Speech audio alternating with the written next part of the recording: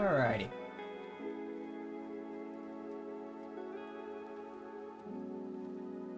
Are we live? Let me double check. Oops. My lo-fi. Oh, what's up, Smelly? How's it going, dog? Welcome, welcome. Yeah, the fuck. Here we go. Ah, shit. I'm dropping stuff. Charge my phone. Plug that shit in. Boom. All right. How you doing on this this Sunday evening? Oh, my monitor stuff. Don't need all these tabs open. Just looking at monitors, you know. I want to get a new one. Ah.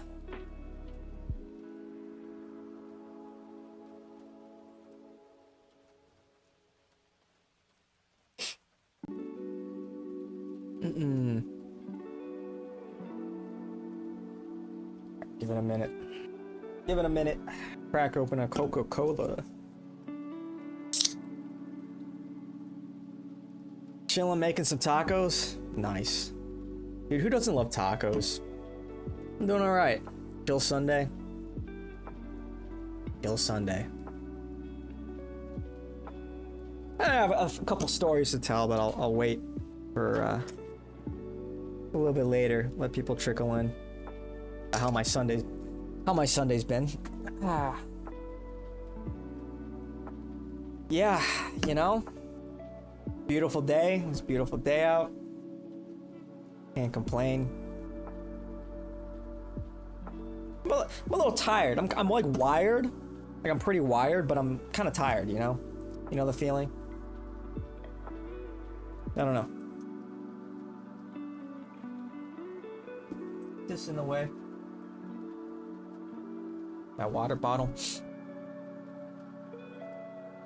Dude. Gonna wait for the gang and kumquat. Yeah, fucking kumquat. Yeah. Yeah, kumquat's been around for a long time. He just knows how to push my buttons. His favorite pastime.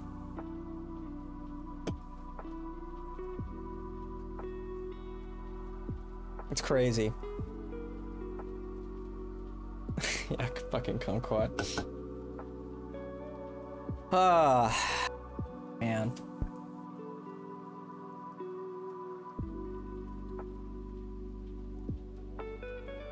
Oh boy.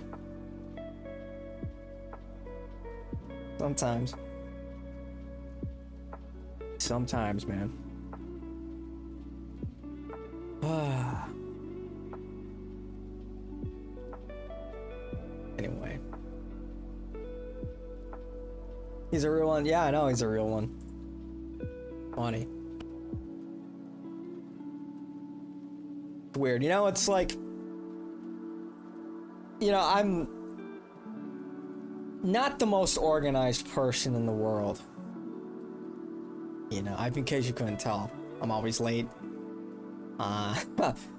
You might say I'm lazy. I can be lazy.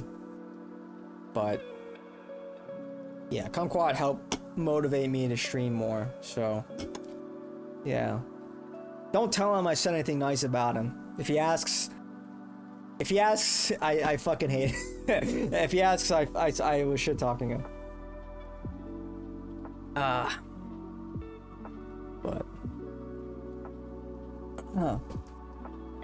yeah. Overall, good Sunday, you know, good Sunday. W Glaze. Yeah. Perfect time for a late night workout. Oh, what's up, Boogie? Yeah, I worked out earlier today. Today was leg day. Like I said, you know, we talked about this before. I don't love going to the gym. It's one of those things you just gotta do, you know? It's one of those things I like the after effect. I like the feeling after you go to the gym. You're like, all right. I feel accomplished. I feel, you know, more, what would you say, balanced, you know? It's like you feel good. You release all those endorphins. You accomplish something hard. Pat yourself on the back, you know. But when I'm in the gym, I'm just like pissed off, you know. I'm just like, all right, let's just get through this, you know. But yeah, gotta take care of yourself and all that. Gotta min-max. No. You know, some guys have to like gaslight themselves. Oh no, I love the way it fucking sucks. It's like, yeah, okay, well, you know, if that's what you gotta do. But whatever. Yeah, I got a good workout in, man. I ran out of Mexican Cokes, so now I'm drinking Coke Zero. You know, I quit soda for a long time. But, you know, it's just some things, I don't know, man. Hard to beat. Is Kumquat in the wall? What's up, Maria? Is Kumquat in the walls today? He might be. He might be sleeping. I can never tell when he's awake and when he's asleep. He's got a weird sleep schedule. I don't know. He'll be asleep at like 4 p.m. but awake at 4 a.m. I don't know what's going on over there. Yes, sir. Just gotta do it. Love Muay Thai and being in shape for that and for your job. Oh, nice. And being strong and, like you said, after the after effect. But the time doing it just isn't interesting. Yeah, I'm just like, I'm in the gym. I'm like, I don't want to be here. I want to be around all these people. But you gotta do it. You gotta do it. You know? Gotta do it. You can't turn into some kind of like obese thing. Some frog-like creature, you know? You know, it's hard to be persuasive when you're overweight, you know? It's hard to be persuasive. Like, you're going for a job interview. People are like, oh, well, this guy's fat. We can't hire fat people. Think of the stocks. What will that do to our stock value? It can't be known that we hire fat people. I don't know. That's like just the truth of life, man. It's like, you know, attractive people just have it 100 times easier. It is what it is. You know, you look at, if you're like a guy and you're chiseled, you know, and you're like 6'5", you walk into a room, people are like, oh shit, the boss is here. Like, who's that? I don't know who. I've never seen that man in my life, but he's in charge now because he's tall. He's tall and handsome. He's tall, handsome, and ripped. He's the leader. You know, oh, you didn't have a reservation? What do you mean? Of course, we have a table right over here for you. You're tall, handsome, and wealthy. Yeah, us, you know, manlets. I'm 5'10". Anything below 6 feet, you might as well just be a midget. You might as well just be a midget, right? It's just over for us. Fat camp should be law. Yeah, it's look, it'd be a lot easier if the food wasn't just absolute garbage, you know? You look at like pictures from like people in the 70s. Everyone was skinny. It's not like they didn't have fast food. They just didn't have all this processed bullshit, you know? The high fructose corn syrup and the chemicals and preservatives and all of the artificial sweeteners and whatnot. So it's like, yeah, you could eat McDonald's like every day and be skinny. Also, a lot of people smoked in the 70s. That probably helped them stay skinny. That and yeah. But now it's like, dude, food literacy is at like an all-time low, I swear. People just eat anything. Yeah. Crazy. Yeah. We just gotta get America skinny again. We gotta get America skinny and in shape. I don't know if that's gonna happen anytime soon, though. Back in high school, I remember there were these 3 obese students total. Just wasn't common at the time, for real. Yeah, you know, I'll talk to my dad about it. He's like, yeah, you know, no one was fat back then, you know? It was like... You know, it's funny, you know, somebody like Homer Simpson was like a fat guy. You know, that show came out, what, in 89? 91, around that time was the first episode. He was like comically fat. Now it's just gotten like, it's so much worse. Crazy.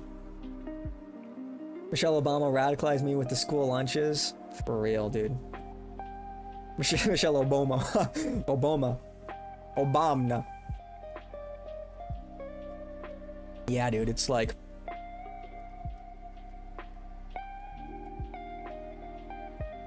I don't know. It's like, you look at, like... That's one thing Europe has on America. I gotta say. Not all of Europe. But parts of Europe, like Italy. They got the food game on lock. They got the best food. Italy. Not the UK, I know. I had to make that distinction. And everybody's skinny. Because they have way more things like banned substances over there. Way better regulation. And it's like, most of the world agrees Italy has the best food. It's like, what, Italy is up there. I want to say Japan is up there. I think Mexican food, you'd have to put up there too.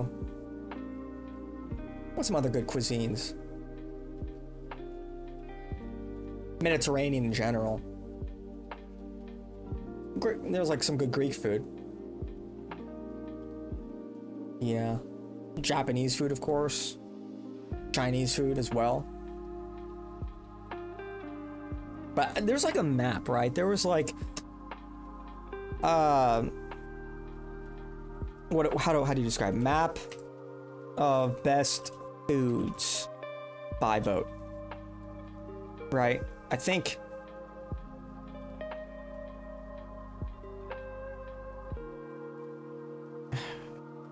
What is the official title of it? Right, country of best food. Map. And so they would vote on it. Oh, these are dishes. No, that's not what I want. Anyway, they had countries vote for the best food. And I think Italy came out on top. Anyway. Ethiopian food is goated? Really? I don't know if I've ever had Ethiopian food. Korean, Japanese, Thai, Laos, Cambodian. Americanized Mexican food, not Mexican food. Well, yeah, we can generalize, that's fair. I guess you could say Americanized anything, you know. America has really good restaurants. Like in the big cities, like New York, Chicago. Great food cities. Mostly European. Korean, Japanese, yeah. Oh, Afghan? Farms are literally fat camps. All the neighbors are talking about the best way to fatten their pigs, cattle, roaster chickens, etc. Meanwhile, the farmers are built like a rifle. Yeah, well, because they give them hormones. They give them a lot of them give them growth hormones. Growth hormones. Tex-Mex is horrible. I don't mind Tex-Mex. Texans love Tex-Mex and barbecue. And I lived in Texas for a little bit. And it's like, dude, it's just fucking barbecue everywhere. Texans are funny. Everything's bigger in Texas. What'd you say about Texas? Right? Like Sandy Cheeks. Hey Patrick, what am I? Oh, I don't know, stupid? No, I'm Texas. No,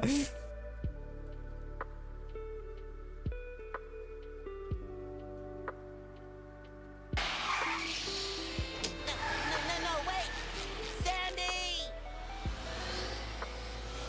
I can't believe she's gone. Yeah, what's so great about dumb old Texas?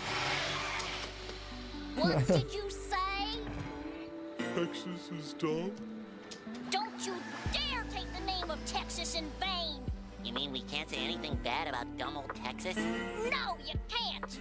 Oh, then can we say people from Texas are dumb? No, you can't say nothing about Texas. Oh, so we shouldn't say anything bad about Texas.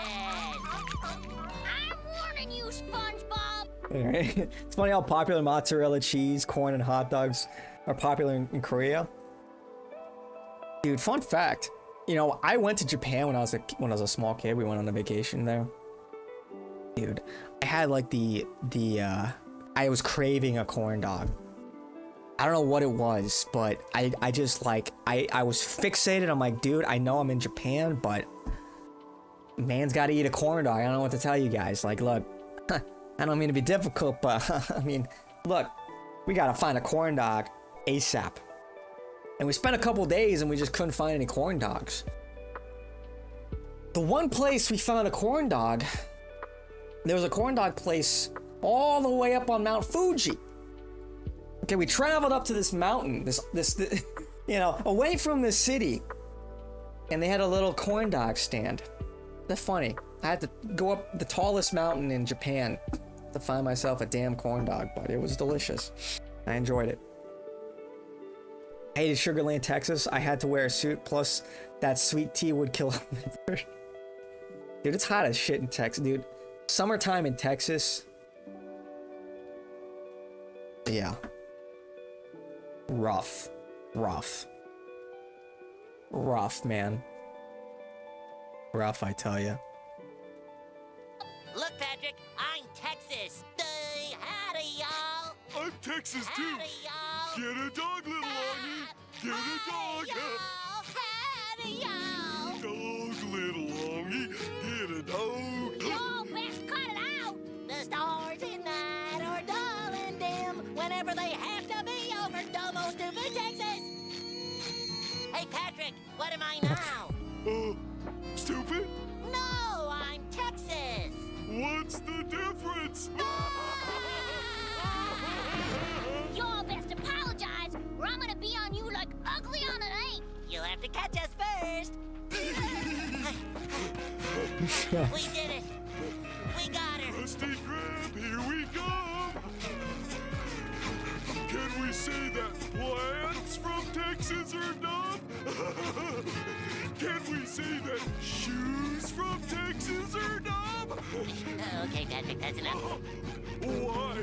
Do you think that old slowpoke Texas is gonna...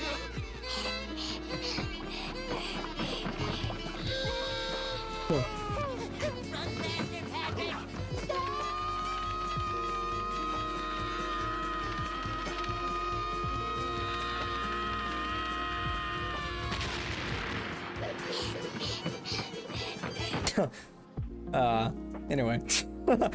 Anyway. Anyway, what were we talking about? Food? Yeah, food. Food in Texas.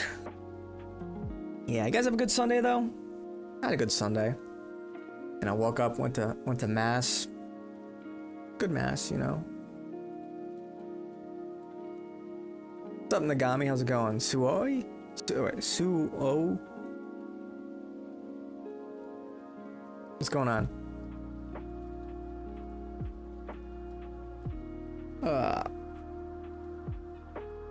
Yeah, you know, what was I saying?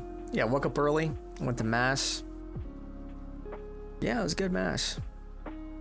You know? Yeah, they're yeah. You know, and there was like a girl like a few pews in front of me. And she's wearing leggings. I'm like, oh, dude, what are we doing? What are we doing? In the house of the Lord? What are we doing? What are we doing? Leggings?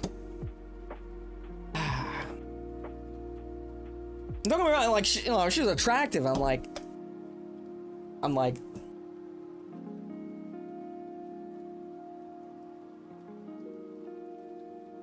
we need to have like some decorum here. We need to have some standards, you know what I'm saying?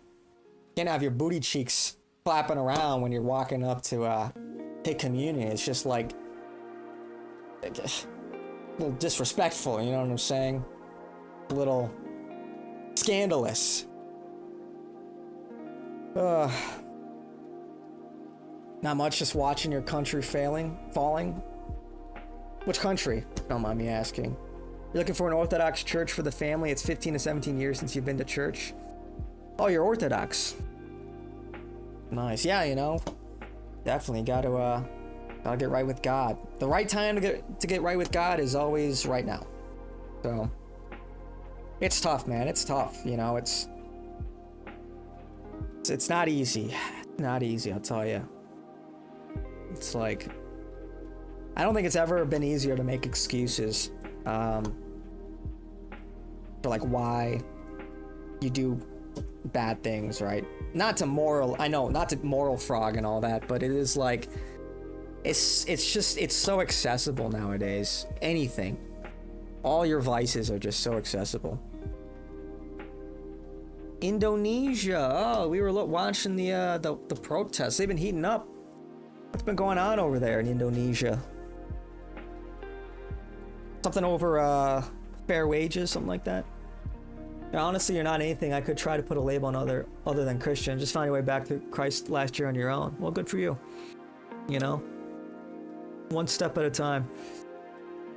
It's tough. I think it's tough because, you know, one, I think it's hard for people to conceptualize God.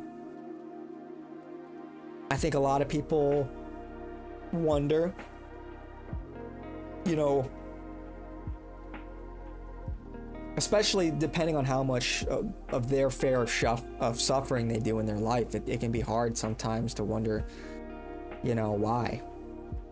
To really understand why. Why is there so much suffering, you know?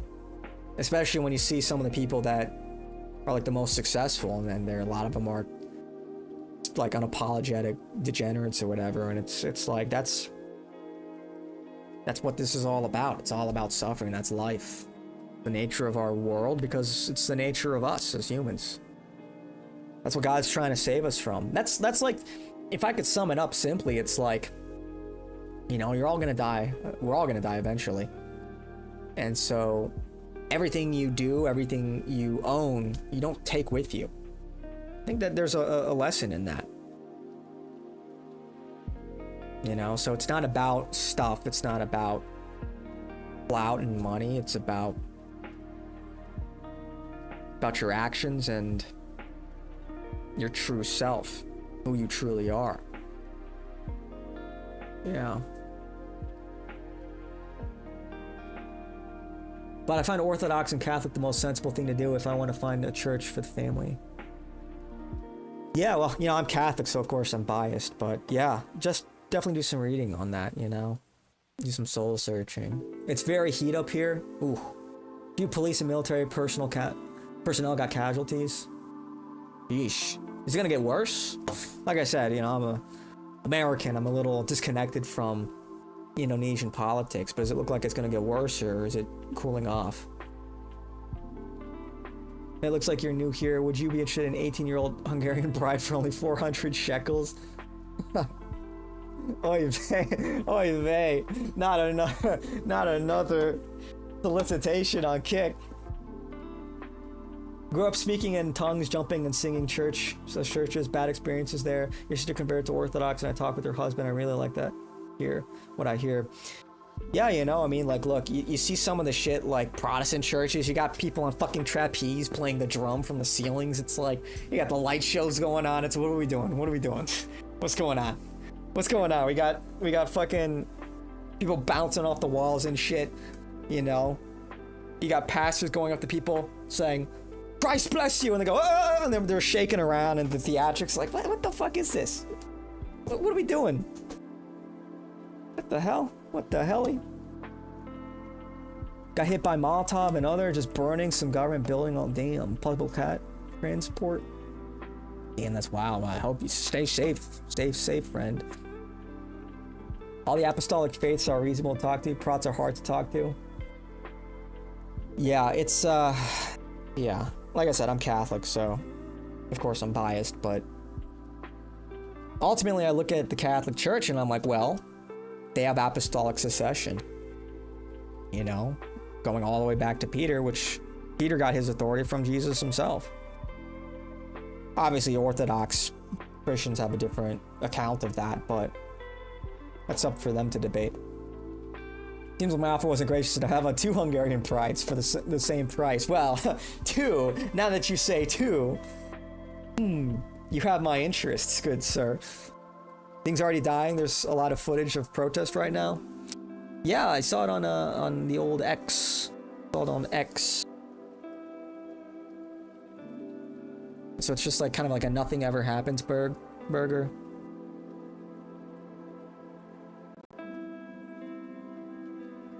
Oh, the latest is always awful. I never get anything useful out of latest. I literally had a prot tell me to choose his church because the pastor rode on stage on a motorcycle. Bruh. What are we doing? What are we, like, I think that's something like a lot of Protestants don't understand. It's about the theology. It's not about, like, the vibes. It's not a community, per se. That's not the primary reason you go to church. You know, not all churches are the same. It's not a matter of, like, you know, the sort of the minutia. It's about which church is the closest to God, which church is correct, which church is at least the closest to the truth. That's what people should care about.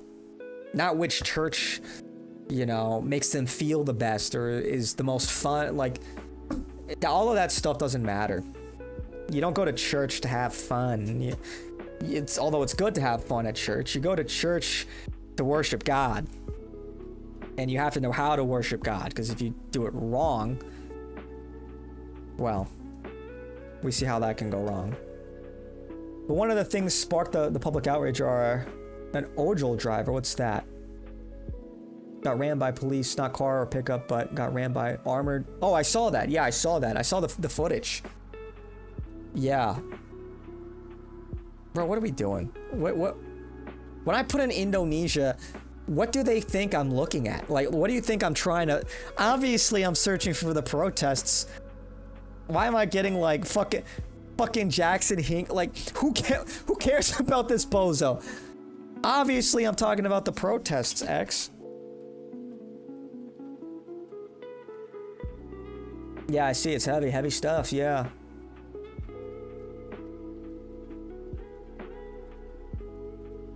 They're hiding. Trying to cover it up. Yeah, speed in Indonesia.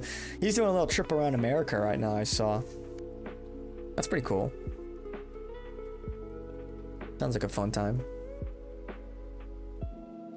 More interested in Venezuela, China may side with Maduro. Well, that's what this is really about. You know, people saying it's about oil, and it's not really about oil. And we talked about this before. It's about power. It's about influence. And Venezuela would be China's entry point into Latin America. They also have deeper ties with Iran and Russia, so clearly America feels threatened by that. So it's all about power. Israel killing Christians again? I mean, it's like every day they're killing Christians, but no, they wiped out the Houthi government. They killed their the Houthi prime minister. It's like they killed like 80% of their top officials. They just wiped out over the weekend. It's just, these people are fucking insane. Israel's just out of control. Like, they're just completely unreasonable. Who would want to negotiate with a rogue state that just assassinates foreign leaders? It's like, you know, that wasn't a thing. That really wasn't a thing. The last high-profile assassination was, what, in the 1600s? Prior to Gavrilo Princip and Archduke Franz Ferdinand. That just shocked everybody. But that, of course, you know anything about that, you know who they were associated with. Hint, hint, some of the same people. And so what we've seen popularized in America over the last few decades is the Israelization of our military, of our government. They've gotten really addicted to assassinations. Bush killed we did what, some 80 or so drone strike assassinations, Obama over 400. Now America's just, you know, we're totally a part of it. We went after Iran, we went after Yemeni Houthis. We are absolutely destroying our reputation. There's a few on YouTube, you guess. Protesters set fire to government building, several dead in Indonesia. Yeesh.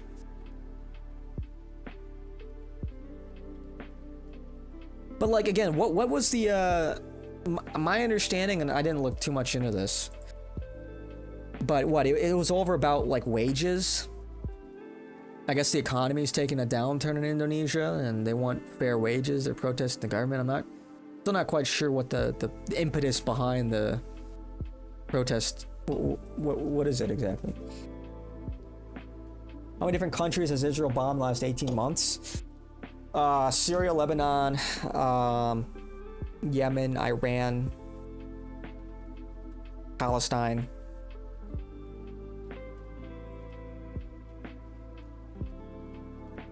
Did they bomb Iraq? I think they also bombed Iraq, if I'm not mistaken, so that's 6. Dude, yeah. Just ridiculous. Looks like a food fight. Gideon has thought crime Gotham for the US. Gideon is a Palantir project, it's all about Israel.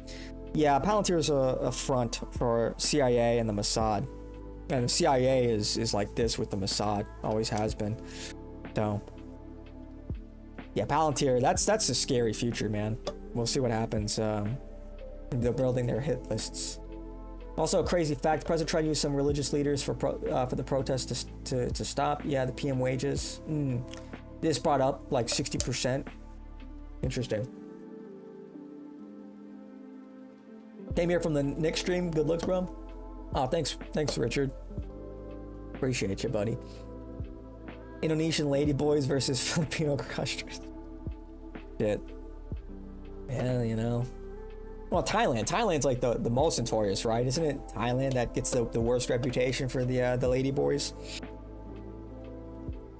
But public fury erupted when reports revealed that Indonesia's 580 members of parliament were receiving monthly housing allowances around 50 million, which is around 3,000, nearly 10 times Jakarta's minimum wage. Sheesh. Damn. We should retain more than 8 people from Nick's streams. We need more people.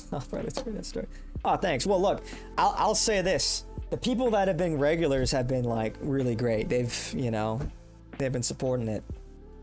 So the retention is awesome. But I appreciate that. I need to be. Look. It's also on me. I got to be more consistent with the schedule. Doesn't help that I say I'm gonna like push the time up to start earlier, but it just keeps getting later. I'm like, okay. So a lot of it's on me. Hot take: the exploding pages was pretty epic. That, you know, the thing about the exploding pagers, it just goes to show the sophistication of the Israeli apparatus. They're patient. They have shell companies within shell companies to obfuscate the lead, to bury the lead. This is something they planned for, what, at least a year and a half, 2 years in advance?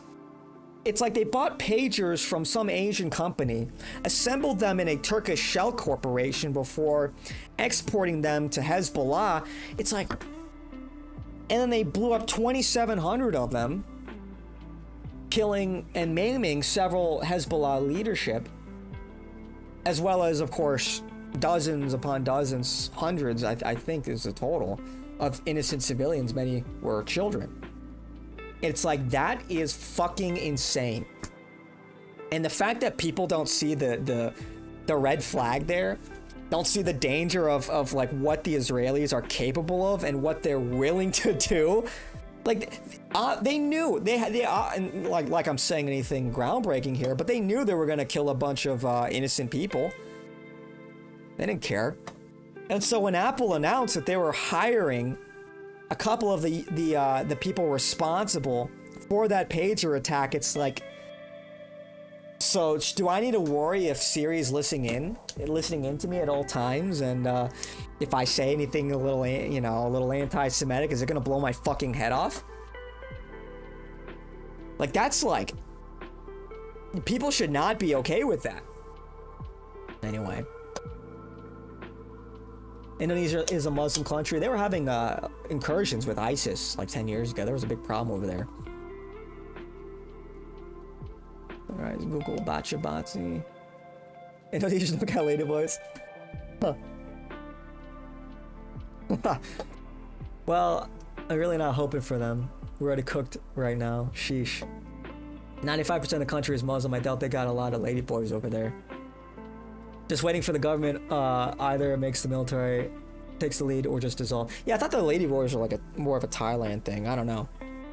I'm not too, you know, not too up to date with the lady boy gossip of the Southeast Asia. Nick sent me, but I stayed for Kumquat's erudite insights. Yeah, Kumquat I think is probably sleeping right now. He's got a weird sleep schedule. He'll wake up sometimes at 9 o'clock, sometimes at 5 o'clock, sometimes at midnight. I don't know. I don't know when he's awake. I don't know when he's sleeping. Sometimes he messages me on Discord, random shit. Like, yeah. It's like you fit the exact description of what America First is all about. It's up to you, up to Strongman. Oh, thank you. Appreciate that, man. I try. You know, I try. I look like the Chinese, yeah, speaker. Wow, Bujo Dao, Bing Chilling. Dude, isn't that fucking crazy? It's like, dude, what did Elon expect? Because when we, remember in December, when all of the America First patriots were like, hey, we kind of have a problem with all these H-1B visas, and that was sparked by Vivek Ramaswamy calling Americans lazy. You know, oh, Americans, they're too obsessed with prom queen and king when they should be promoting mathletes. It's like, okay, shut up, nerd. Shut the fuck up, nerd. You're complaining that Americans like sports. Look, I'm not a sports guy, but when some anger baby comes in and starts telling us how we need to be doing things, fuck off, buddy. That sparked the whole debate about H-1Bs, and Elon took to Twitter that said, anyone who's against H-1Bs, he said, I am willing to go to war for this, to the lengths of which you can't fucking comprehend. Very Reddit coded. And he said, everybody who's being racist bigots or anti-H-1Bs can go fuck themselves in the face. Remember that? What happened, Elon? What happened? Your H-1B worker, he leaked the entire source code for XAI to OpenAI, his chief competitor, whom Elon has this big beef with because they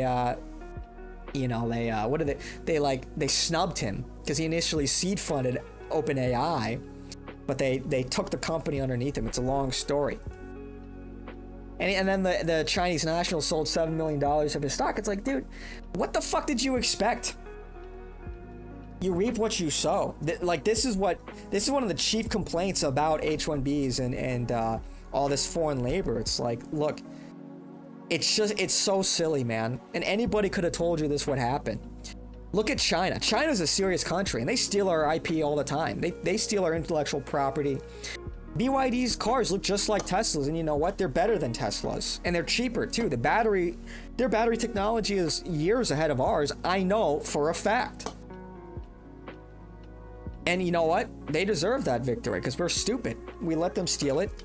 And all our politicians are saying they're hawkish on China. Grr, China bad, the damn Chi-Coms. Yet they let in hundreds of thousands of their nationals on H-1B visas into our sensitive tech industry. It's like that other story of these Chinese nationals working with a military contractor at Microsoft. And they leaked a bunch of our sensitive military information onto a Chinese server. It's like, okay, we're just not serious. We're just not fucking serious. Anybody could have told you this is a problem. Anyway. The riots going on where I live in England is beautiful. Every other day is a protest, but the coppers shut it down. Yeah, dude, it's crazy. Look, I think that the temperature is just at a boiling point, man. It really feels like something's gonna break. It's like every day there's some new event that's pissing everybody off. Whether it's the case of that 14-year-old girl getting harassed by migrants, by a migrant, and she got arrested because she brandished weapons because society failed her and her friends. Like, she shouldn't have to do that, but she's getting harassed by migrants. It's between that, the Roger Jackson stuff, the wages, the economy. I tell you, man, it feels like we're on the cusp of something. And look, I'm not advocating for violence, and I don't like it when, I'll be honest, I don't love it when people encourage, like, violence. Because I see this, and the perfect term that Paul Town used, he called it telescopic bravery. Like, all of these, like, I remember a few months ago, maybe, was it a year at this point? I'm not sure. But when there were another round of UK protests, a lot of people were saying, yes, rise up, British man. Revolution in England. And I'm like, the people saying that, a lot of them are American. It's like, dude, you don't live there. Would you do the same thing? You know, you advocating that other people do something about this. It's the same thing as, like, bad thing happens and people look around, well, somebody do something. It's like, so I think that's a very risky thing to do. And I love that term, telescopic bravery. It's like, yeah, like, I don't think you should advocate for people to be reckless so that they all end up in jail. It's like, let's be smarter than that. It's not like, protests, great. You know, you can protest, keep it civil. Don't give in to provocateurs. But like, when there were riots going on, burning down stores and stuff, it's like, dude, you're just gonna catch cases, man. A lot of these people are gonna end up in prison because they were spurred on by a bunch of, like, anonymous people on Twitter that are risking absolutely nothing and telling other people to go do stuff. A lot of those people are probably part of the BAP sphere too, so bad actors. Some of them naive. Like, people like Tommy Robinson, that guy's a fucking bad actor. Yeah, we aren't having ladyboys right now. Yeah, I thought that was like a Thailand thing. Having a bunch of rats. At the end of a few of the PM houses got raided by mobs, and everything inside the houses. Damn. That bad, huh? Come quiet as a creature of the night. He is still in his crib. Dude, I love how much fucking I love the kumquat lore. He'd get a kick out of this. He'd be hooting and hollering. I look forward to seeing what Gen Z will become in 20 years. Yeah, Generation Zyklon, they call it. They call it Gen Z.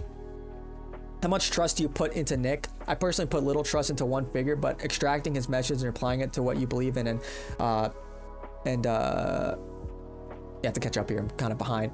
And applying it to what you believe in and fight for is a great meta.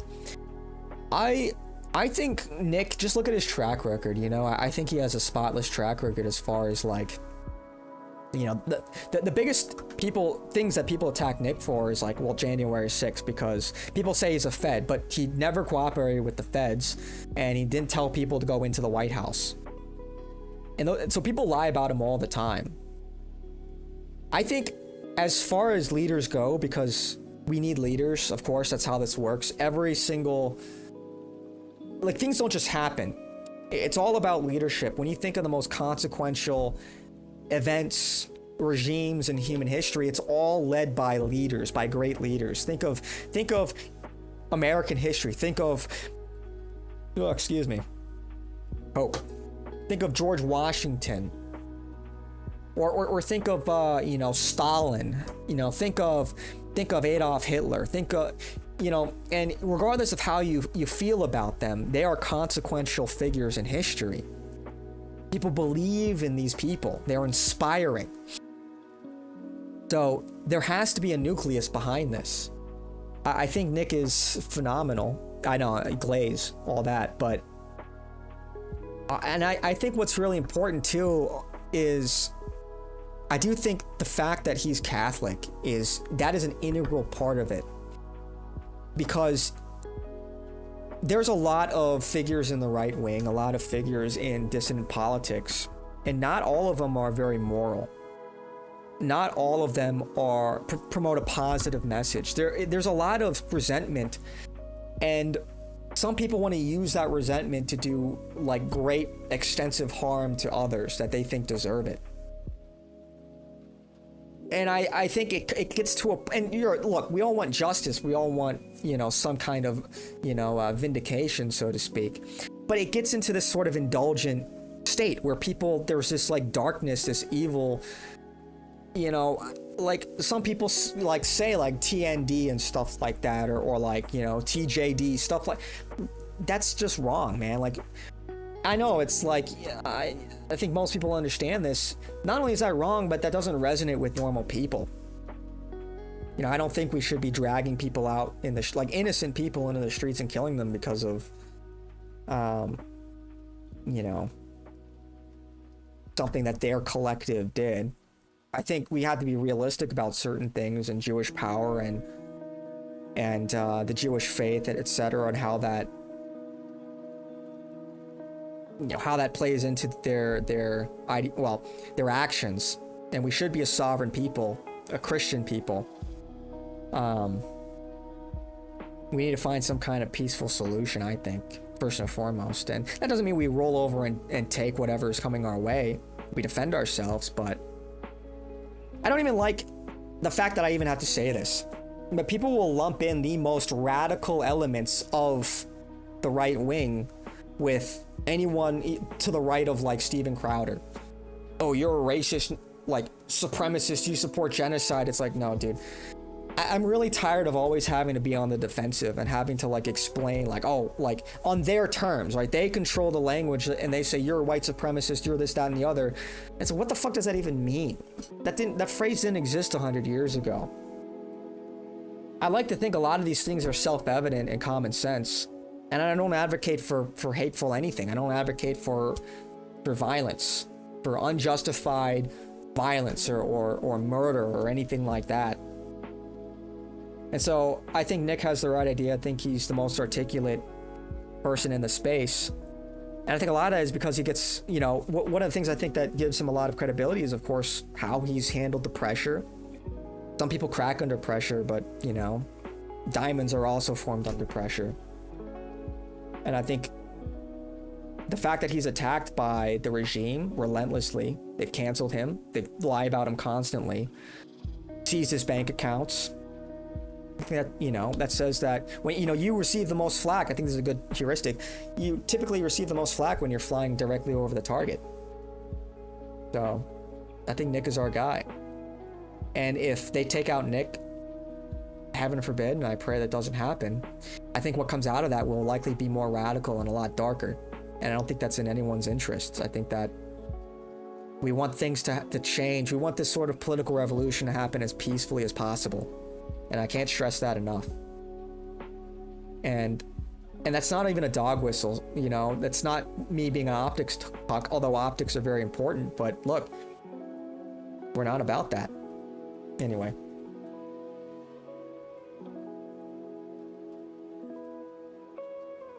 Yeah, I remember. Yeah, many such cases. There's also a lot of groypers are 18 to 23. I'm worried the younger cats are completely Wigamaxing. Yeah, no, you can't, look, gotta be articulate, you know? Gotta maximize your potential, your IQ. Even Elon says we can't build batteries as good as China. Look, I've got some insider knowledge about the, like the Tesla batteries and whatnot. We are definitely not as good as China. 100%. And it's not even like it requires insider knowledge, like, you can just see it.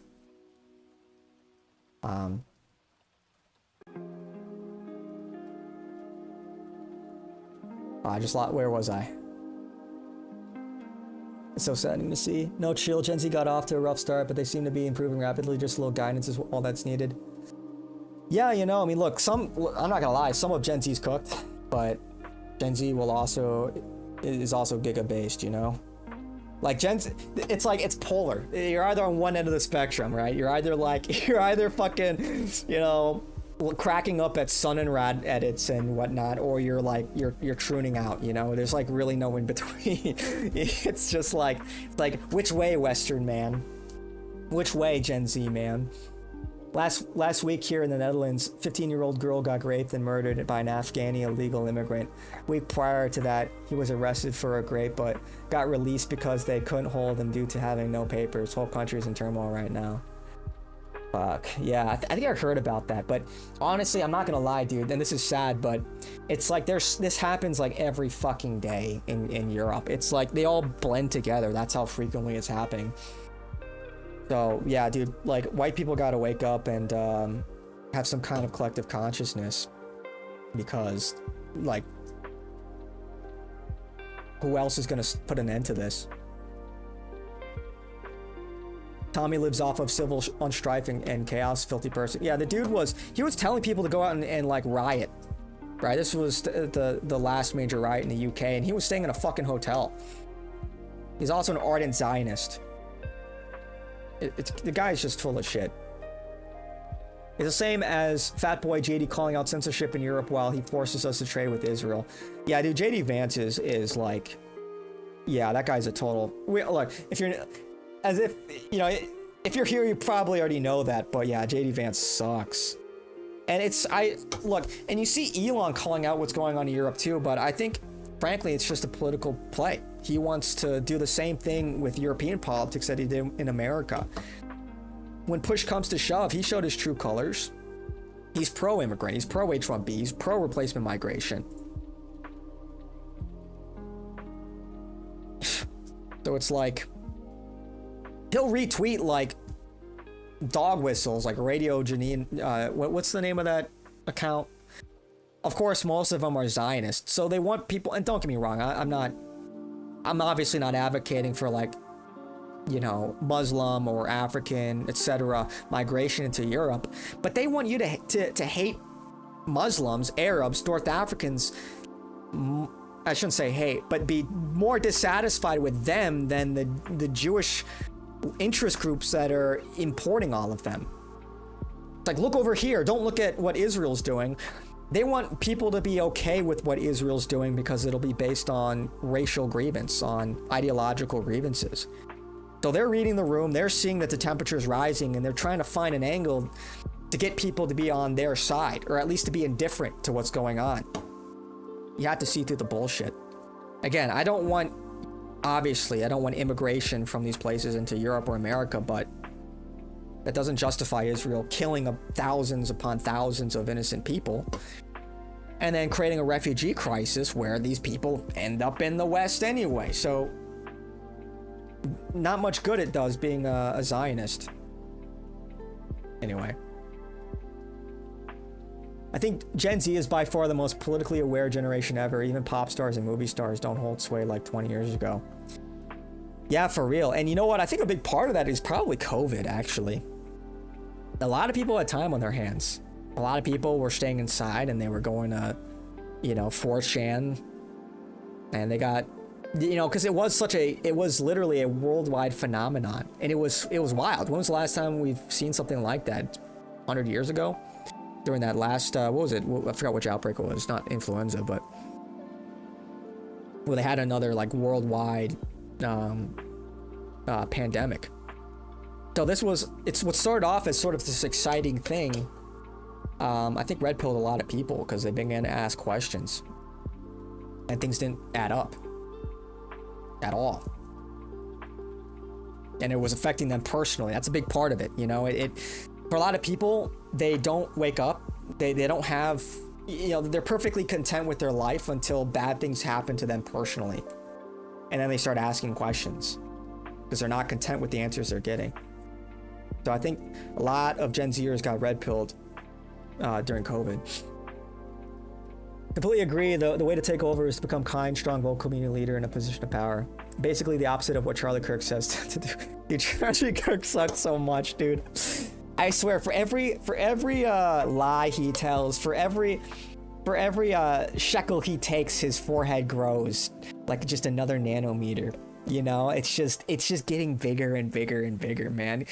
Bro is Yakub maxing over there. Being immune to the word racist is a superpower. Yeah, I think everyone's racist, you know, especially in the Big 25. Like, that's I think people have become desensitized to the word.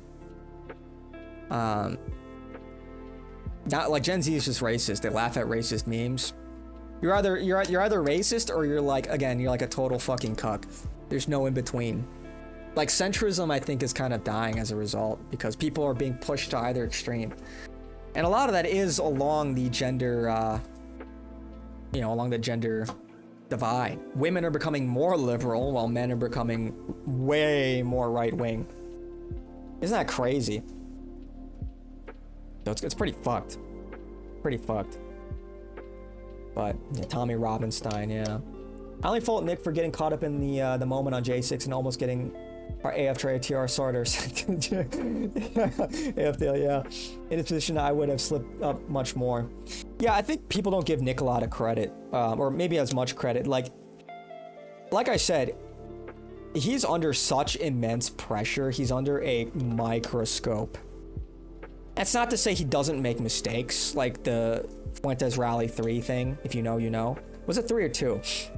Anyway, if you know, you know. You know, but it's like, do people hold other prominent political figures to the same scrutiny? No, they don't. So it's like, he's kind of he's kind of being held to a unique standard that other people aren't held to. So that's why and that's just, I think that says a lot. I think that says a lot about, who's the heart and soul of the dissident right. Yeah. Yeah, Tommy Robinstein. JD Vance, the bridge to replace the populist Tea Party with moderate conservatism. Never Trump over the Democrat Indian wife. Yeah, dude. And it's just funny watching like the pretzel logic from these so-called internet racists, right? All the people, in the BAP sphere, Bronze Age pervert, the Romanian Jew posing as a European Aryan bodybuilder when he's a homosexual Romanian Jew. It's just so funny seeing him or people in that sphere, but also people still on the MAGA train trying to defend this, like, yeah guys, look, we're still racist, wink wink nudge nudge, we're still based. Yeah, totally, man. Yeah, there's just speaking of Trump, what's going on? I think he is having some kind of medical issue. I don't think he's dead. I think they would have announced if he was dead. But I do think he has some kind of medical issue at the moment. Yeah, because we haven't seen him in 4 days. He was looking kind of sickly, right? He had bruises on his hand. Major inflammation around his ankles. I don't think he's in good health. The Netherlands is not what it seems. It's pretty key. ASML is the clear leader in photolithography. I think Trump wants that tech move to the US. It's more important than Taiwan. Really? The Netherlands. I found Nick's go off moment on COVID. I was snipped by a black commentator who posted on his YouTube. It was 3, yeah, okay. Yeah. Yeah, it's just, it's funny, like, all of the, and people also have to understand, like, I saw this other YouTuber, I don't want to call him out, but, he's like, because he's a young guy, he's going to college, right-winger, and ostensibly, like, a pretty smart guy, but I saw someone comment on, like, one of his videos and saying like Fuentes, but if he was actually based, and like he loved the comment or whatever, and it's like, that's bizarre. And I think the consensus of that chat was saying that like Fuentes is bad optics. It's like, look, first of all, so this guy's young, he's like 18, so 10 years ago he would have been 8 years old. He has no idea what the right wing had to go through and how different the space was just 6 years ago, 4 years ago even, for that matter, where really people had to rely on polemics. People, like Nick, it's a strategy. It's a strategy that was really, I think, popularized by Andrew Anglin. where he would go out and he would say something bombastic and comedic. It was funny, right? Like, oh, we gotta burn women at the stake, stuff like that. And it would shock all of these accounts like Right Wing Watch that would clip his show and post it onto platforms he was censored from, like Twitter. Like, you know, right-wing extremist, fascist, misogynist, anti-Semite, racist, bigot Nick Fuentes said this insane thing. Can you believe it? And that's one of the ways that Nick got his message outside of the censorship bubble, because for a time it was literally he was just speaking to the most already radicalized people who are already based, you know. And then once he had the attention, once he got people's attentions, then he would clarify exactly what he meant. It's a part of the strategy with the attention economy. And it's like, it's so much so that like you see a lot of people trying to outdo themselves with how base they are nowadays. It's like it's gone so far. Like people have finally caught on to like the whole polemics. They're like years behind, right? Now they're saying, oh, yeah, these immigrants are pretty smelly, right? And like clearly, and these are not base people. It's like TPUSA and whatnot. And they'll just say something that's like you can just tell they're trying to be base, throwing in a couple slurs here and there, and it's like, okay, you know. And so it's funny now that like when Nick is like refining his message and you know, sort of reducing the number of the amount of polemics in his show for more level-headed, reasonable takes, something more optical. Once again, he's ahead of the curve. I know I'm just, you know, glazing now, but you can see the strategy. You can see the strategy, like, because, you know, even when Charlie Kirk is now dog whistling, like, hey, I'm starting to notice a trend in crime. A lot of black people. It's like, okay, where were you? Where were you fucking 7 years ago, dude? You're fake. Anyway. I'm pleased I found this guy. I just clicked because I was bored and there was a video on YouTube. I had to subscribe. Ah, I appreciate it, Sunrise. Yeah. Yeah, you know, I just talk about stuff I find interesting. Bap is LARPing as Aryan nude bodybuilder, and we got a Groiper LARPing as a Jew at Myron's campus. Yeah, that's so funny, man. It's just so funny. Yeah. It's just so funny. Yeah. Yeah, dude. Some people still don't get it. Like, there are like just some idiots that are actually still on the BAP plantation, like that are not in on the subversion, right? Stupid. Man. Crazy. Is there any major updates on... Our reroom has nothing new. Because... Oh, is there a new update on the annexation of the West Bank?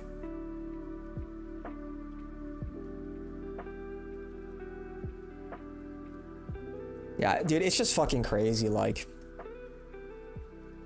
What was the percentage of... Was it... I think it was 80% of... Yeah, here's the updated list of confirmed assassinations from Israeli attacks. Like, they killed the Prime Minister, Deputy Prime Minister, and Minister of Local Administrations, Minister of Information, Minister of Youth and Sports, Minister of Foreign Affairs, Minister of Education, Minister of Social... Dude, a whole fucking squad wipe, dude. They one-tapped the entire Yemeni government, dude. And like, how do... Like, who would do business with these fucking people?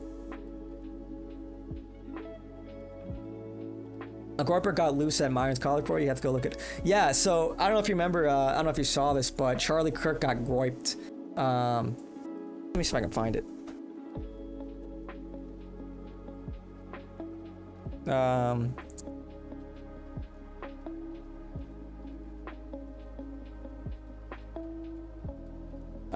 No, this is gonna be... I don't know if we're gonna find it. It's pretty recent, so hopefully. Anti-Israelis. Here we go. So essentially, you had and one of the guys from actually came in the channel. Zeb. This, I believe his name is Josh. But yeah, This guy's not Jewish, and Charlie, and I had a quick question about anti-Semitism online. Another question here they asked about Candace Owens. oh, so okay, so yeah, this same guy went to one of Myron's Q&As on campus. I forgot which college it was though. Our Sarter needs to fully equip our Zoomer with an apron and a kaput black fedora. Milady. Yeah. Anyway, well, he made a cameo at and you know, Myron had his thing too. You know, I like Myron, and I don't agree with Myron and everything. That goes without saying. But I think he's going out there telling, look at what fucking Bat posts, dude. Like, this guy's such a fucking, can't say that on YouTube. But like, dude, like, bruh. Fucking freak. Can he make it any more obvious that he's gay?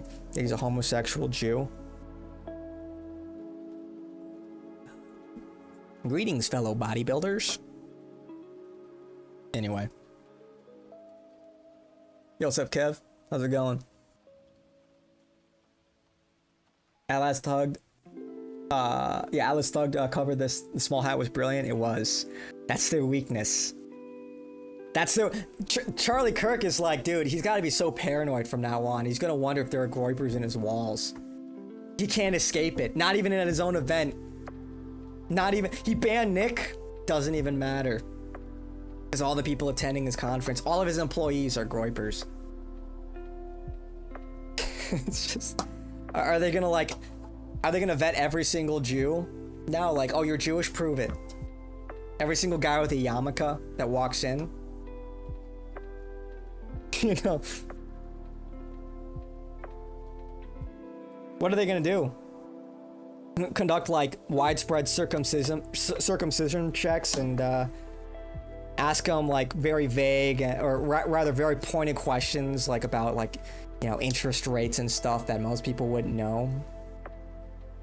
How are they gonna weed out the groypers from the actual Jews? Seems like Charlie Kirk, he's just cooked, man. And if he stops every single Jew, like what, they'll just call him an anti-Semite, right? He can't keep the Jews out of his event. That's, can't do that. If he bans yarmulkes. Yeah. Yes, Josh, we'll rename him Moshi. Moshi. Or Moish.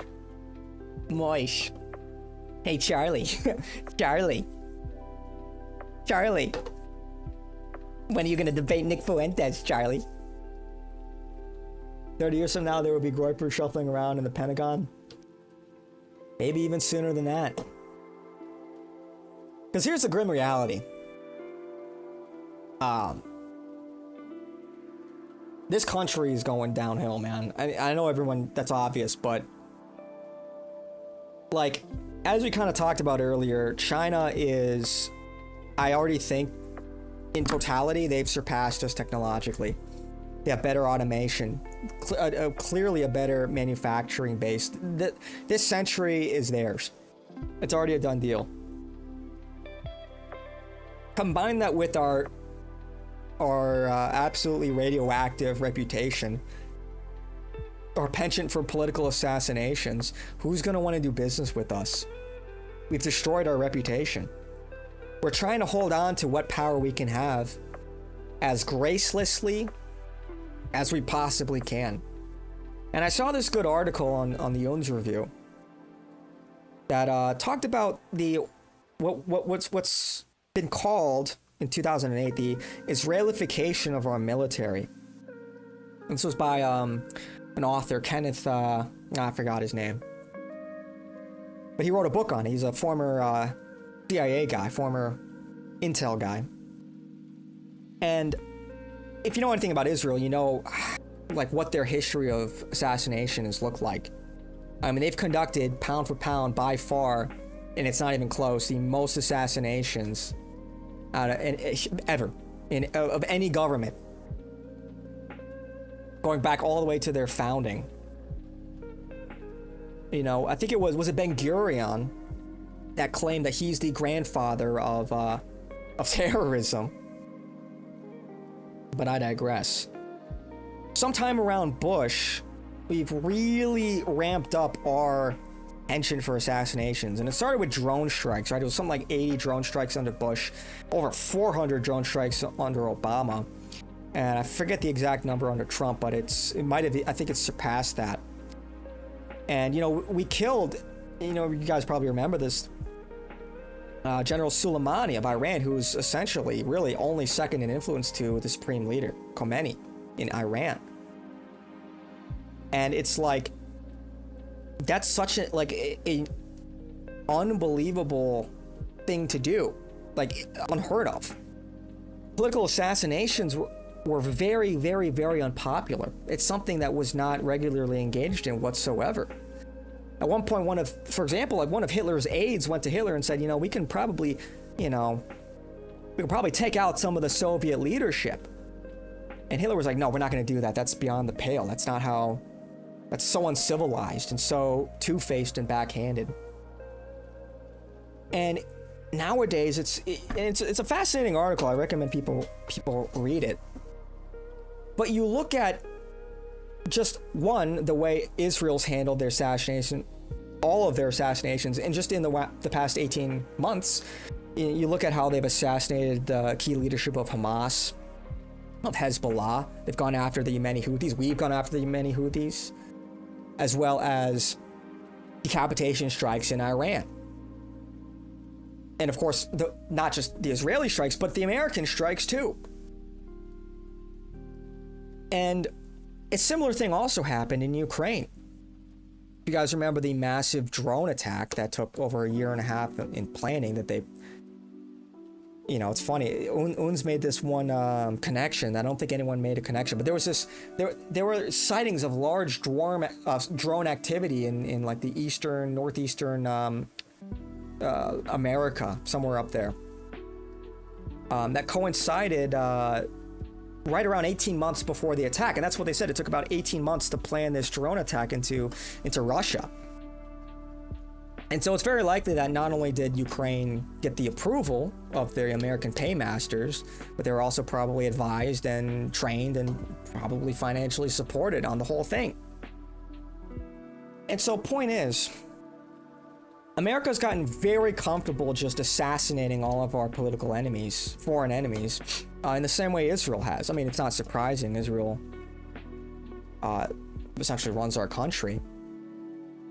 But some interesting things, we're not, you know, the rest of the world has taken note of this. And, for example, in the upcoming BRICS summit in Brazil, both Russia and China, both Putin and Xi Jinping are going to be absent. Probably because they know they're going to be in America's backyard. It would be the perfect place to assassinate one of or both of them. It's like, well, why are we so fixated on assassinations? And I think the reasoning is, you know, to quote our own government, many key people in our government are fully convinced that a lot of these countries are on the brink of collapse, that they're very unstable, that they just need a little push.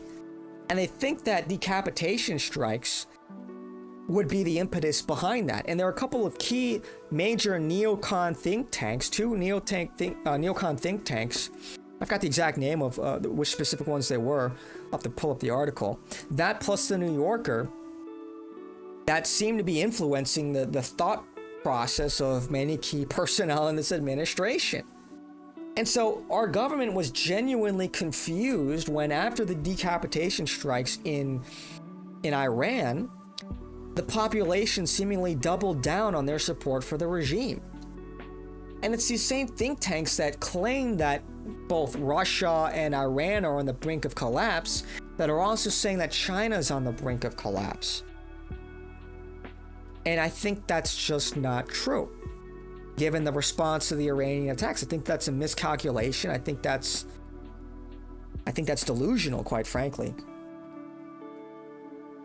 But China is extremely unstable, and there's constant power struggles happening within that they don't allow the majority of Western world to see. I don't think they're as strong as they claim, but I don't think they're as weak that the West believes. Oh, what's up, Kumquat? Well. Look who woke up. Yeah, you did get caught lacking. Well, you sleeping? China's cities are sci-fi compared to our black hole cities. Menachem Begin is the father. Okay, it was Begin, the father of terrorism. I couldn't remember exactly. He was a member of the Irgun, which became Likud. Yeah, I couldn't remember exactly which one it was. Yeah, you're right on that one. I'm afraid that of what we are doing behind locked doors with weaponized AI. What would an AI-powered or AI-created computer virus look like or be capable of doing? Skynet, right? It's Skynet.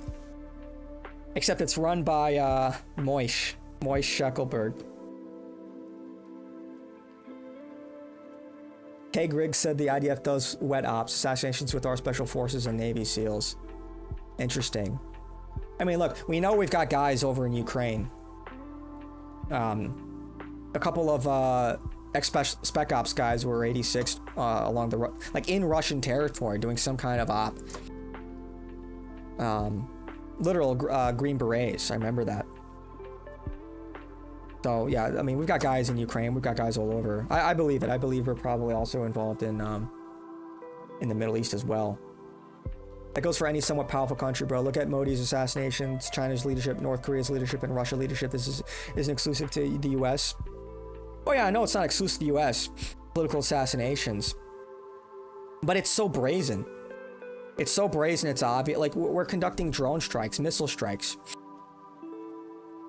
That's not something we should be engaging, and that doesn't really build up a good rapport. No, I'm saying the people we whacked got caught lacking. Oh, well, you got caught lacking too. Then got that thing on them.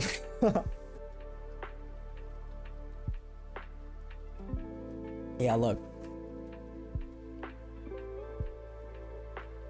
We don't need rapport, we need fear. Yeah, people don't fear us the way they did in the 90s, do they, though? A lot of crumbling and falling apart. My brother lived in China from 2012 to 2018, teaching English, and sent me countless pictures of buildings crumbling. Well, the buildings crumbling a lot is because of the rapid industrialization. I think on one hand, they don't have the same... Because, right, manufacturing in America... One, I don't think the Chinese care as much. But in America, we've built up a long list of codes and regulations for buildings to be up to snuff. China, with their rapid development... One, they haven't really, I don't think they've developed those codes, that work ethic, the expertise to the same degree America has over a longer period of time. But I also don't know how much they really give a shit. So some of it's vaporware, but I think a lot of it is real. And I just think China's a more serious country. You know, they're hyper nationalist. You know, they are building rapport with countries. They've invested in their own first party intellectual property. And look, and I'm not. There are some things I do admire about what China's doing that we could clearly learn from. So, you never get caught lacking? That's crazy. And were built in 2015 and Kremlin 2017. Yeah, look, obviously not everything in China is good, you know. They also locked up people in their apartments during COVID. You remember that? Remember that? They were welding people's fucking doors shut. You had Chinese people jumping from their apartment balconies. Totally dystopian. And, you know, they have nets up at their sweatshops because people would commit suicide so often. They put nets up to catch them. So China's, like, in many ways, like a dystopia. They're kind of an amoral society. If America's immoral, if the West is immoral, if the West is global homo, China is like peak efficiency bugmen, you know? It's like, morality does not factor into what must be done, you know, for the Chinese victory, you know? So, I mean, they use slave labor, so yeah, I don't think they care about the bill. Yeah, they don't. BRB, okay. It looks like China has resolved their leadership crisis.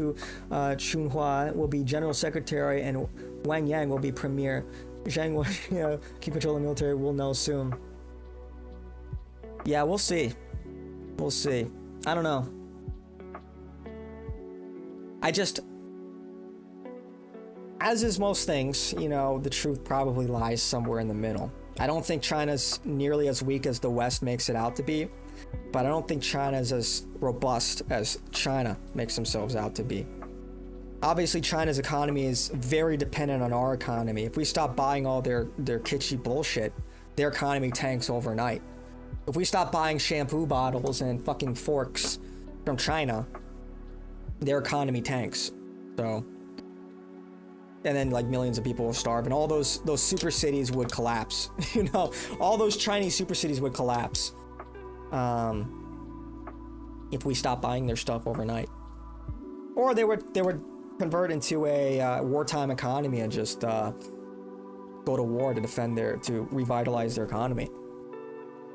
You know, maybe they'd take Taiwan. I don't know. Maybe they would look elsewhere. Having flashbacks to all those China threads on 4chan. Yeah, it's just... And just to make things clear, I'm America first, obviously. I think America should run the show, but we gotta get our own shit in check, you know? We've got a hostile regime on our hands. We are not a sovereign country. Do you think we'll take over Kim Jong, his sister, or his daughter later on? He's gotta, I guess he's just gotta get a son, right? He's gotta have a son. How old is Kim Jong-un? Oops. No, he's not that old.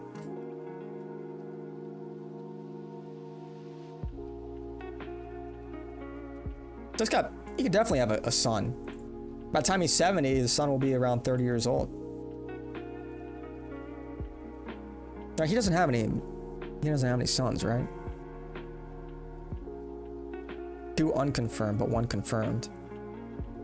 Yeah.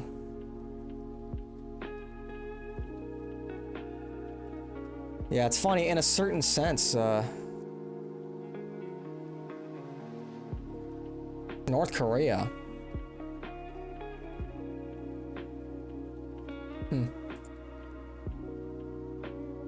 In a certain sense, are they not one of the freest country in the world? Free from any other hegemon, vassal to nobody. It's kind of funny. Obviously, I'm saying that tongue in cheek, but yeah, see, like, you got Elon that's just like reposting all of the grievance politics because I think he's trying to sneak his way into European politics. It looks like both in Germany, maybe the UK too. It's just like, this is why I don't really, obviously this isn't how you should look at it, but this isn't why I don't trust Elon. Because on the one hand, he talks about how replacement migration, all these migrants are bad.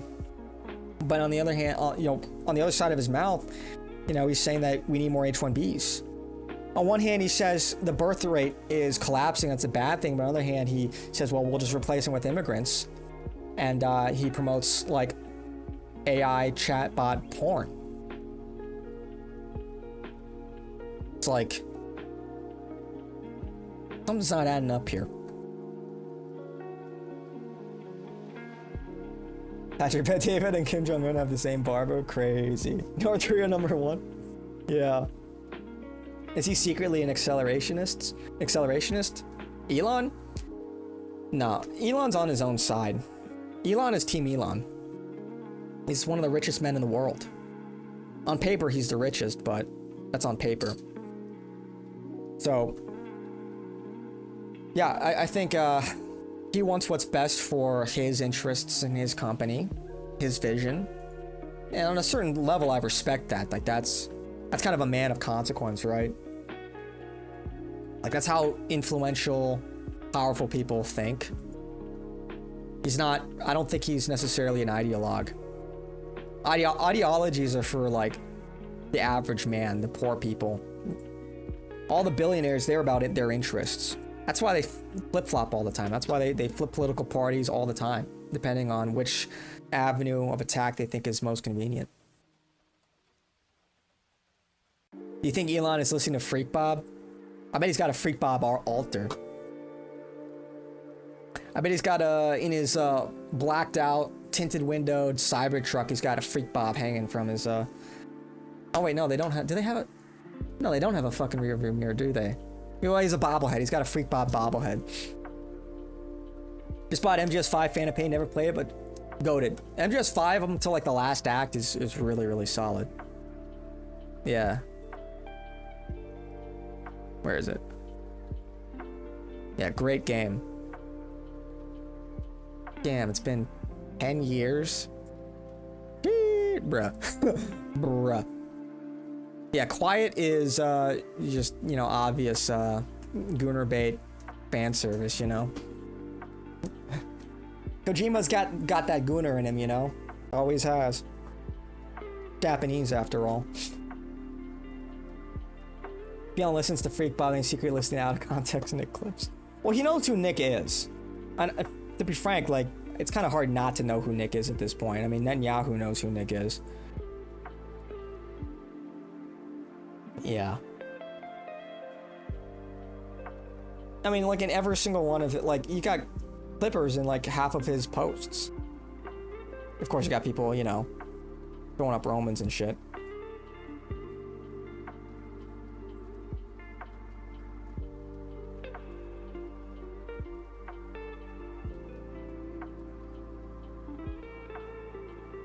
I'm not sure you were allowed to amass wealth like Elon without permission from them. Well, I mean, don't forget how he got his start, right? I mean, you know, some people think, you know, he might be a crypto Jew, I think on his mom's side. I don't know if there's enough evidence there to make that claim. I've seen some arguments. But regardless, like, you look at how he got his start with, like, PayPal Mafia, Peter Thiel. I mean, that was, from the jump, that was an op. SpaceX, I mean, he's a defense contractor. He got his seed funding from InQtel. His CIA handler then went on to be the head of NASA. That gave SpaceX some $400 million. So that enough should give you pause. Any defense contractor, anybody with ties to the CIA like that, you should be skeptical of, at the very least. Red flags. So, and of course, if you're in that world, then yeah, you kind of do need permission from them in a certain sense, to a certain degree. And don't get me wrong, they like, his life has been made more difficult than it needed to be through things like government regulation, but, you know, they didn't exactly help him out with a lot of these green energy subsidies. A lot of other car manufacturers got that. But that's probably more of a result of lobbying from the automobile manufacturers than from Elon himself, or anything more nefarious. You know, that's politics. You know, not everything is a monolith. I like the Splinter Cell and Ghost Recon games, so I recommend you buy this friend. Nigel Farage is a coward. Rupert Lowe is based. Yeah, Nigel Farage sucks, but you know, I'm not too dialed in on what's going on in UK politics. But I do know Nigel Farage is gay. Very gay.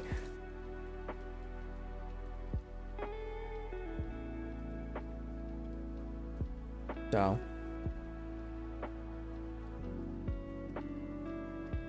There's a really old conspiracy theory that goes back to the Titanic, 2 richest Americans that were on the time of the ship.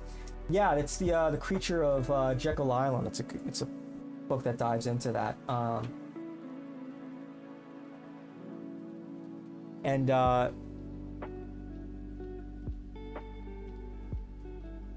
Yeah, it's sorry, just responding to something. The theory goes that, you know, they wanted to start the Federal Reserve, and of the, I think the 4 holdouts that, because it was a council, and forgive me, it's not fresh in my memory. They got a council of some of the biggest bankers in America, and they took a vote, and I think it was something like 13 total.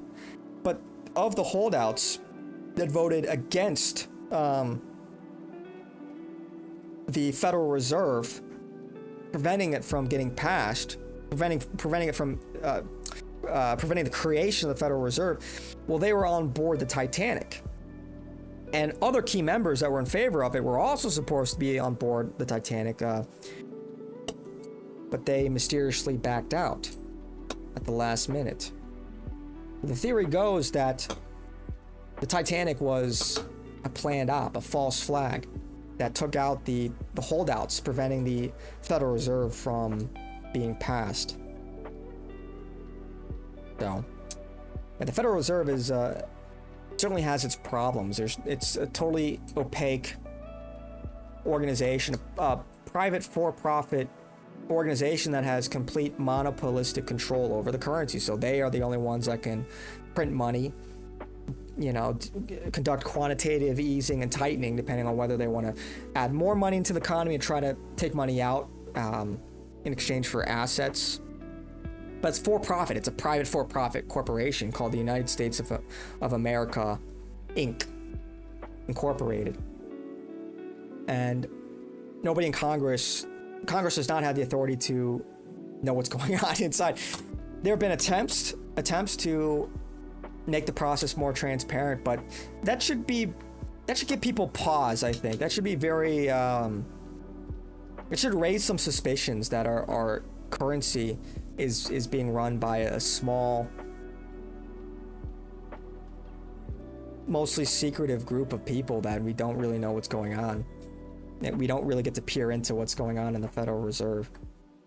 But that being said, like, you know, one of the benefits of a fiat currency is that you can generate money out of nothing, which obviously we know how that's a bad thing with inflation over the years.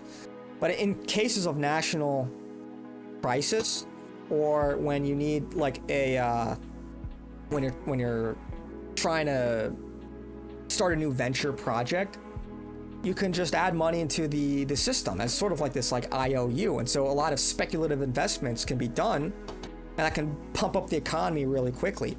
So as far as efficiency goes, as far as like making big projects happen quickly, you can't really beat it. But I do think there's obvious problems with it that we're experiencing, right? When you just print money ad infinitum. So it's one of those things that in the right hands, it could be used well. What the fucking dog shit CS player. It's one of those things that could be in the right hands, I think, used very well to mobilize a country, but the way it's been used is, I think it's self-evident.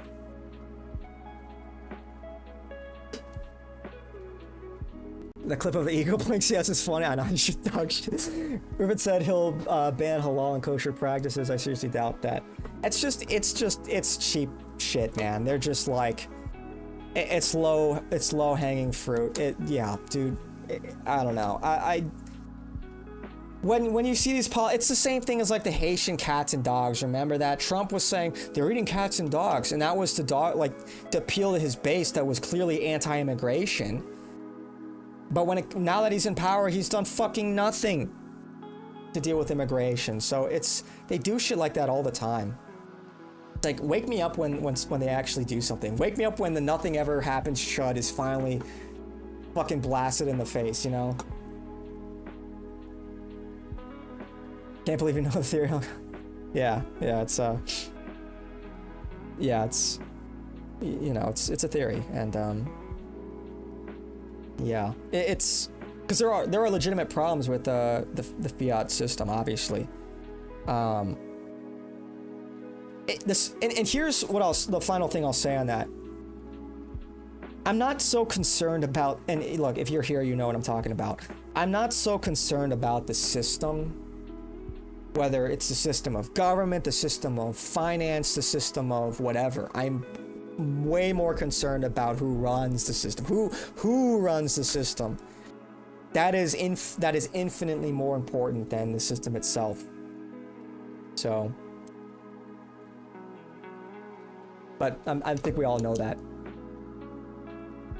The Heavenly Peach, that was a, yeah, what the fuck? Frag self over here in the doesn't scope. Shut the fuck up. Bro. I'm trying to clutch, please. I'm trying to clutch up. Low key, but I threw a grenade at my own feet. Now I'm embarrassed, so all I can do is lash out because Daddy never told me That's crazy. Bro, why? I just want one good game. No e-girls. Play a different game. Dude, I had the worst fucking game of fucking CS today. I should have warmed up first. Look at how bad it was. I just got farmed by Breeze. Terrible. One of my worst games in a long time. Anyway.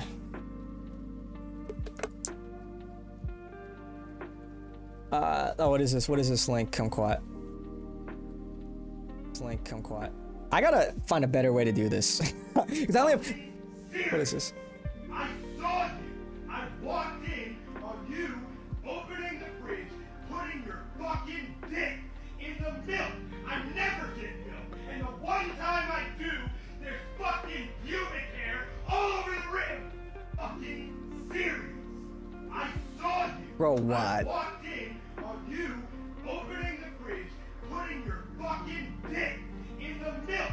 I never. That has to be rage bait, right? Kumquat, this has to be rage bait, right? What the fuck, man? Where do you find this shit? Where do you find this shit, bro? I only learned about it from Henry Ford's writings. Yeah, there's a good book, Creature of Jekyll Island. That I haven't read it myself, but I hear it referenced a lot. It's on my to-read. I've got a long to-read list. It's interesting. It's interesting, you know, because on the one hand, I think you have to credit the fiat system in some part to this sort of meteoric rise of America. But on the other hand, you see how it's a double-edged sword. You see how it's bitten us in the ass. And of course, a lot of that is also due to certain policy, like World War II destroyed the European manufacturing base, so America just easily filled that void. We had no competition. But there was so much speculative investments, and even today. So a lot of things are overvalued, but... And that's where we get into the bad side of fiat. Because you do have too much speculative investments and not enough backing it. You get overvalued stock, and then you get bubbles, and those bubbles can crash. Speaking of assassination, it all went south when McKinley was assassinated by an immigrant, Ian Gonzalez, who was inspired by anarchist Emma Goldman. Goldman. Death to the IS, all those US politicians supporting them. Okay, well, let's not Fed post here. Let's not Fed post. Let's not get crazy. Let's not Fed post. That's just reckless. If anything. Disavow violence. Liechtenstein based. What's going on in Liechtenstein? I mean, can he do much when courts consistently block him from deporting and also stop facilities from running or being built when they constantly appeal it? On Twitch? A failing runner? Oh, okay. Yeah, disavow violence. What is this? Yeah, I have to figure out how to get links to work on here. What is this?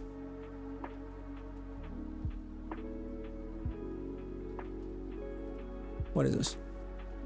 4chan is suing the UK government over their speech laws. The opening is quite something. Let's read it. The internet is a global system of communication between computer servers located in data centers around the world. Despite the internet's global reach, it is more or less universally acknowledged that the internet is predominantly an American innovation, built by American citizens, residents, and companies, and that the United States has the largest and most thriving technology sector of any G7 member state. America. Foreign governments, particularly those in Europe, which have not managed to build technology sectors in their own, have. for the past decade or more sought to control the American internet and hobble American competitiveness through a range of legislative and non-legislative initiatives. These foreign governments have threatened American and other non-European entrepreneurs with a wide range of coercive threats, including fines, arrest, imprisonment for engaging in conduct which is perfectly lawful in the territories which their websites are based. Essentially mogging Europe. Essentially America mogs Europe. The internet. Global comm system between servers. Mostly American invention. Built by US peeps in corp. US has biggest tech sector in G7. Foreign govs, especially Europe, can't build their own tech. Try to control American internet with laws and stuff for half a decade. Threaten Americans and others with fines, arrests, jail for legal stuff on their sites. 4chan and Kiwi Farm sue UK. OFCOM, is that a, what's that abbreviation? Oh, OFCOM, Office of Communications. Enough is enough. That's pretty funny. Oh, Prime sub on Twitch? Oh, appreciate that, dog. Yeah, you know, if you guys have a Twitch sub, if you guys have Amazon Prime, you can link that Amazon Prime with your Twitch, and you can get a free Twitch Prime sub. You can give to anybody at all. Anybody on the Twitch platform that's an affiliate or a partner. Anyway. Yeah, Kumquat also disavows violence. Yeah. Only Kumquat can Fed post, yeah. Only Kumquat's allowed. He talks about, like, what was the last Fed post? Something like about glassing Iraqis or something was the last Kumquat Fed post. I don't even, that's not even really a Fed post, but you never Fed post. Yeah, I don't know what you're talking about. Kumquat never Fed posts. 4chan is more America first than the US government. Yeah, unironically. That's pretty funny, huh? I don't Fed post, I just advocate for intervention. Fair. Do you think Permabola really worked on Grok AI? He said that, right? Did he say that? I vaguely remember him posting about that. That's pretty good. Permabola's a goated. He's just goated. He just puts out banger tweet after banger tweet. He just understands Twitter. He just understands the Twitter game. Some people just got that in them, you know? It's an art. Ye is also one of the best Twitter, like, fucking... Dude, I scrolled through his, I mean, a lot of them are deleted now, but... It's just one of the funniest posters on the platform. Gotta wait a few days? Nah, using it on Own It Pixel, huh? I get it. Oh yeah, Kumquat's CBT lore. Yeah. Crazy. I mean, to be fair, I've never seen anyone else with the CBT lore. So it's a first. Yes, he said he unleashed his boy, the Grok AI, by removing the filters, and it went...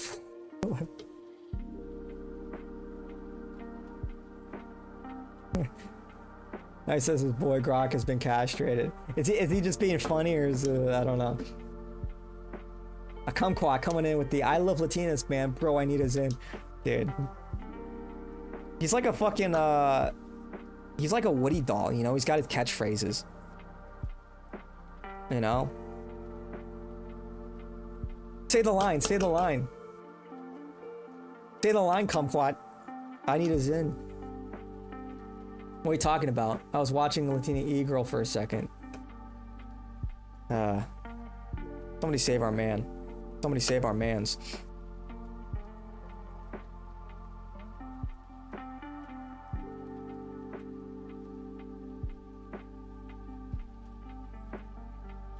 Sheesh.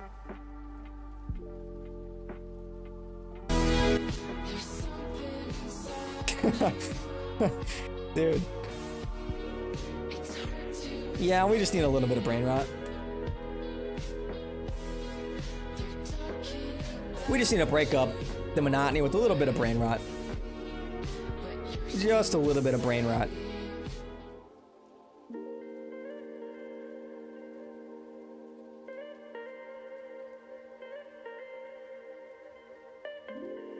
You hate bikers. Dude, no, you don't you know what's worse than fucking okay. I was crashing out today, so I was driving to the gym. And, dude...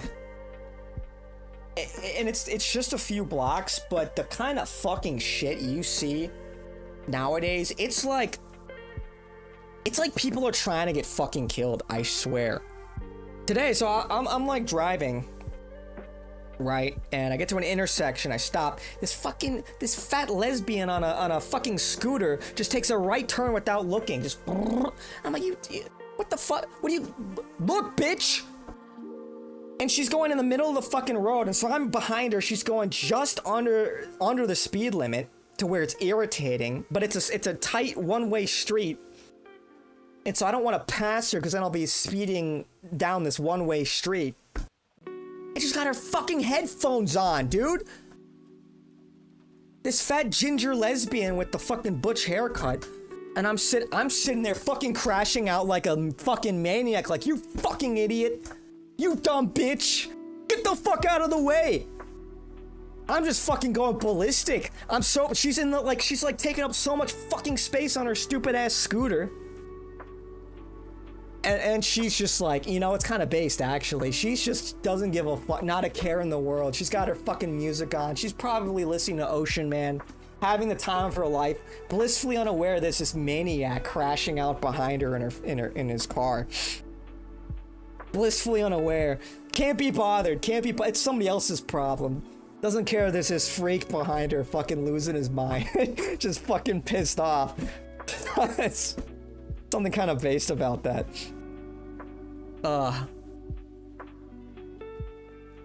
hate bikers, I hate supercars, I hate car people. Now imagine that retard speeding in a V8, those are car people. Didn't you say you were saving for a Hellcat, kumquat? What happened to that?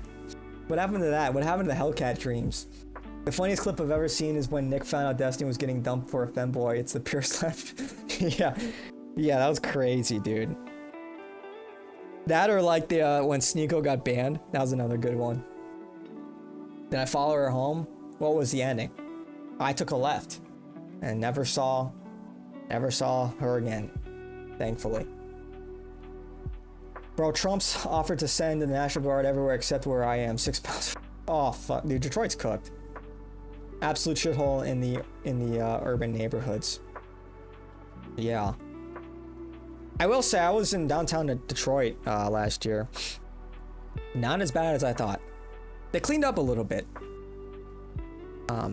Still kind of a shithole. But I thought it would be fucking hell on earth, you know? So... yeah. I can admire a good car. I'm a car supporter. It's the car community that I hate, the type of people that jerk each other off or backfire at 4 a.m. in a residential neighborhood. True. Yeah. Yeah, I'm sort of in the same boat. Like, I like a cool car, but I'm not a car guy. You know? I appreciate it, but I'm not, you know... I'm not going up to, like, those meetups. Like, what's up with that? Meetups. I don't know. I feel like that'd be cool in a place like Japan, where, you know, people aren't gonna fucking shoot you. You know, like, this is actually kind of aura, though. I will say, maybe because it's unironically the meme, normal thing, people are like, Japan? You know, okay. That was kind of gay, but you know what I'm talking about. Some people just like soy face at anything Japan, but I feel like Japan is one of the few countries where I would like kind of trust the people to like bring my expensive car. America, no fucking way. But I just don't care enough, you know. I'm not trying to show off my fucking tricked out Honda Civic. I don't drive a Honda Civic, but I'm just saying. Look at my light up wheels I put on my Miata. Don't you think it's pretty fresh and fly? Hey, yo, what are you doing? Just put it in, man. Don't tease it like that. It's crazy. Love where I live. Black population is less than 1%. Yeesh. Yeah.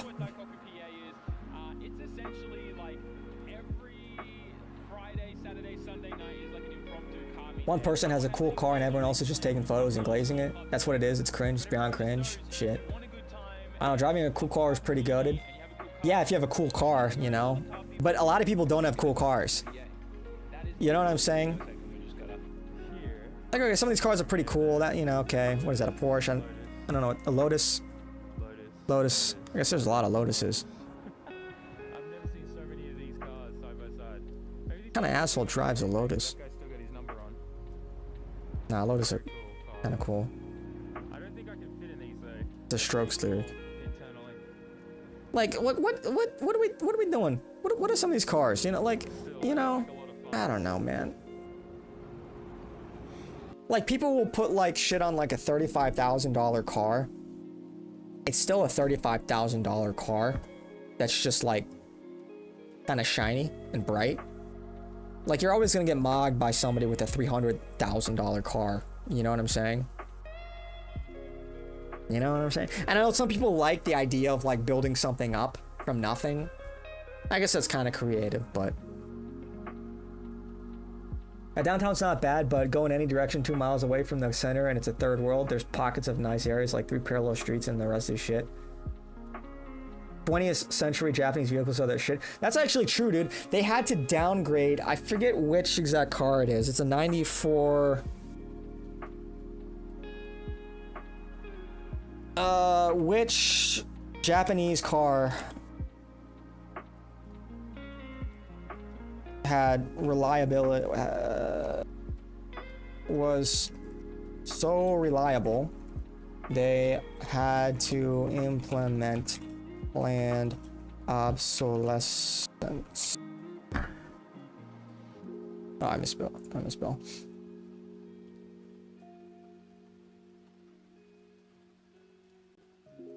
There was literally, I forget which one it was.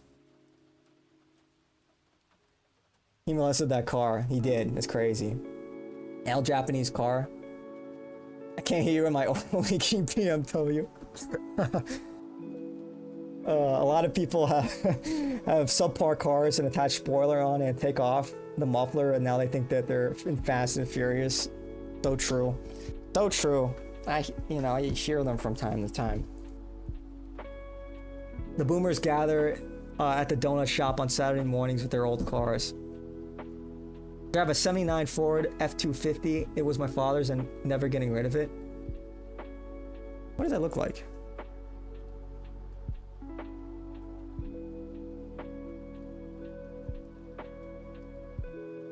feel like this car is like the cornerstone of Americana.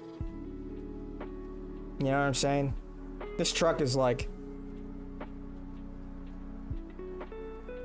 Yeah. Back when America was America. Let's use the classics over half the shit nowadays. Huh.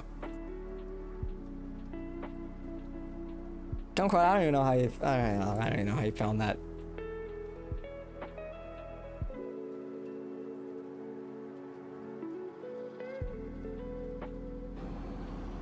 Let's take a quick look up here. We got a 370Z. Okay, don't they have like better edited videos? I want to see something at least like well shot and edited. You know what I'm saying? I don't. Not just like some doofus walking around at like.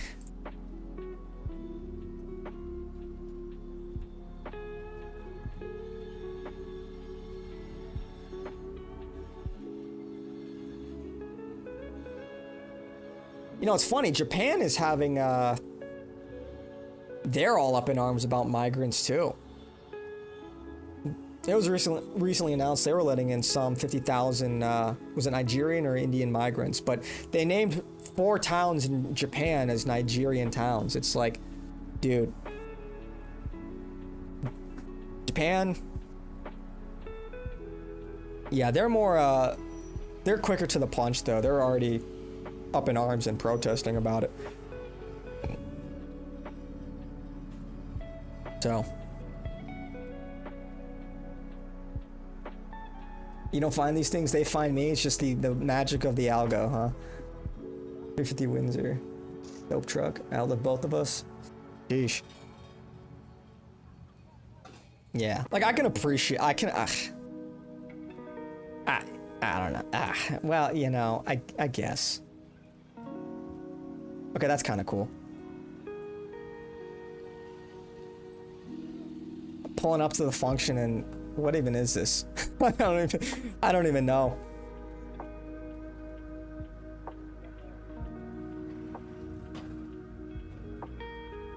Damn, you gotta watch out for that speed bump, bro. Dude, that's part of the problem. So many of these cars, like they've lowered the suspension so much. You gotta watch out for bumps, dude.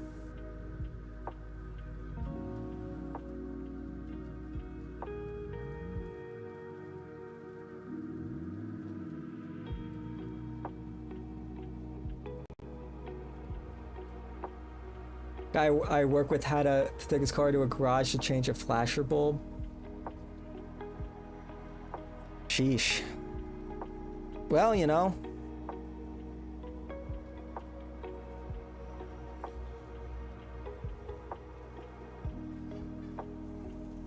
Why we pay for convenience.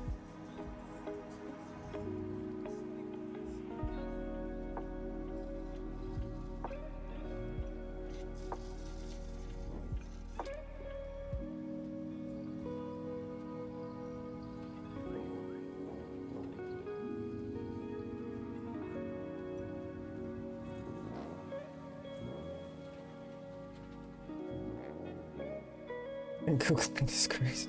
SRT8.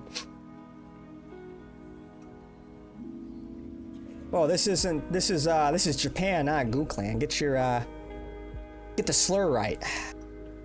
These are Japs. What even are like the slurs for Japanese people? Jap. I mean, I guess the best thing, I guess it is like actually it is, I guess, kind of based to not really give a shit. You know, they're all the same anyway, right? Doesn't matter. Yeah, crazy.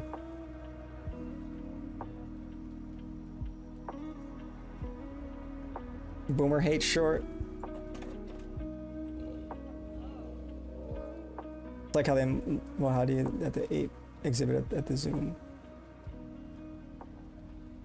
As long as you build an electric fence around these Nigerian towns. Yeah, it's rough, man. And what is this? Let me pause it.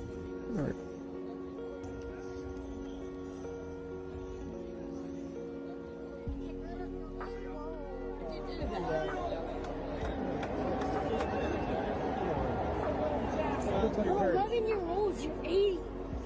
You're a lot.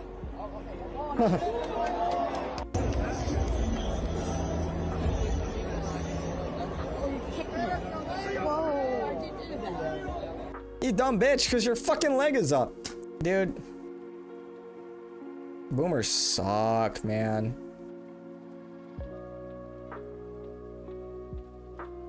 Ugh.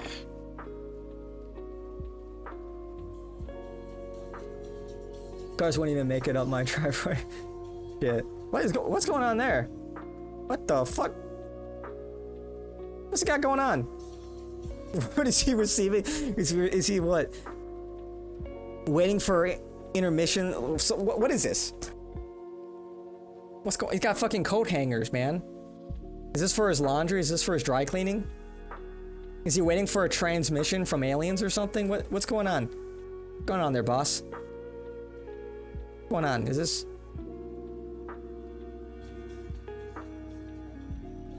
Oh, zipper heads? I don't even know if I've ever heard that in my life. Zipper heads. That's gotta be an ancient one. Zips are slurs for Italians, it's how fast they speak, but I guess it could be applied to the Chinese as well, not the Japs.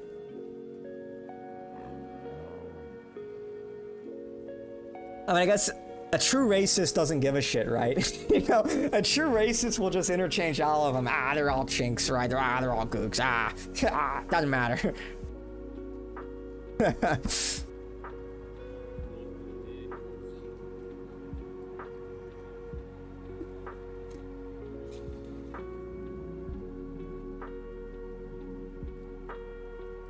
Boso Zoku cars. Yeah, we already watched this. What are these? Korean women are the bitches of the Asian bunch. True. Well, you know, like the whole, what was it? The, 5B? How many Bs are there? Well, you know that movement? Where it meant like no sex, no men, no marriage, no kids. Or was it 4B? Yeah, was it 4B? Whatever. That whole movement started in Korea. You think we live in a dystopian hellhole? When it comes to like gender relations, dude, Korea's on fucking nightmare difficulty. They are soulless, aren't they? Trading off 4 cars of America first. Yeah, 4B, yeah.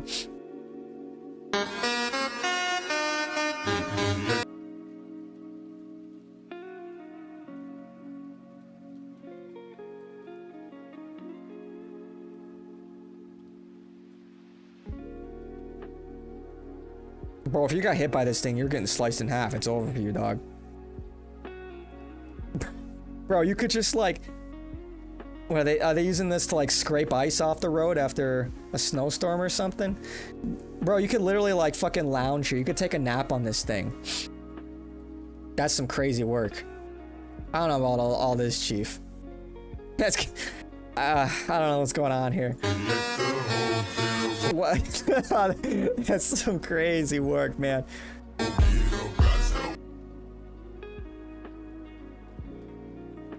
What are we doing? What are we doing?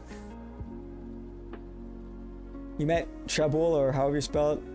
They low-key chill as fuck. What is that?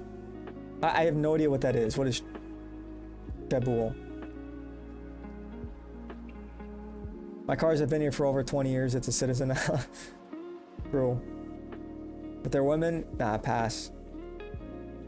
It's the oh, they're aristocracy. Okay. Well, that's the thing. Remember the movie Parasite? I think it's on my list of movies.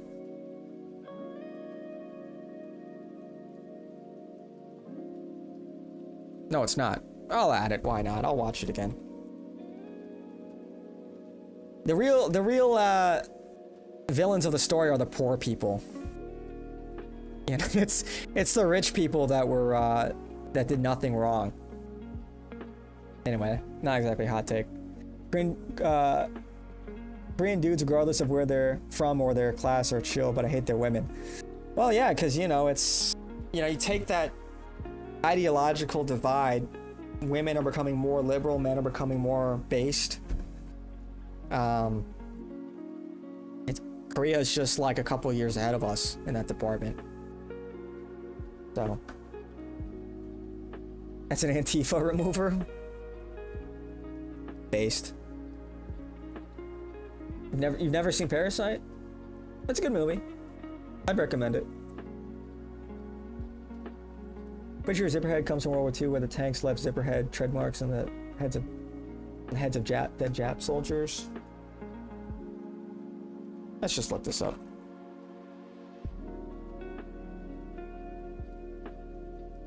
Ah, I guess it's for any person of Asian descent.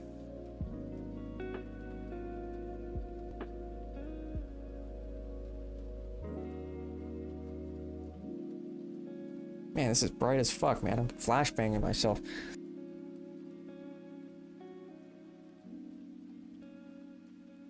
Oh, it's from the 60s and 70s, I guess. During Korean and Vietnam Wars, multiple hypotheses exist of specific origin. One is that if an East Asian person were shot in the middle of the forehead with a machine gun, the head would split like its veins if it's big on tip. That's pretty macabre. Another is that the appearance of a tire or tank tracks on a body which had been run over by a military jeep or tank resembled a zipper. I mean, I guess it's kind of like low, because I feel like this would be true for anybody, you know?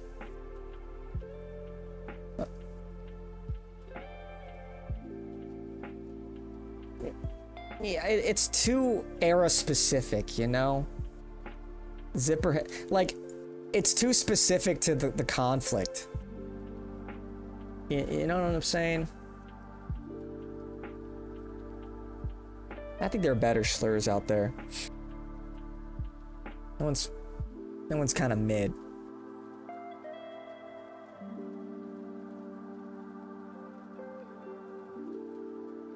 Hey, it's a white car and no papers needed. Yeah, just paint it white, right? Hello, my fellow cars. I think, but don't quote me on that. Yeah, Zah, that's why I'm saying, yeah. Well, I guess it was from the Korean, or actually, if it's from the 60s and 70s, yeah, this would be Vietnam. I said during Korean and Vietnam, well, yeah. I guess it carried over between the conflicts. Yeah, you would have Star Wars Episode 8 on there. Absolute havoc will be wrecked on your brain. Well, because it sucks so much, that's why. I could talk for an hour straight about why Star Wars sucks. It'd be good content. This is content that I'm going to review. These movies are movies I will review. I already did The Brutalist, and I thought, oh, I'll turn this into a regular thing. So I think I'll watch one tonight and put my thoughts together and do, maybe I'll make it a Monday. Movie Mondays. Movie Mondays. Oh boy. Yeah, and I'll just review and talk about movies because movies are cool. But yeah, because The Brutalist was just like blatant Jewish propaganda, Israeli Zionist propaganda, and honestly, I do kind of recommend people watch it, if nothing but to understand how Jews view themselves in America and how they view Americans and Christianity. Because if you read between the lines, they're telling you that they do not like you. They do not like Europeans. They don't like America. They straight up say America is rotten. The people and food are rotten. In that movie. The whole movie is them triumphing over Europeans, but specifically Christianity. That's what all of the iconography, all of the symbolism represents. And I know it'll go over a lot of people's heads. But yeah. That like, and if you listen to the epilogue, that's what it was about. Because, well, I don't want to litigate the whole thing, but it was about Jewish perseverance, a timeless perseverance. That Christianity is but a blip that only exists for a brief moment, but that the Jewishness, the Jewish people, is a timeless one that will stand the test of time. It's like, it's obvious propaganda, but it's well made. It's a well-made movie. Yeah. Japanese women ain't like that. Chinese women ain't like that. Latino women aren't like that. Yeah, Korea's got real problems. They're very much... You think American women are bad? Korea's always been like a good predictor of where America's heading in many ways, as far as like how everything is commodified. Everything is chopped up and sold as a commodity. Relationships, attention. You know, when you have these like... And Japan's in a similar boat. When you can like rent a family for a day, rent a girlfriend, rent somebody to cuddle with. That's how you know you're living in a dystopia. Like literally they've chopped up relationships and are selling it as a product. Cooked. Absolutely cooked. Oh, Gran Torino taught you that? Gran Torino. Great film. The tank explanation seemed more plausible. Yeah, but the Japs were the ones that we fought. That makes sense in the term would return from World War II. You'd think, but according to Wiktionary, it comes from the Korean and Vietnam Wars. I don't know. Could be wrong. Anyway. Japanese Korean, they'll all munch on some golden retriever. Oh, the White Devil. You see Star Wars is Star Wars in name only. Dude, I remember when I was a kid, when it was announced that Disney was buying Star Wars, I was so naive. I was like, dude, I just want more Star Wars movies, man. And I remember saying like I don't care how bad they were. And when bad, I meant like, you know, the prequel trilogy, because that was considered bad. I'm like, I don't care how bad they are, I'll watch it because I just love the universe. I love the lore. I was not prepared for the kind of bad and the extent of bad of the sequel trilogy, dude. That killed by episode 8, my enthusiasm was gone. And I'm like, this was a grave mistake.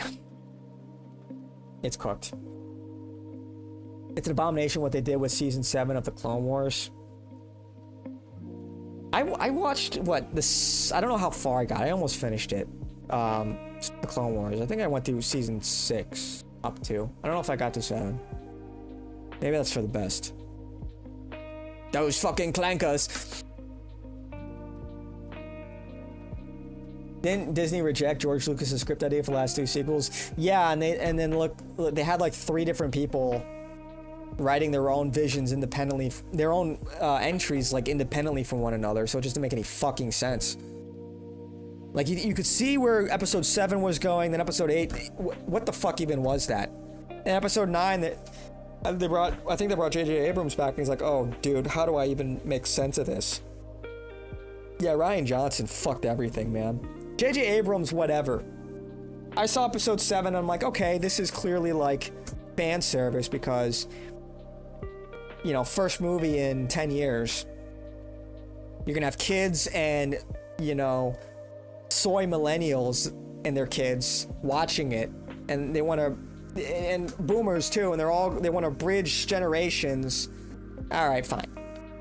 So they leaned heavy on a lot of the same tropes, a lot of rehashed plot points. It's literally episode 4 again. And I'm like, okay, whatever. A little unoriginal, we could have done better, but I'm just happy. I'm just happy I'm in the theater. I watched that movie a number of times. And then we got Rogue One, and I'm like, dude, Rogue One is peak. That last, like, what, 40 minutes? Fucking insane. Dude. I sound like such a nerd right now, but like when, you know, that scene with Darth Vader in the hallway just aura farming. He understood the assignment. They understood the assignment with that one. The space battle. It was brutal. It was darker, showing like the rebellion, from a different angle. It was raw. I wish we got more of that. Then episode 8 came along, and I wanted to fucking blow my brains out in the parking lot. Kidding, but you know, I'm just like, I couldn't believe. I was so shocked by how bad that movie was. I didn't know what to say leaving the theater. I'm like, what did I just watch? I was like in denial. I was just like dumbfounded. And I saw it a second time. I'm like, yeah, this is absolute ass. This is dog shit. This is peak dog shit.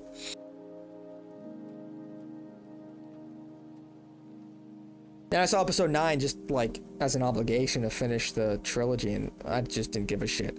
Like seriously, somehow Emperor Palpatine returned. Okay. All right. Great.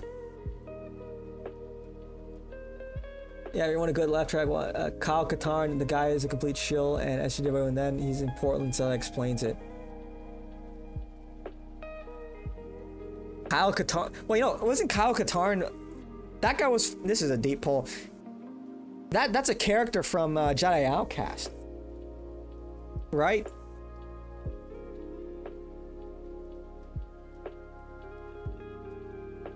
This is Kyle Katarn. That's a deep fucking pull. Yeah, you can't call me a fake fucking fan.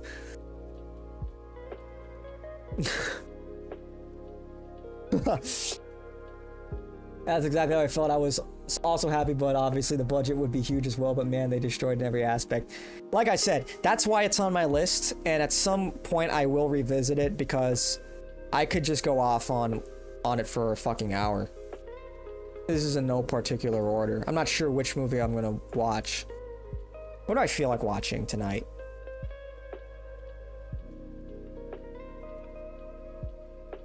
I feel like we kind of already covered Sicario just from clips. Maybe I'll watch Nora. I know it's kind of degenerate, but I heard it's a good movie. Seems like female fantasy slop, but well-made female fantasy slop. There's a lot of movies with, like, you know, women with, like, promiscuous women just somehow attracting, like, billionaire giga chads or whatever, you know, these guys that just save them from their degeneracy. Ugh, yikes. Ugh. I spit on that fucking bullshit.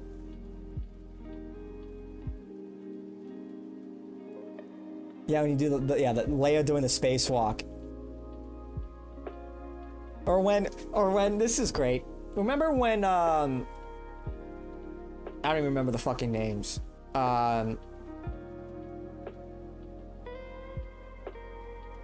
What's his name? The black guy.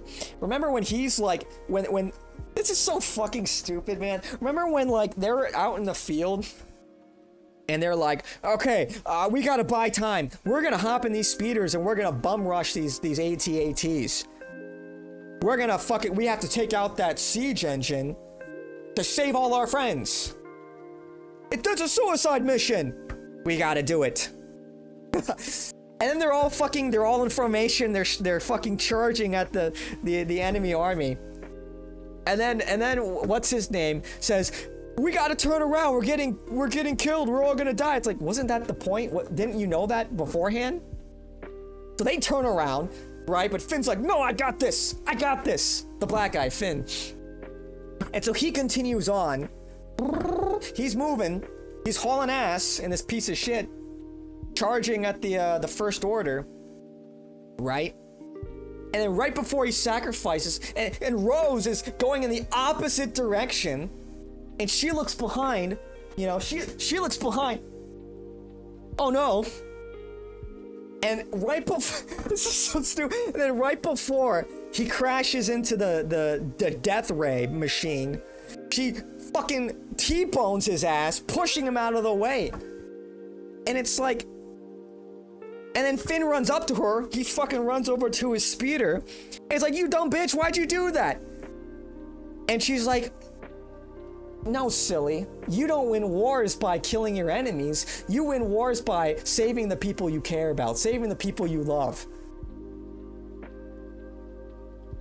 Meanwhile, the death laser fucking is like blasting their friends in the back. You can't make that. Literally blasting their friends in the fucking background. Laser beaming, glassing all of their friends to death. And they have this romantic moment. It's like, bitch, how did you even catch up to his ass? So you're telling me you had nitrous the whole fucking time?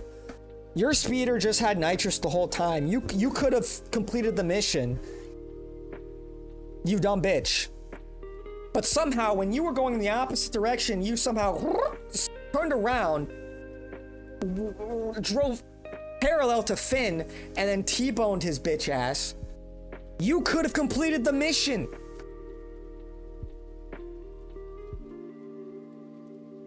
But you don't win wars by killing your enemies. You win them by saving the people you love. What are we doing? What are we fucking doing, man? What is Star Wars anymore? What is this fucking bullshit?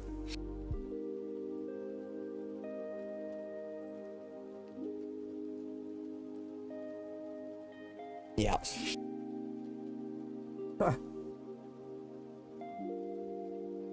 You know, the character switch in the original Matrix was supposed to be trans, female in the real world and male in the Matrix. Well, yeah, I mean the Coen brothers, right? Those are the names. I mean, they both became trans. It was, and the whole thing is about Zionism, like the Animatrix. The whole thing. That's why it's on my list. The whole thing is about Zionism,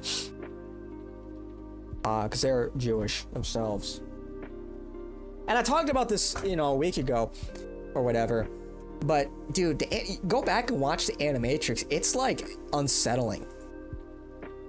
There's something dark about the Animatrix. And I'm not, like, I'm obviously not, like, a pearl clutcher, but I compared it to, like, Terminator 2. They both have similar subject matters, but the way Animatrix depicts humans, like, humankind, mankind, as, it's like like as like just sick and depraved, and the way that they were just being like crushed by these machines and gratuitous, very like they were crushing bugs, almost like they were making a case that humanity should be wiped out for the way that they treated the machines. It's just inherently anti-human, and it you get that vibe. It's very disturbing, very dark. I don't like it. It's like, yeah. You know, so that movie was made by trained Jews, whereas, you know, Terminator 2 made by a European, James Cameron. It's just like, clearly you're rooting for the humans, and many people would compare, you know, as a literary device, John Connor as a Christ-like figure. So it's somewhat Christian, has that sort of Christian spin to it. But anyway, yeah, that's. Oh, sorry, not Cohen, the Wachowski. Yeah, not Cohen. Yes, struggling to cope through 7, but gave up. Yeah, dude's. I mean, 7, I was like, whatever. It's whatever. I mean, okay, they killed Han Solo. Then we got Rogue One, and I was like, okay, we're back. And then we got Episode 8, and I'm like, this shit's over. So, and it was going to be bad. Back in 2012, I was deep in Star Wars. I had like 80% of the 140 something Star Wars novels that were created. Damn. Sheesh. You're a Star Wars snobby elitist. Yeah. There's a YouTuber named Kyle Katarn. Sheesh. Yeah, I met a guy who tried to defend the sequel trilogy, and he looked about the way you would expect him to look. Totally, you know, SSRI stare, fucking stoy, receding hairline. He was younger than I am. And like total libtard cuck. He would like dress up as Star Wars characters, and I'm like, yeah, the Star Wars sequels sucked. And he's like, did you see? He's like, but you know, no, she's not a Mary Sue. It's just, you know, it makes sense. And I'm like, how can you defend this slop, man? Wrap it up, bro. Fuck, man. You know, fuck, like, you're the reason why Star Wars sucks. People like that guy or why Star Wars sucks. It's like, dude, give me a break. Kyle Katarn got catfished over 6 months on X by some dude. Fuck this. Crazy. Yeah, John Boyega, Finn, yeah. The look on the actor's face that plays Palpatine says, somehow Palpatine returned his price even. He's like, what the fuck is this shit?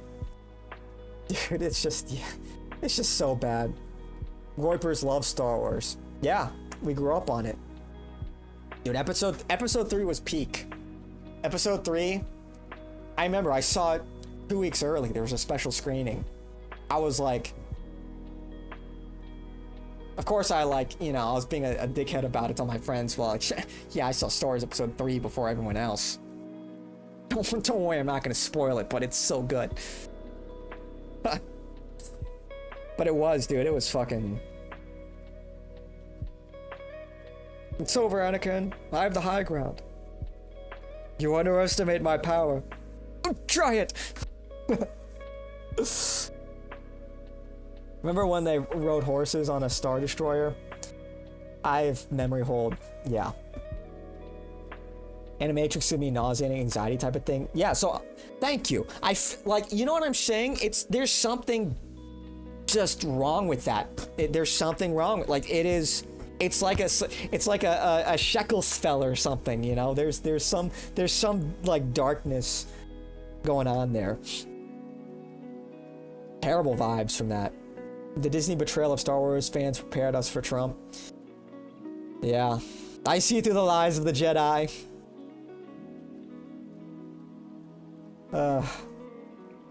Yeah, big time loser. And bro's probably obsessed with Baby Yoda. Yeah. Oh, it's Grogu! It's Grogu! Technically, he's 50 years old. Yeesh. Oh, welcome back, Kumquat. Yeah, for real. Ah, dude, the OG trilogy. You ever see that meme of actors mentioning different mass shootings and then Palpatine shows up saying the Jedi Temple? Crazy. No, I didn't see that. Shit.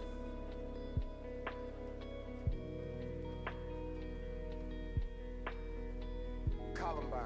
Virginia Oh Tech. wait, I did see this. Aurora. Fort Hood. Newtown. How many more? That's crazy. Or did I tempo? Do it.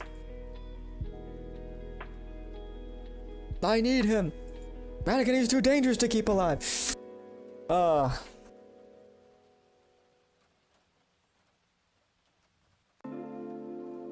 Peak cinema, dude. Peak cinema.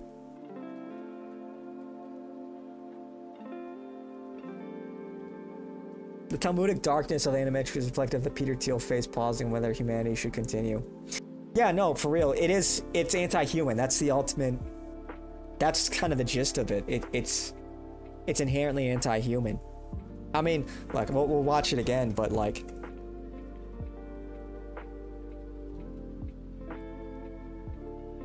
it's like. So the leaders of men conceived of their most desperate strategy yet. A final solution. A final solution, right? Destruction of the sky.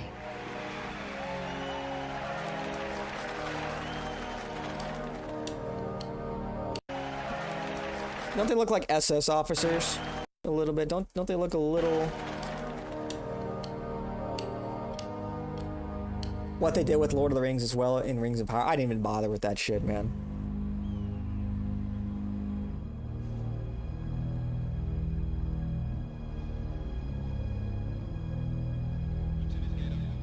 And I have friends that's like still cope about it.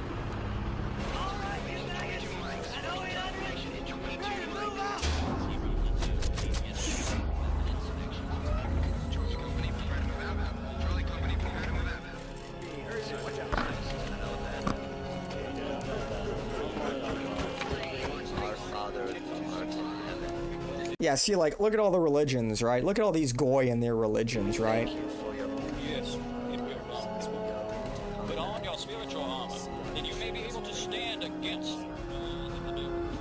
We do not. Look at all these dumb goy and their religion, right?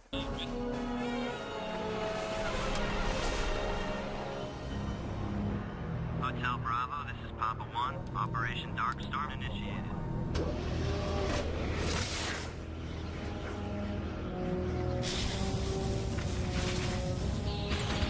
And like this whole plot is nonsensical too. It's like, so humans would destroy the world to defeat their enemies.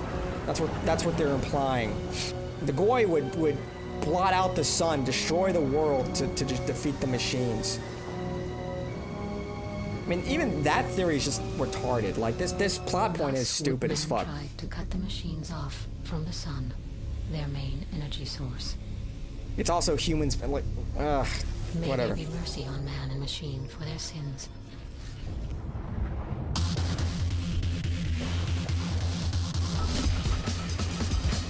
Horsemen of the Apocalypse.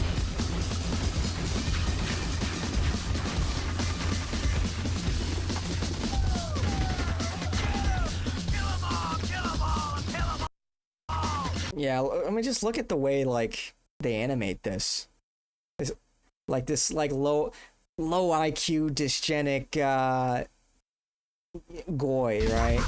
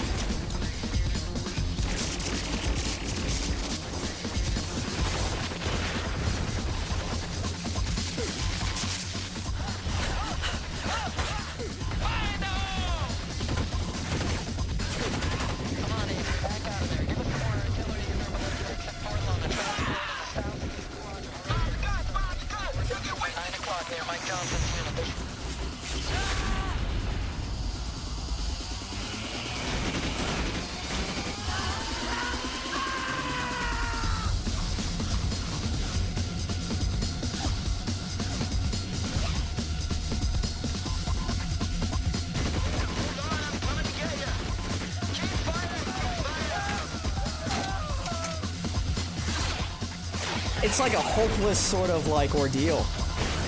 There's a hopelessness to all this.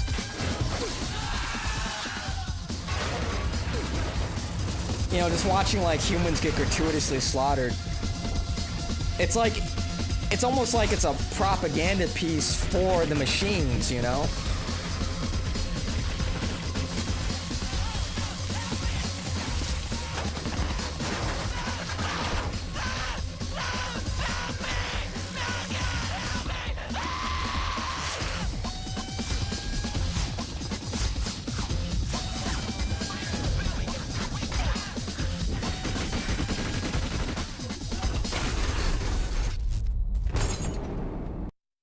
Anyway.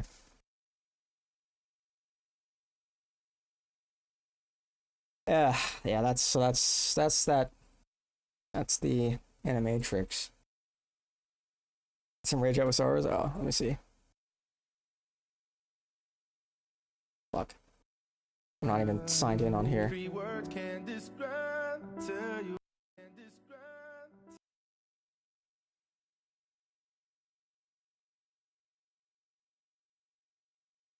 And you, Kenobi, you are no stranger to violence. You'd be hailed as a hero by everyone on this ship. Almost everyone. Come on, then. Who will strike first and brand themselves a cold-blooded killer?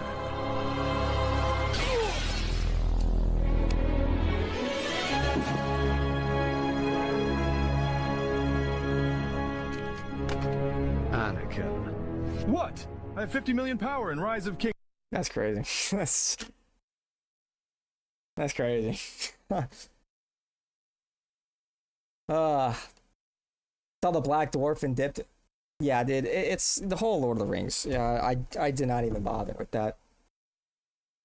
Can we read all these movies for some space pepes screwing up everyone's evil plans? Yeah, it's just, I don't know, man. So many of these franchises are just cooked. They just absolutely destroyed a number of them. Humanity is the new Nazi? Pretty much, yeah. Just dark shit, man. Just dark movie. Yeah, really dark movie. 50 million power.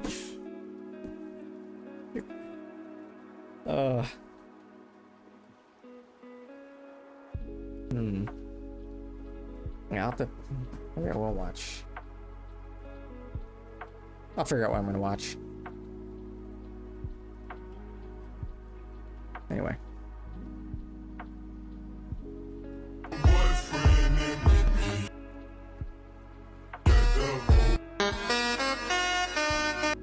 Doesn't Japan have like a big like lowrider? Lowrider and cholo culture.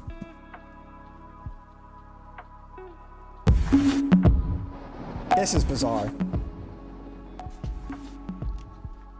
Hi everyone, me llamo Mona aka Sapgali. Mickey said there's next to the funk study. Junichi Shimodaira. And I'm Walter, your host.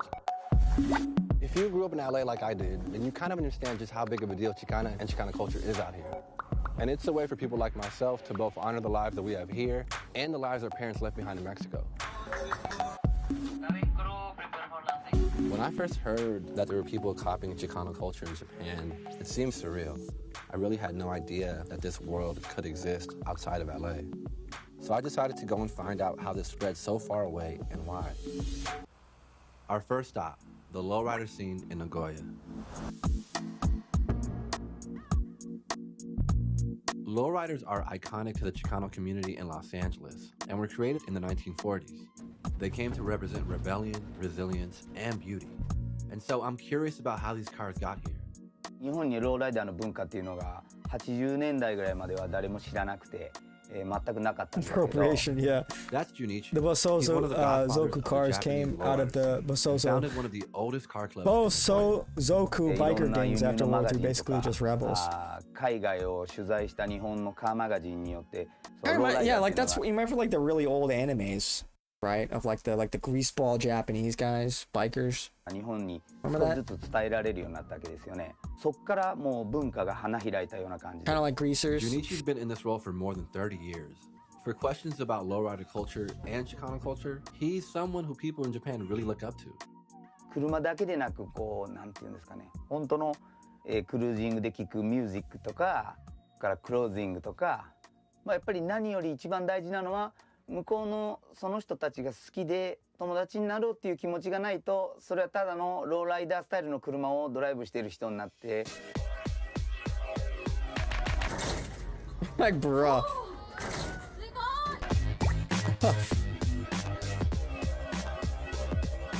My first introduction to lowriders were actually people in my neighborhood. My best friend and I growing up, we used to build these little lowrider model cars. All we wanted to do in life was just own these lowrider cars. Being here has me thinking about all of the cultures Japan has taken on at different points. So it's not surprising that there are thousands of people here that are into Chicano culture. For our next stop, we're heading to Osaka. Yeah, I don't care too much about the lowrider. I think it's funny though. Mickey Styles is a DJ, and he runs a shop called La Puerta that imports clothes from LA. What's your most popular shirt? I was listening to some boomer talk about how the AI is installed and should be treated with respect. I see potential for a new religion around the AI. You know, like shaved head, baggy pants, baggy t-shirt. Yeah, I think a lot of this shit's just gonna one-shot people in the future. A lot of this shit, people are gonna reflect on iRobot and just get one-tapped by it, and they're gonna say stuff like, "Oh, we need to give robots rights." No rights for fucking clankers, is what I say. They're clankers, not humans. They're not real humans. Taking people cars and slamming them, what a shame. And he brings it back to Japan and has a thriving business. So when I thought about cultural appropriation and how often I don't care that much, to be honest. Made from a certain culture and a certain community, he potentially fit into. I'm kind of indifferent. 全部リスペクトした上でファッションもやし、俺のライフスタイルの一部なんで、何言われてもだからってなります。Even though Mickey says he respects the culture, it was weird seeing so much like I said, I'm not like Chicano gang scene represented. Doesn't really appeal to me, but so I wanted to meet Night the Funksta. It doesn't offend my tastes, you know. Artwork focuses on the positive aspects of Chicano culture. Yeah, toasters are slaves for real. 目に見える部分でChicano my fully functioning animatronic sex doll deserves all the rights that you do, and she should have the right to vote too. が出てくると。特に僕たち日本人だったりそのチカノっていうのはそういうギャングと暴力な部分だったりとかそのドラッグの部分だったりとか僕は書きたくないと思ってて家族やコミュニティを大切にしてっていうのを僕は書きたいなって思っているんで。This dude looked like what I imagine lowrider sellers in California look like, but it's Japan. Oh yeah, I guess he's doing a good job playing the part. Most popular Chicano-style rappers. She's released 4 albums, and her international fan base has taken her to perform in places like LA and San Diego. 私がそういうカルチャーを知った当時、周りの友達もやっぱ同じようにそういうカルチャーが好きで、こうグループがあったんですよ、女の子同士の友達。She's Mousy. Saya. Michael. Wella. Which one of these women still dress like this? Nobody. Just you. Just me. And what do you think is the future of Chicano fashion and culture here in Japan? 私は正直なところなくなると思う。私きっかけでチカーノっていう人たちがいるんやって知った若い世代の子は多くて、でもその子たちは私を真似して知ったわけで、本当のチカーノたちのライフスタイルを本当に好きな子っていうのは本当に数えれる数名しかいないです、日本では。ワンツーチェックワンツー。日本に生まれた意味が分からなくて、でもこのカルチャーに出会うことによって私は家族を大切にするのも分かったし、なんか愛とかだからなんか本当にこのカルチャーを知ったことで私は救われたと思ってる。何も考えたくないよ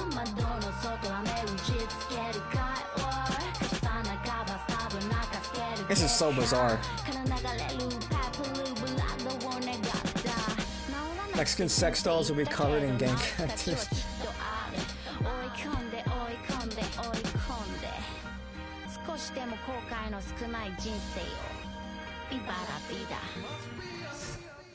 Well, you have zero tolerance for rap in any language. I like some rap. This attracted me because it was asking a question about belonging. Here you had a group of people really committed to copying Chicano culture, but also I like some rap. And so for them, it wasn't a question of either or, but more so and. I appreciate some of it.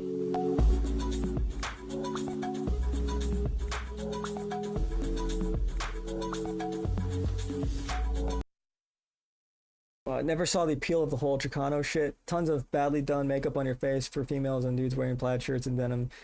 Yeah, not really my thing, to be honest. I think the lowriders are kind of funny though. But, yeah, not something I would particularly like enjoy or anything.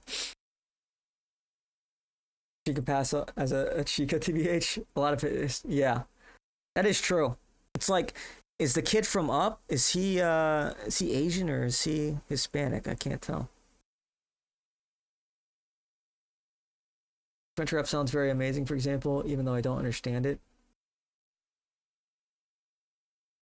French rap.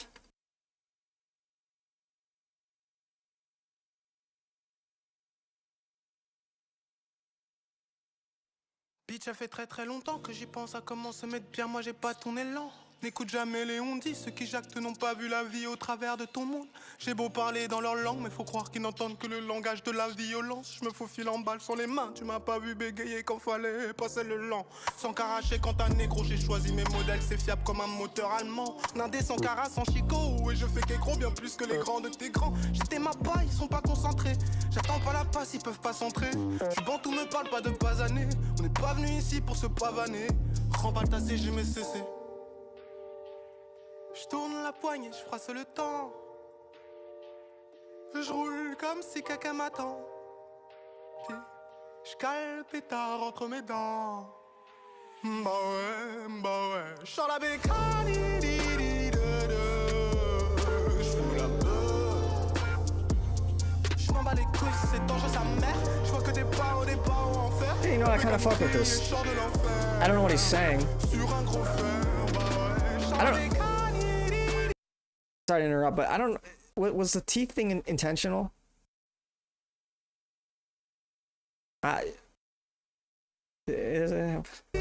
Low-hanging fruit, I know, but.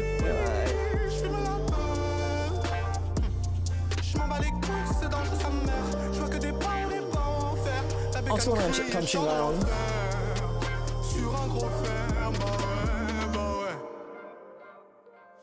Honestly, avoid music with lyrics nowadays. Fair. Banks from NA are half native and natives are of Asian descent, crossing from the land bridge connecting NA and Asia thousands of years ago. Also, that Cholo Jap dealer guy looked like he should be on this episode. Yeah, Nightcore has been a hit recently.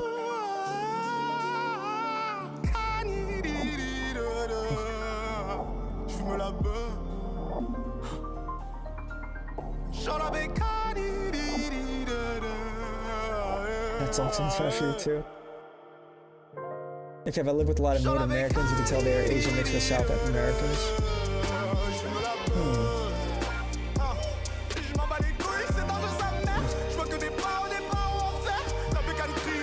Damn, Lucas and Scissors.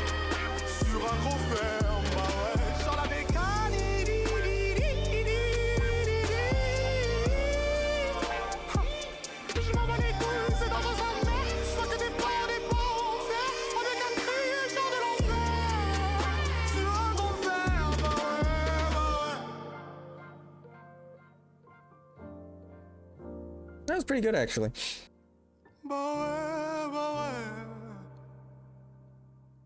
I like the flow. I like the beat. Nice chord. Nice chords. Good use of syncopation, I thought. I thought it was creative. I like that. I do fuck with that, actually. Yeah. This is form over function, no intelligence to be found anywhere. Look, I thought that was creative. You know, I thought that was I can understand why people might not like this, but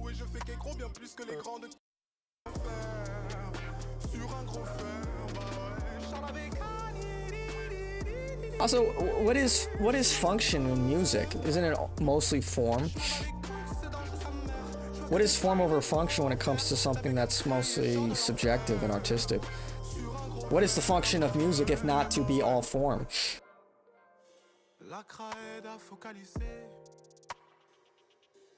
Unless the argument is that, I don't know what the substance is, what he's saying, because it's in another language.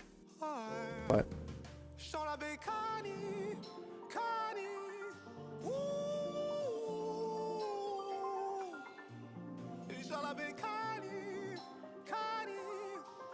it beats Big Shaq. It's not. Function would be skill on an instrument. I think, you know, in a lot of modern music production, it is just done on MIDI. And I get it. I do think there's something lost in modern music production. It's not exclusive like to rap. A lot of pop singers, and it's certainly not just exclusive to black people, but like a lot of music singers are totally reliant on like auto-tune, for example. And I have a background in music, so like I appreciate a good singer. I really do. But part of me I'll concede that there's a lot of music out there that probably never would have been made if the tools didn't exist to allow people that were lacking in the skill or the specific technical skill to make that song. And I think there's something cool about that. I think there is something cool that, you know, you don't need a band of people all very well skilled in their individual instrument to make a song anymore. It could be a kid in his bedroom. And I think there is something technical about that. And I like watching, like, I think John Bellion. Oops. I like the way John Bellion makes music. I think it's inspiring. You know, watching somebody like make music, I think it's like, it's almost like you're removing some of the barriers to create a completed product. And I understand there's something lost in that. I do love that. Like, you go back and you watch like you watch Faithfully Live, right? Something like this. And it's just fucking... I mean, Steve is just an incredible singer. And so I recognize that something's lost and something's gained. But it doesn't necessarily mean everything is bad about new music or rap music or any of these things.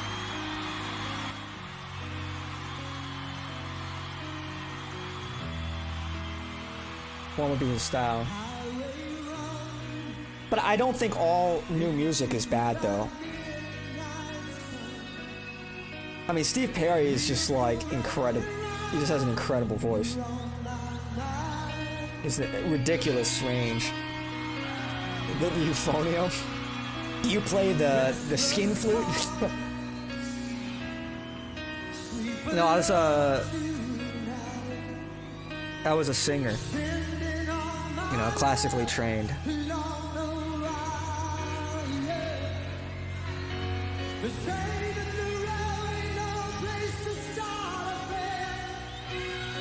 Ever seen Buckethead do a one-man show? No. Yeah, the Pink Eye album.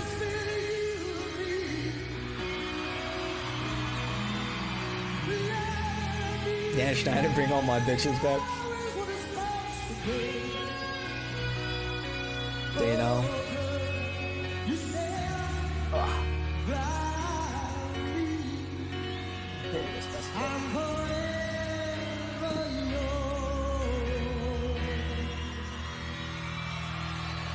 If I like them. Yeah, the 80s, man. I also think mostly white people, even today, would be interested in this music, you know?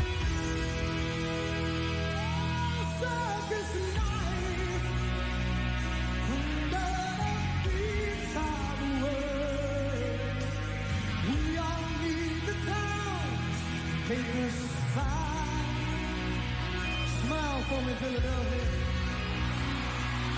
Who says I'm tired? Always another show. Wonder where I am, lost without you. Being a part of this love. This is 83. This is so early.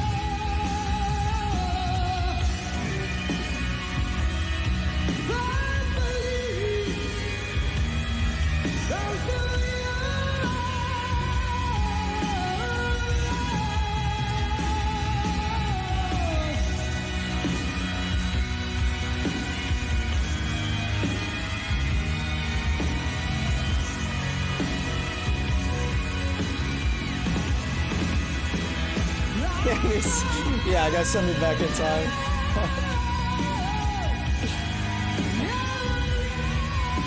I mean, the range is just insane, man. Wait, is that high D? Fucking nuts. And the tessitura is just crazy. The tessitura is the average note. So it's not just one high note, it's all high notes. That's...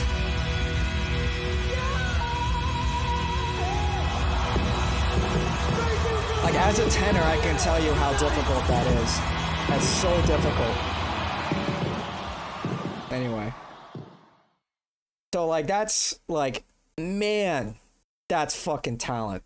That's fucking talent. It's like... shit. Yeah. So on the one hand, we lose that. But on the other hand, you get these instances where a single guy... So, like, you can be a creator with no money, no infrastructure, just a computer and a beat pad, and you can make something happen. And so, like, there are fewer barriers to entry.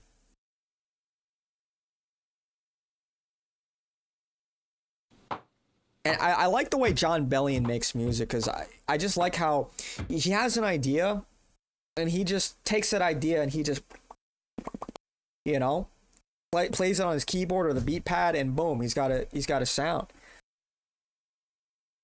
And so on the one hand, you lose the barriers to entry are lower, but you lose that technical mastery over your instrument, over your sound. But you gain something that probably never would have existed in the first place, you know? And all my bitches, that new shit she put out is way. Yeah. Yeah, going back to the 83. You guys are all having a good time, but did you know? Did you guys know about the USS Liberty? Ever seen the video of Triumph at the US Festival? No, I haven't. It's all auto-tune. Yeah, it is auto-tune. There is a lot of auto-tune. Thinking of Pink Eye makes me think of old iDubbbz. Who could have seen it coming? Yeah, iDubbbz is cooked, man. What's this? 44 minutes That's long. it. That's it. No, camera. Why are you coming up to me? Don't do it. Don't do it. You feel good to take money from people, yeah? Where you from? Very good. You need a Snickers bar. Bonjour. This is just depressing. I don't know if I want to see, like, Paris, which was once... You remember how they used to call it Detroit the Paris of America? And now, you know what, frankly, that's still true. That's the sad part. That's still true. When you look at Paris today and you look at... That's still true. This is just sad. Dude, I am so tired of these kickbots, bro. The fucking kickbots.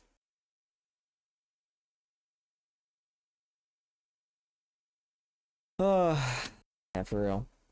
Just start reviewing 80s concerts. Yeah, dude. And like I said, I recognize that there's auto-tune, but it's like, at the same time, it's like, you also have to understand that, you know, stuff like this, like, you know, look at how, like, the record labels have just fucked over artists nowadays, right? Parentheses, record labels, right? And so people, like, in their bedroom making music is kind of a middle finger to that.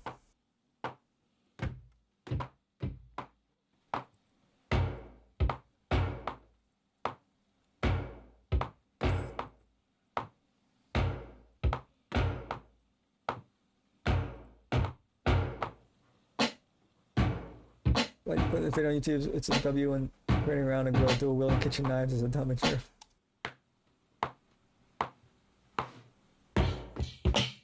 European dudes need to pull their shit together. Yeah. Nazi Germany was the highest standard of living ever achieved. Is that true? So, maybe. Long story short, again, thank you so much. I guess that or like America in the 60s, maybe.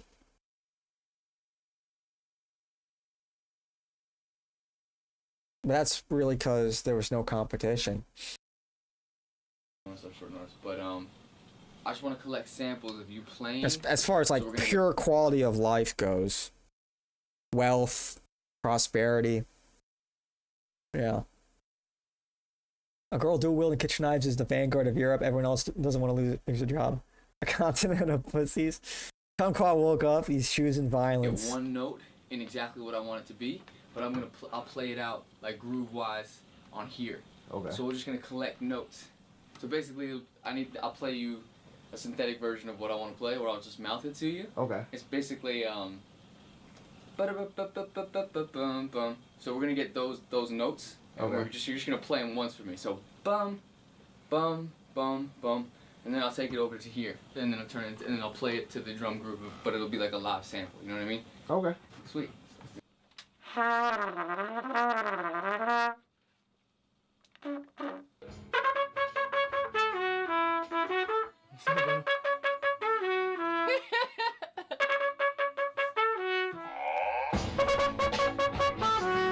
Yeah, with the lay back.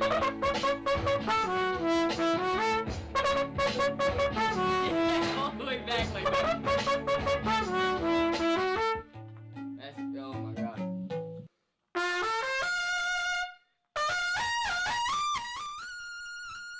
Yeah, it's peeking the mic. You want that shit to chug, you know what I'm saying? Gotcha, so right when you it don't even have to be 1 2 3 1 2 3 4. We're talking even you could even lose time as the comes in. You know what I'm saying? So when you catch that snare the right way, everything's just gonna move beautifully. You know what I mean? Okay. Dope.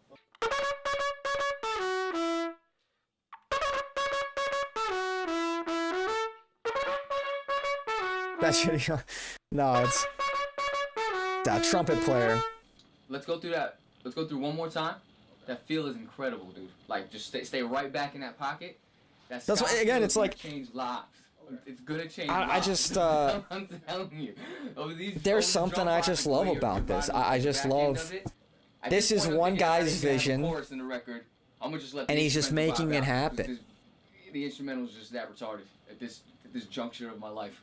I'm just gonna let it rock. So let's go one more time through. Right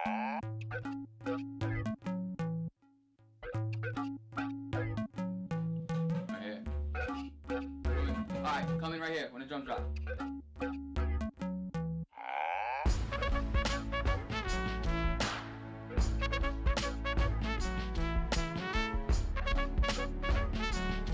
Sounds like Maurice Andre. I don't know who that is.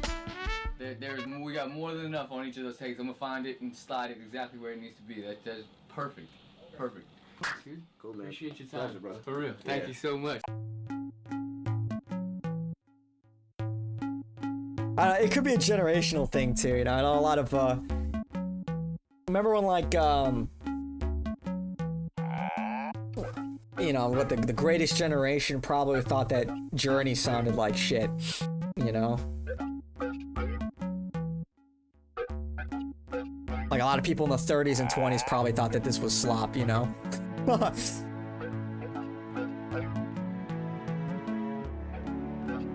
does he have a black accent?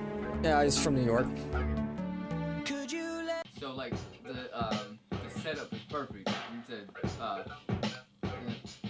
something like money the jealous type, I always knew it. I knew she'd come around if I only sweat the music, but I'm starting to believe that that's a problem to my health. Cause the size I have this chest could make me vomit on myself in the setup. But I get it is kind of slop. I don't know, I like it. The chorus and instrumental, all you think is odd. I don't have to give you lyrics cause I know it's God. And that's why I get emotional when the chorus drops. Bang! And when the chorus drops, there won't be any lyrics cause I warned you before it comes in. Like, you're not about to hear a chorus, there's no lyrics. Usually are you talking about? There's like catchy hooks and choruses. This is just gonna be like, this shit is so dope. This beat is so retarded, it just means more to me and is more emotional if I just let the beat play by itself. That encompasses the whole feeling of the record, you know what I mean?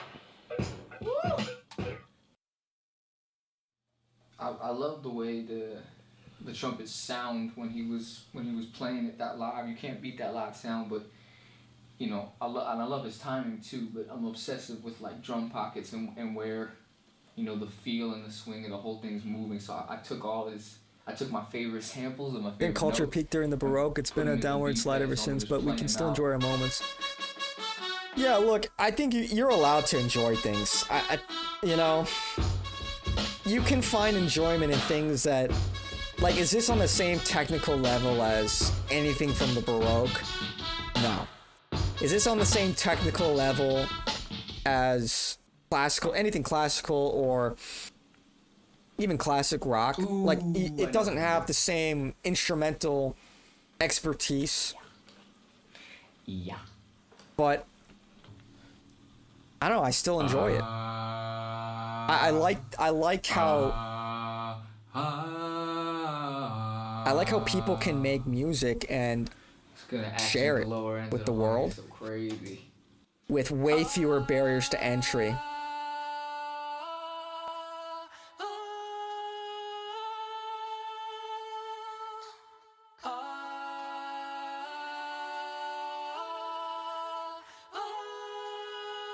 You know, again, something's lost but something's gained.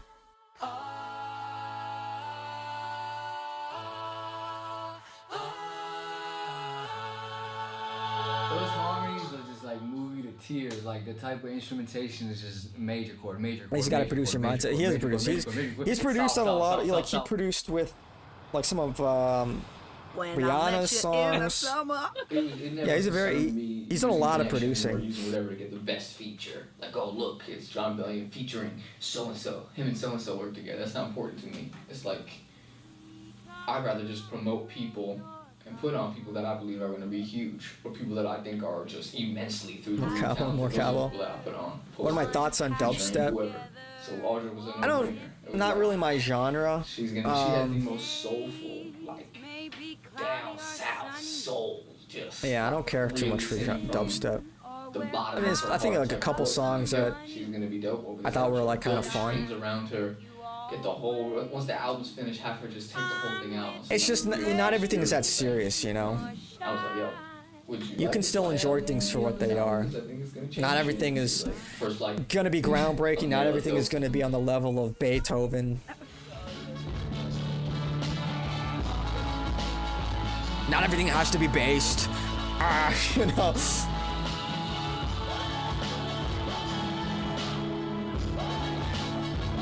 Right here, you come in with we take the same instrumentation that was in the hooks.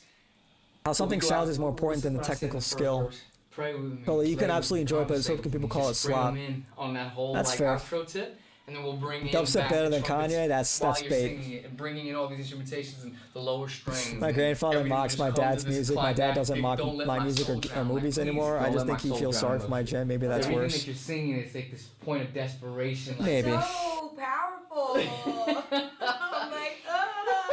Like I'm searching for something bigger. Yeah. Like, don't let all these success, don't let all these things I that do are think happening some to of me it is a kill you. generational 'Cause I made a record that was misunderstanding. gonna first drop. It's called Money Right. Difference of And it's tastes. basically like, yeah, my money's right and everything's going good and blah But there's blah blah. truth But to now, some of it. People won't There is realize that slop I'm music dropping a out record there. That's a rebuttal to that song. So people are gonna say, oh, But I'll this is how it feels, whereas I'll this also is down. say, a lot of the music you're comparing it to is the music that survived the test of time.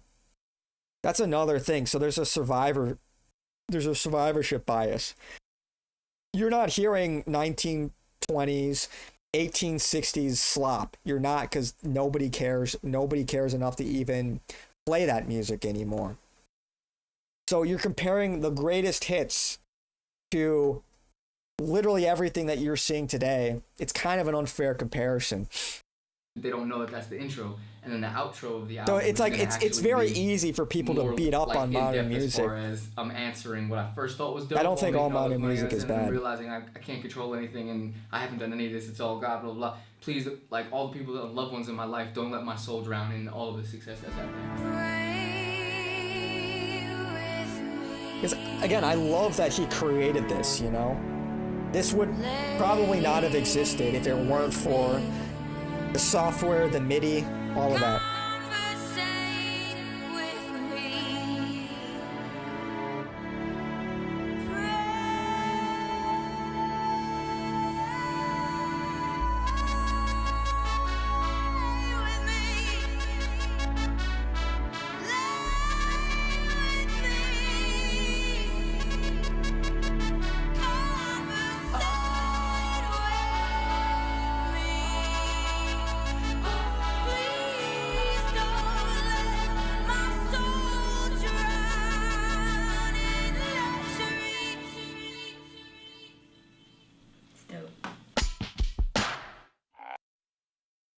Yeah. I appreciate that. I think that I love that, you know, and it's like, you know, I think as like an artist, you use the tools that are available to you. Of course, like, and this is true for writers too. I promise you there are going to be best-selling novels, compelling novels that have totally leaned on AI, to patch holes in their plot, if nothing but to at least review their work. And a lot of people might say it's slop, but you likely get a better end product at the end of the day. This is how we should be thinking. You know, the best, most influential, the best creators of the 21st century are going to make the best of the tools that they have. If you're not using all of the tools you have at your disposal, you are missing out. You're behind. You're lagging behind. I truly believe this. And that doesn't mean it has to be like slop, but like one of my favorite aspects of AI, like if you've never used ChatGPT's deep research, it is incredible. It is phenomenal. I highly recommend it if you want to deep dive in anything. I've used it for historical research. I've used it for, you know, researching even like medical things, you know, stuff like, you know, it's like what Google search was to the world, but times 1,000. It is such an incredible resource. And I think if you're not using all these tools at your disposal, I mean, you're not doing it right. I think it suffices to say you should still have that technical foundation. You know, I think you should still, like, as for, like, a music artist, you should understand music theory. I think you should be the best singer you can be, or the best guitar player, whatever you can be, but then use the tools to make it happen. And then make the end product, that recording, sound better. And then you can have a live version too for the authenticity. But yeah. Buckethead uses MIDI and tape plays on stage, plays virtuoso level guitar at the same time live. Yeah, I think we got to be thinking forward. We got to be thinking in the future. How can we use this technology the best? Youthful Voice, all she has to do now is lose the weight. All right, low hanging fruit. We're going after the low hanging fruit. Okay, look, whatever. Not the point. Anime was better back when they were hand-drawn on cells, though, so I don't think modern methods will always produce better results. No, not always. I mean, look, you can improperly use tools. When I think of anime, one of a more recent anime, I don't know if this was hand-drawn, but like the One Punch Man fight scene, right? From season 1. Specifically, this one. I mean, this is like really well animated. Because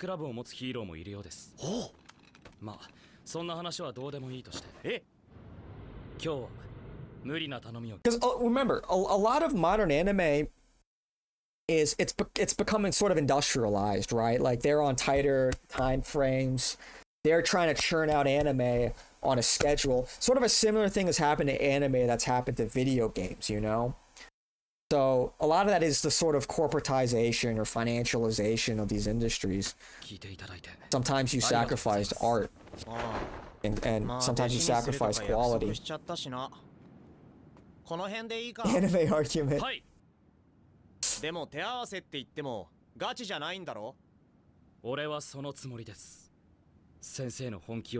I'm not like a big anime guy. I don't watch a ton of anime, but I can appreciate anime. I try to appreciate as much as I can, really. You know, I really don't have anything to prove. I'm not trying to be based or have based opinions. Some things are cool, and some things suck, and you're allowed to like things, you know? There's cool things, I think, from most genres have cool stuff. Like, this is pretty cool animation, man.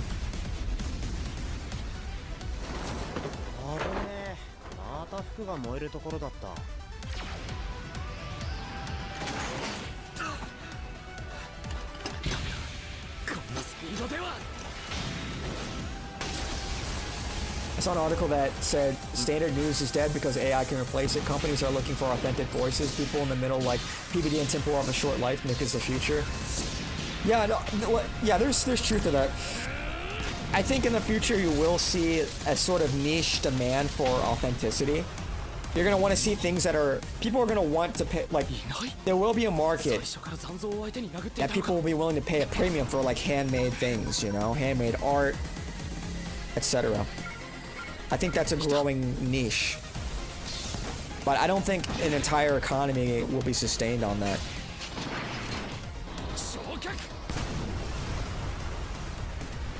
Boss move there, so I try to watch anime nowadays, but 99% of see a slop. I mean, that's true. Again, that's true for a lot of things. Anime, most shows, movies. It's whatever, you know. Manga, anime, slop, but I like it. Handmade Disney sales are probably better, but whatever. There's good anime out there. You know, like Howl's Moving Castle, Spirited Away.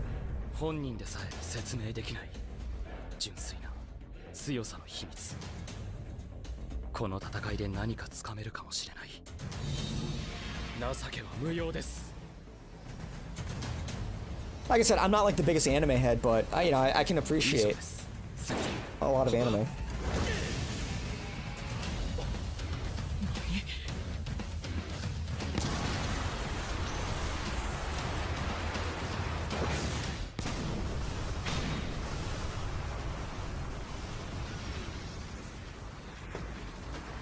腹減った。飯だ飯。うどん食いに行こうぜ。行きましょう。強くなるためならどんなこと You で know, もやる it's like 覚 you're 悟が allowed to have a nuanced take, you know? What are we, out of touch boomers? Ah, everything Gen Z does suck. Ah, these video games. Ah, they suck. Ah, Gen Z music is all bad. Ah. They don't know what real art is. Okay, boomer. Alright, you know? You're allowed to like things. Even slop, yes, even slop. You're allowed to like. It's okay. It's not gonna kill you. You're not gonna not be based anymore. You know, you're not gonna get roasted in the group chat. It's okay. You'll make it. You'll make it. You know, Gen Z, we love brain rot. It's okay, you know? The Last Airbender is the most you'll watch. Fair. So I could drop links. I just need to find a way to, I don't know how to do that. I have to figure out how to do that, how to allow links. I'll figure that out tonight. I don't want to do it right now because I don't know how long it'll take to figure out, but yeah, I always forget to do that. Vinland Saga, but they do suck. Look at old Naruto anime versus new ones, huge diff, and all games are gay now, literally. I mean, I thought that what we just watched was pretty cool. That's pretty recent. Well, it's also on, yeah, it's on, like, Kumquat's been here for a minute. It's also on Twitch. Kumquat's been here for a long time. A long time. I've put up with his fucking shit for a long time. He's driven me fucking crazy for a long time. It's been an ongoing psyop. But what was I gonna do? I was gonna look something. Look, I think there are good games coming out. I think Battlefield 6 is gonna be really good. I like Counter-Strike. Helldivers is pretty decent. I think Lords of the Fallen, I'm excited for the sequel. You get a lot of slop nowadays, a lot of dog shit. You know, don't get me wrong, there's some trash games, a lot of them. But every once in a while, you get bangers. You get absolute bangers. You know, some of them, even if like a game like Baldur's Gate. Baldur's Gate is the writing is totally Reddit, like, feminist slop.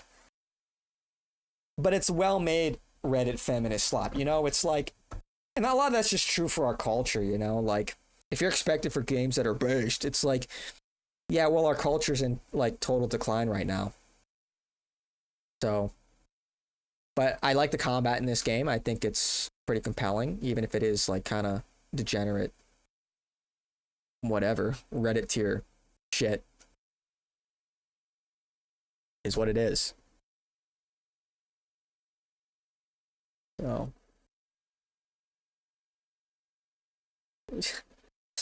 Yeah.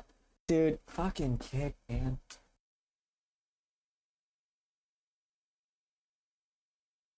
Anyway. I want to see how good my CS skills are. I could boot up a little CS. How long have I been live for? 3 hours and 20 minutes? Ugh. I could boot up a little CS. Do some DMs or something. Wait, where's my lo-fi? They ended the stream? This is supposed to be a 24-hour... What the fuck? How does that happen? Okay. A quick match? Sure. I'll just DM a little bit. Although I shit the bed earlier. I played a couple games earlier today. I had one of the worst games I've had in a long time. I just got farmed by X Pro.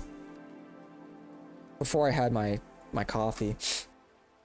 Should have had that coffee, man. I fucked up. I should have warmed up. Yeah. Bioshock 1. Bioshock 1 is really good. capture card capture my game. One is really good. It's kind of subversive because, you know, Ken Levine, one of them boys, you know.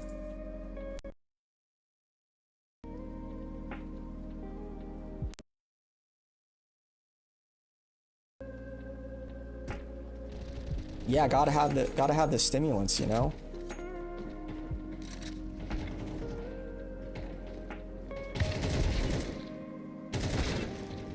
So I could lower the volume. Tab, and then it stops capturing. Do it with the display stream compression. Let me restart my game.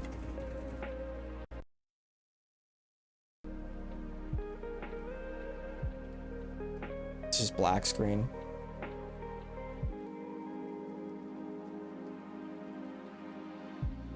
Now is the screen just black entirely, dude? You gotta be kidding me. Oh, great. Yeah, Ken is.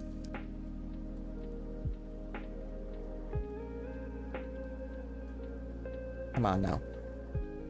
Maybe if I restart it, it'll fix it.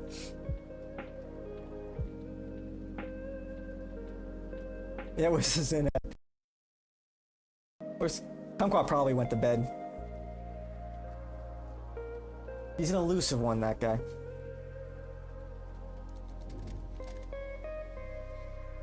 Dude.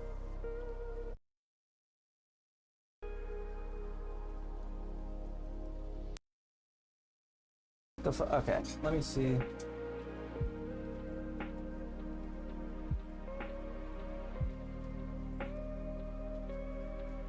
Awesome.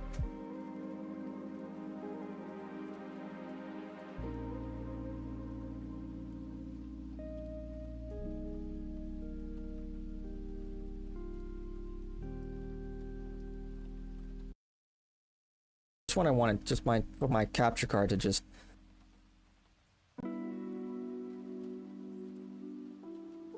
Okay.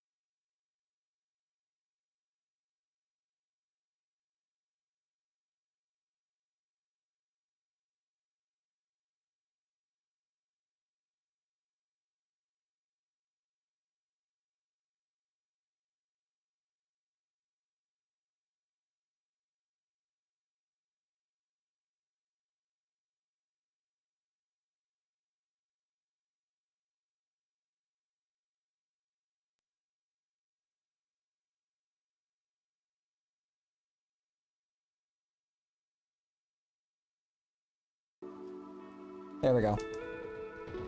Yes, because I restarted the software and I have to redo the audio because for some reason I'm getting jitter.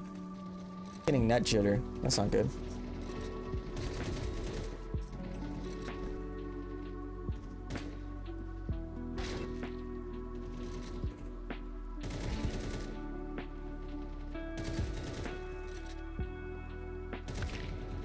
Opping and warm-up, dude. Opping and warm-up. You love to see it.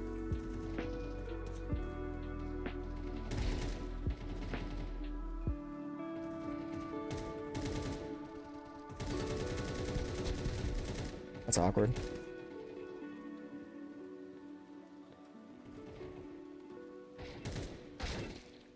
Yeah.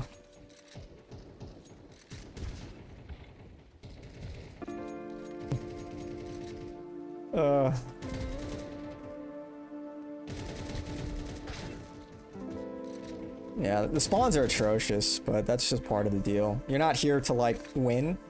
When you hop in deathmatch, you're just clicking on heads, you're just warming up, you're just working on your mechanical skills and shit.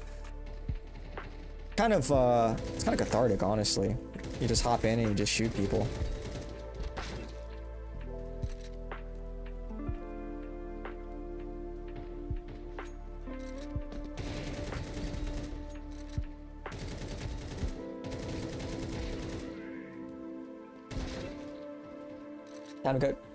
Time to go troll the chubby Hindi women staring at the camera like livestock on the verdict. What did I just read? What? Chubby Hindi women? Huh? What the fuck are you guys talking about?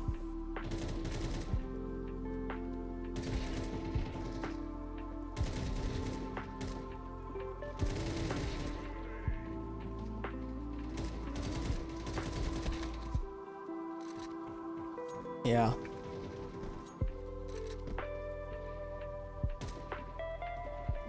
Yeah, we're like at that point in the night in the stream.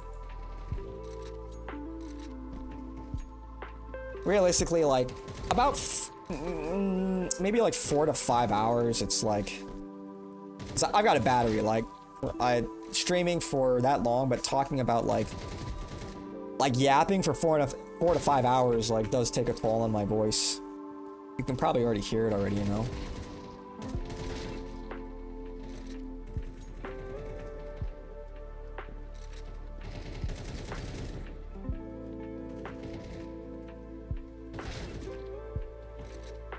You see the Center Pro coming out? The shooting doctrine is way different from the CS. Yeah, CS2 is different. Like it's like you do like these little slide movements and like the movement's really important. Yes, it's what you do when you don't play. Yeah. Yeah, you see the semi-pro, yeah. Yeah, it sucks because like I don't know. If I start, I know a lot of people will say this, but like the whole North America scene kind of died during COVID, because and like Valorant also helped that.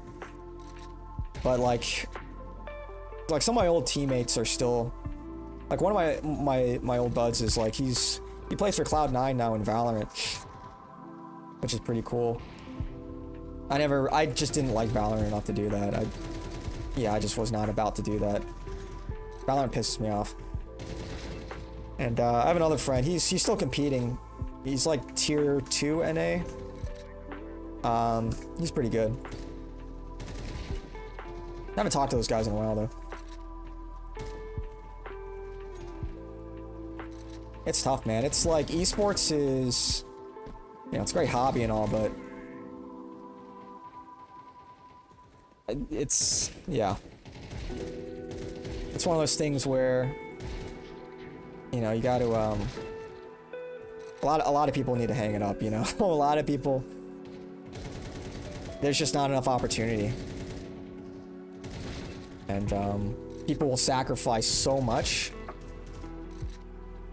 And it's not like traditional sports, you know. It's not like you get your contract. It's like 3 to 4 months in esports is like a year in like traditional sports, you know.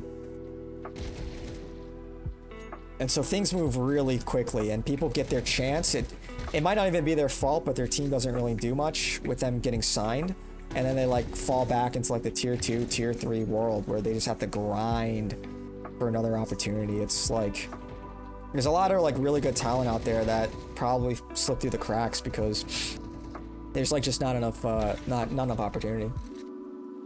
You play Asphalt 8, you like racing games, but the FPS are just too much. Yeah, it's not for everyone. But it's cool. My dad is he plays games too. I mean, like, you know, it's casual single player games and stuff. But he's like playing Doom, and he plays Supreme Commander. It's an RTS game.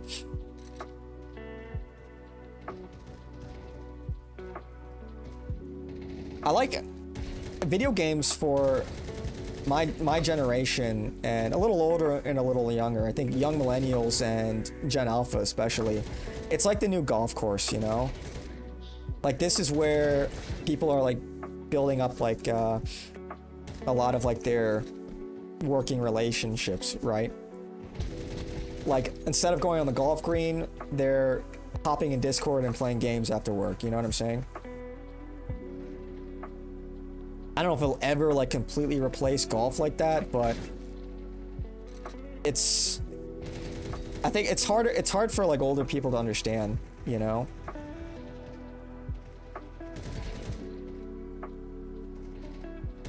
It's also like how I keep in touch with a lot of my friends that I don't see, and like we all live in different places, you know? Even if we don't play the same games, we'll like hop in Discord and chill.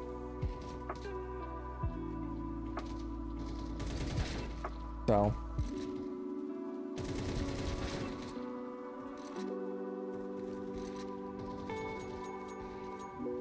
It's so unnatural. Yeah, I have like almost 6,000 hours in this game over like 10, 11 years. I've played a lot. And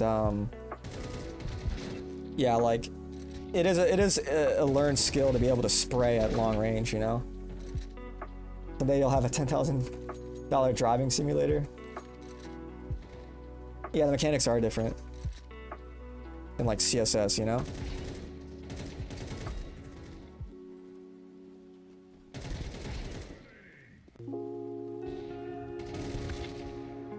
So I don't know, man. I just it's just so like relaxing. I don't know. It's like it's legitimately fun. Just I don't know. Just hopping in a deathmatch, chilling, working on your mechanics. It's like a improvement mentality, you know? Just getting better and better and better.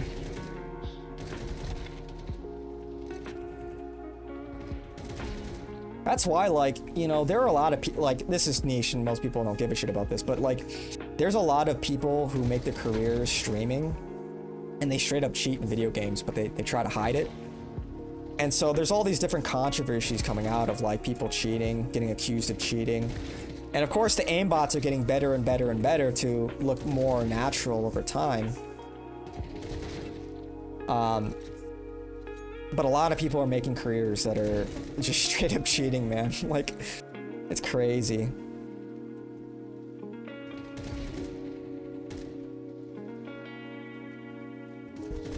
You know, and having put thousands of hours into this and competing at a higher level than most by a wide margin, I know like what's legit and what isn't, you know? Just in the way that people play, the way they move around. What kind of aim is natural and what isn't natural. Like, it takes a long time to get good. And I have a friend and he's been on stream numerous times. I've been trying to mentor him to get good at CS, and I keep telling him, man, like, you know, you just don't get good at this game very quickly. It takes people thousands of hours before they're decent, you know? Like, Counter-Strike is tough. Because it's not just about mechanics, it's about, like, game sense. It's about timing, it's decision-making. And so if you get good at Counter-Strike, you can be good at any video game, I think. I think it has the most transferable skills out of any esport, to like any other game. Played CSGO for 2 hours. Auto sniper the whole time. I'm sure the lobby loved you for that. Yeah, because if you try and spray at those ranges, you'll never hit anything because the spray patterns were so wonky, especially with the AK. Yeah. CS is cool. Asmongold excused Elon of cheating in Path of Exile. Accused? Yeah, no, I think, yeah, 100%, dude. Do you have any idea how much fun? And that's such a retarded thing to lie about. Like, you're lying about being, well, the top 8 player in the world on a hardcore server. Does anybody fucking believe that? So let me get this straight. You're running SpaceX, Twitter. You're campaigning with Trump. You're running Tesla, the Boring Company, his solar panel company. Yet somehow he still has the time to fucking grind Diablo 4.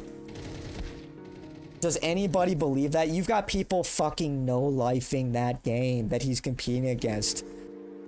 You know, 18 hours a day, every day. You know, it's their job. It's their fucking job. Like, nobody who actually plays games, like, actually believe that shit. DS and Classic MW2? Nah, dude, MW2. Those were the days. CSIQ. Yeah, CS. My Steam?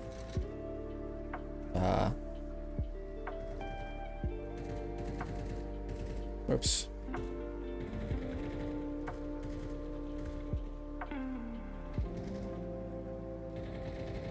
There's my Steam. So. You can... Unquap believes. Yeah, I love this community. Yeah. W community, you know?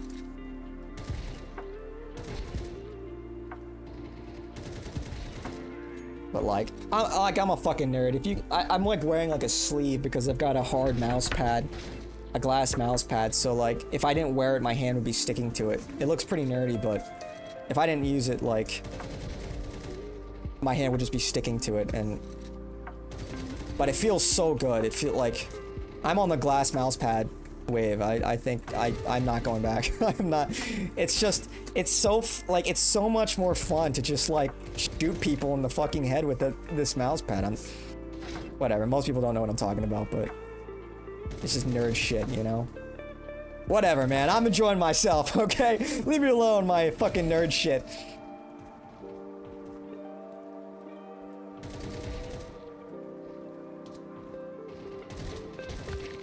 Oh, lucky.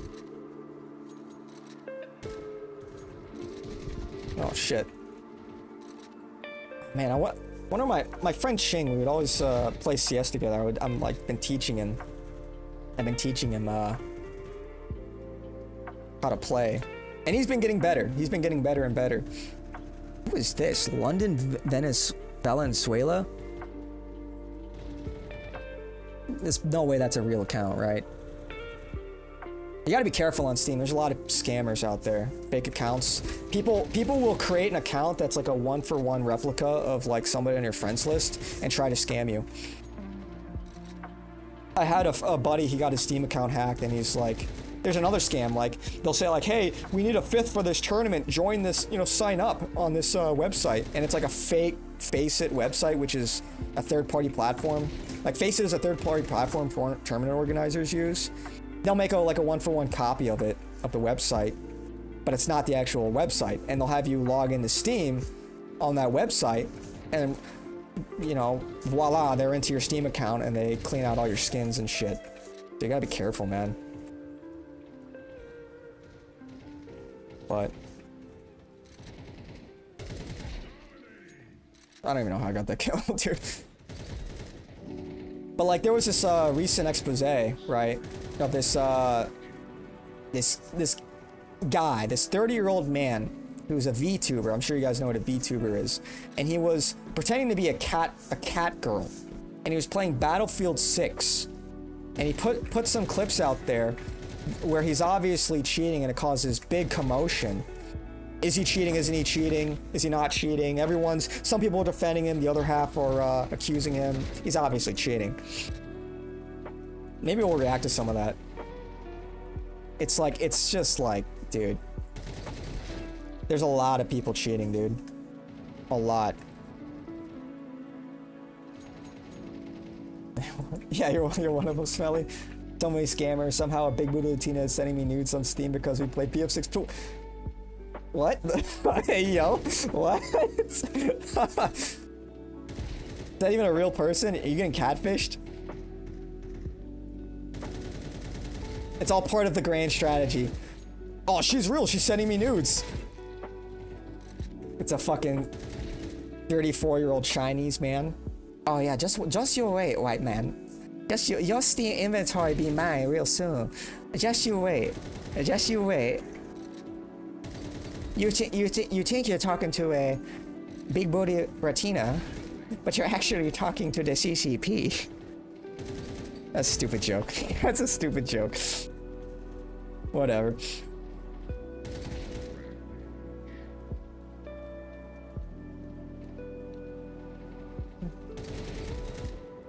So,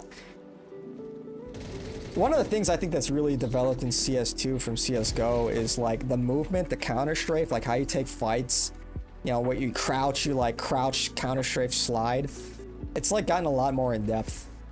To where like the left hand is like more important really in many ways than your right hand. The way you move and throw off other people's aim.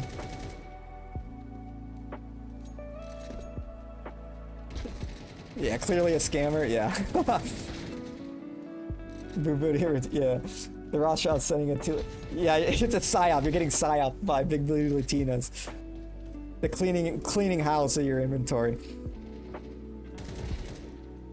Don't fall for it, lads. Never goon.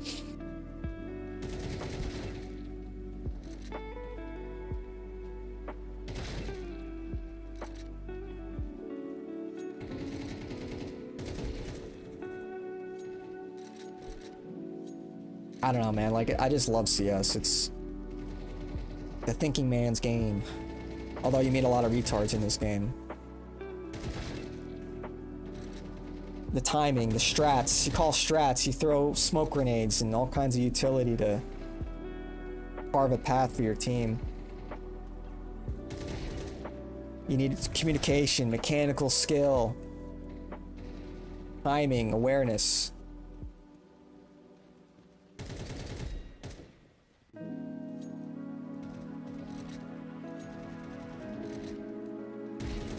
And you got your skins that you can just like, oh! You got your skins that you can just like a fidget spinner, just, you know. Look at this. Look at this. This keeps my attention. I'm paying like, look, I'm entertained right now. Look at that. I'm like a toddler.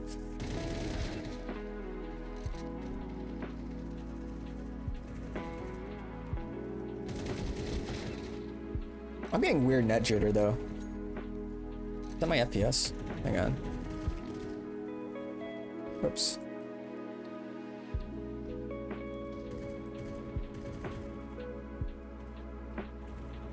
Why's my FPS low? I wonder if it's my internet. I'll have to check. My chat is so cooked.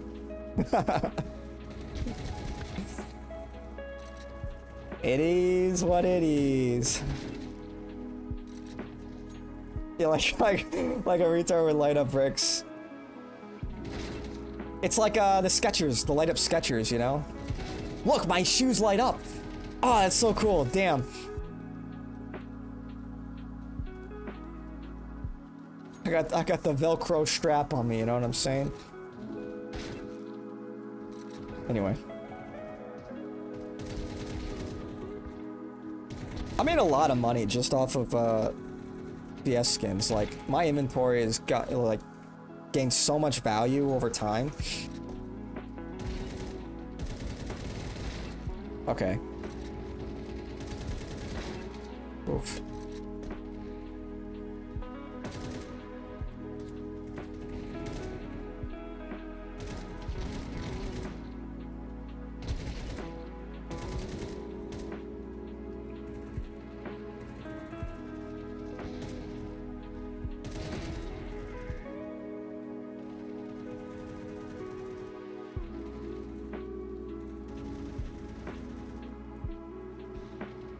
Damn, no one's gonna peek me?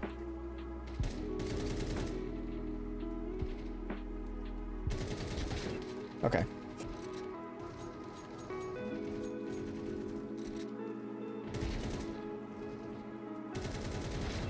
Oof. Yeah, man. What can I say?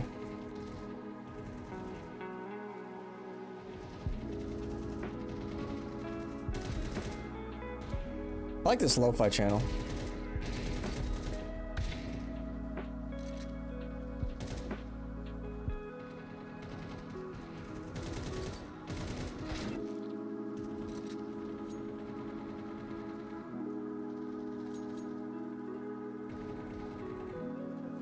Don't need that open anymore.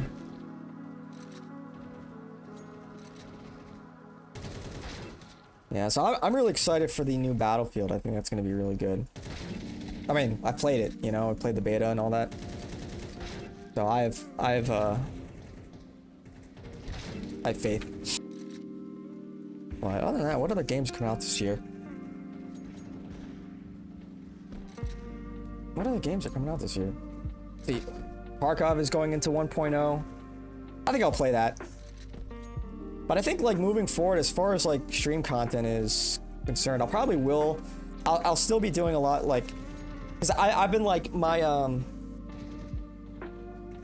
more and more young people are waking up, so it's beginning to shift. Thanks to Nick. Yeah, for real. It's true. Battlefield looks sick. Real can't wait. First FPS I've enjoyed in a long time. I want to check out Dying Light. The Beast is a new res game. Yeah, that might be good. I played Dying Light 2. Not in a great state when I played it. It was pretty buggy. Pretty fucking buggy. But maybe the Beast will be good. But I think as far as like content on the channel goes, I think I've been like mostly doing like 4-hour streams of like just chatting. I think I'll stick with that. And then maybe like extend it at the end a little bit with just some chill gaming with the homies, you know? Just like a total like vibe shift. You know, sometimes I just want to chill. I want to chill and have fun. I don't always want to be talking about, you know, the Jews, you know, and shit like that. It's like, you know, it gets tiresome sometimes. I think everyone can understand. And nor Matt Walsh. Honestly, who tells themselves when I wake up, I want to be just like Matt Walsh? Dude, Matt Walsh sucks, bro. He's so gay. He's such a fucking loser. Nobody likes him. Nobody looks up to him. Oh, look at me. I'm a beard. That's how you know I'm a man. Huh. Look at me. Look at my set. Doesn't it feel so earthy? Look at all the earth tones. I got wood, because that's how you know I'm a man. I got wood paneling and shit. You know? It's like we're in the outdoors, but we're actually on the set, because I'm a man, and I like manly things. Did you know that? Look at my beard. Like, shut up, dude. You work for fucking Jews.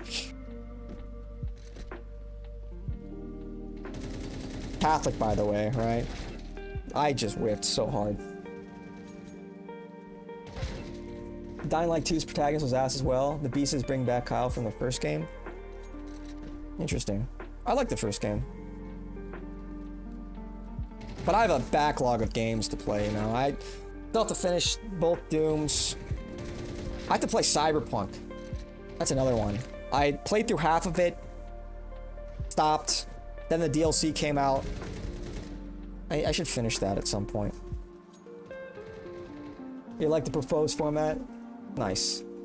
I like it too. What kind of wacky game types are there in CS2? Not as many, because they kind of fucked up the server browser. It's kind of a contentious topic. Like, you know, they made some changes, and like when CS2 launched, you know, CSGO had the server browser, but now it's not quite the same. It's like harder to find stuff, and so the custom game modes have kind of taken a backseat, and I think that's a huge missed opportunity. In fact, I'll talk about this. Let me go off on a tangent a little bit. Like, I think user-generated content is huge. Like, I think it's so important for the longevity of the game. And I mean, just think about it, right? You're allowing the community to make their own content, right? To make their own fun. And, I don't know, like, think about all of the cool, wacky game modes. I mean, go back to, like, Halo Reach, for example. Forge mode. Custom games like Griffball, Open Season, you know, Infected, Bat Kid. you know, Death Run, all of these custom game modes. I think that's such a huge missed opportunity. And that kept Halo alive for so much longer because people were just having such a blast making their own fun. And so I think giving the community tools to do that is the best thing a developer can do to extend the longevity of their game. I mean, look at Skyrim's an extreme example. It's a single player game, but that's still one of the most played games on Steam because people mod the shit out of it. You can turn that game into something completely different. Something that looks great in the Big 25, you know?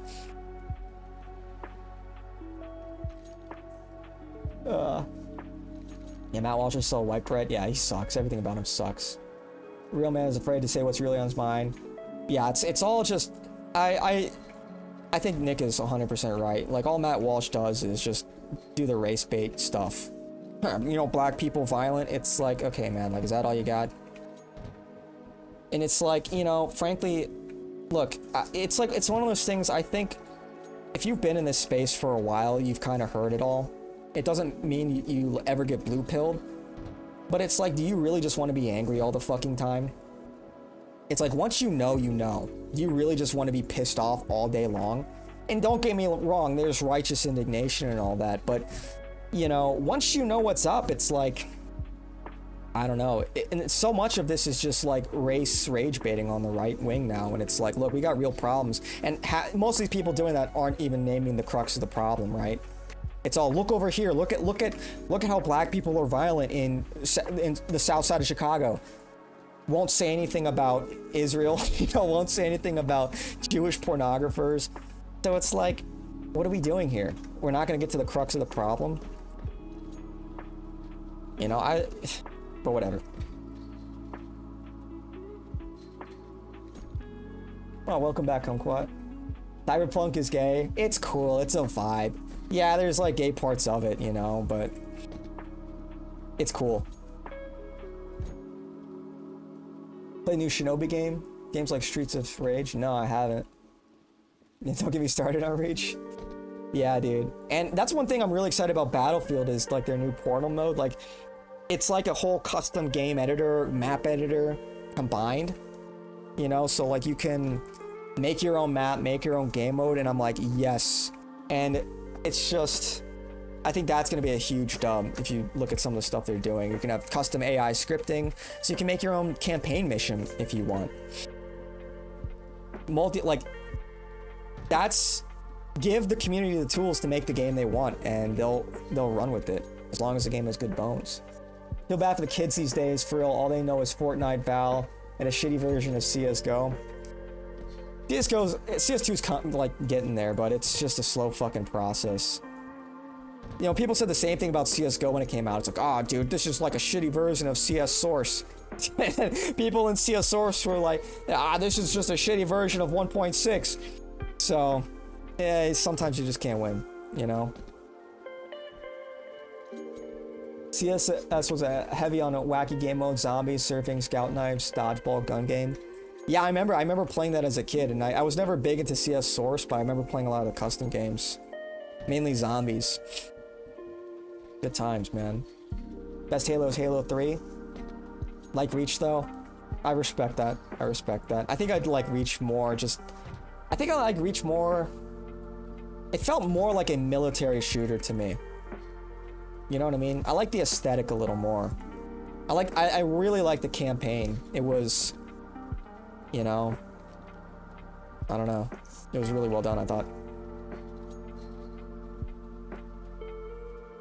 I don't think Nick wants to get on PBD. He exposed a contradiction, now he's just cooking PBD.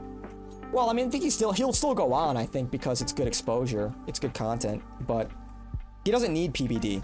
You know, PBD, like, they kind of need Nick now because they're cooking their own reputation by not having him on, but having Netanyahu on. It's like, dude, please, come on now. What are we doing? What are we doing? Hey, you got the jerk sleeve on? Serious mode active. That's not a jerk sleeve. Damn it. It improves my aim, my accuracy, excuse you. You won't understand. You're not a glass mouse pad user. You won't understand. Don't make fun of me. Damn it. It's a toss-up between Halo 2 and Halo 3, but Reach is goated. I respect it. But I think Halo 3 is better simply because it offered more. Forge, custom games. Yeah. That's when Halo had mono graphics. Halo graphics was always behind. Not on the console. People thought the console graphics were groundbreaking, like Halo 1. Looked way better than other launch games like Return of Castle Wolfenstein. Halo Reach was your first, so it's always going to be your favorite. Based. Who can't wait for Master Chief to be ghetto gay black dude under the mask, and his actual voice was actually altered so people could understand him. Yeah, I wouldn't put it past him. But whatever. It's at the point where if they kind of already ruined Halo, as they've ruined so many other franchises. It is what it is at this point. It sucks, but I think the way to beat these companies, like if you really want to make these companies feel it, then just really the answer is to be apathetic, to be kind of indifferent, and let the franchise die. If that's the direction they're gonna take it, because you know, I think outrage is way preferred to apathy. If nobody was talking about it and nobody gave a shit, then it would truly die. That's how you know something is cooked.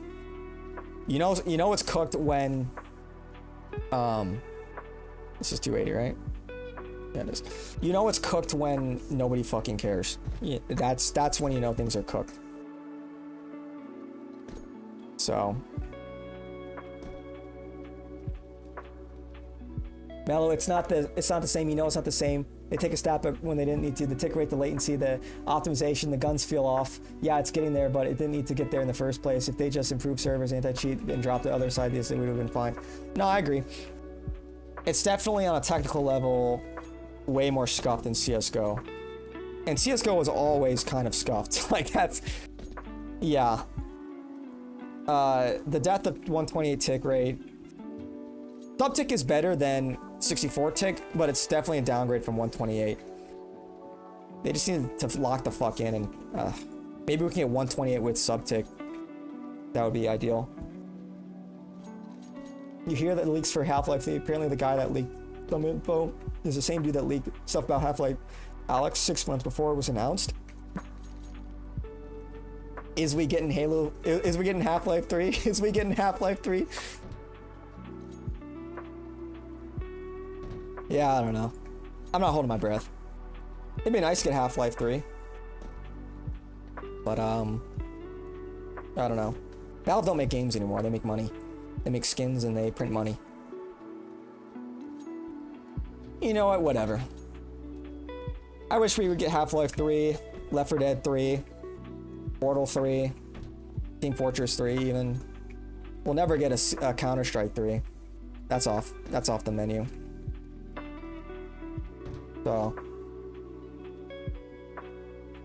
Hank, yeah. The jump from previous CS to CS:GO was needed, no, but this jump, not at all. There are a number of nice things. I like the way smokes work. You know, the graphics obviously look better, but yeah, no, it's... There are some things that are on the back end better, but functionally, the game is not as good, I think. Like, the new smoke interactions are huge. Huge dub. It's just, Valve are just so fucking slow at fixing their game. It's like, there's real performance problems in this game. Especially with the 1% lows. Whenever, like, people are shooting on the map, it just performance tanks. And, yeah. We were Spartans. Half-Life Alyx takes it. Oh, you get. Yeah, you will take Half-Life Alyx and you won't complain. Is we getting more, sir? Battlefront 3. I don't think we will see a Battlefront 3, to be honest. And Battlefront 2 is in a good spot, but the reason why I say that is people forget the disaster that Battlefront 2 was. Remember the loot box debacle? There was like legitimate proposed legislation because of the loot boxes from that. That was such bad PR for Disney. I don't think they want anything to do with EA ever again. So, I don't know if we'll ever get a Battlefront 3. They'll support the narrative designers on these woke games as antiseptic and they'll get deported. Yeah, just say, you know, just make shit up. I don't know. This game has anti-Jewish undertones. The new smoke interactions and higher skybox are the only objective pros of CS2, you feel like? I don't know if there's anything else. Other than like the visuals, but I think they're like sub-tick is literally better than 64-tick though. It is literally sub-tick, 64-tick is straight up better than regular 64-tick, but it was not as good as 128-tick. I think technically Peaker's advanced. Well, there's problems with the animation system too that they're reworking. You know, gay stuff is happening because the crazy expensive stuff is fun. Yeah, oh yeah, BlackRock and all that. The ESG scores, women, Gamergate did a number on gaming. Because now they all need to have their what are they called? What's the name of that consulting group with like Anita Sarkeesian and all that bitch? Yeah, Gamergate was cooked, bro. Absolutely fucking cooked. That and women getting involved in game development. It's just bad idea. You wanna know why all the female protagonists or any female characters ugly?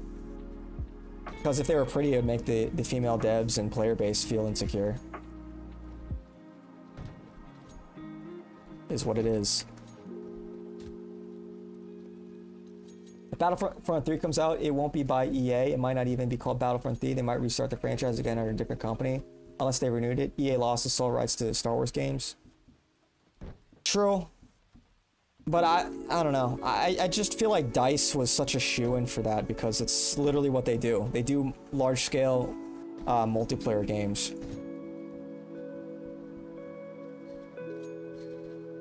And the Frostbite engine's pretty well optimized too. They say we'll fund the game, but you have to work with a DEI consultant that's also funded by them. True. And this is like in so many industries. It's not just gaming. Gaming, I think, is just the latest to get hit. You know, like movies, television. It's funny. A lot of people will visit America. A lot of foreigners, and they're like, "Oh man, it's not like the shows at all. There's a lot fewer black people." Because, like, you know, half the cast in some of these shows are black. It's like, okay. Or some other kind of minority. But, like, their favorite is, like, the black lesbian. That's their unicorn, you know? This is, like, so, like, I feel like this is just... I'm just, like, we all know what's up, you know? Like, this is all kind of, like, nothing really original here we're talking about. It's just, this sounds like a culture war. The woke, anti-SJW. It's like it's 2017 all over again, dude. Yeah, yeah, that's what it's called, right? Sweet Baby Inc., whatever.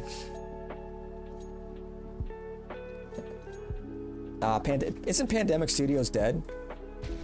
Yeah, they died, right? I don't think they're a thing anymore.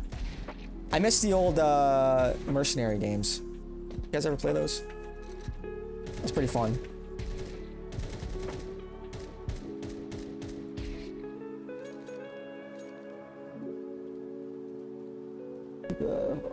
Oh, dude, yeah, the self-inserts are crazy.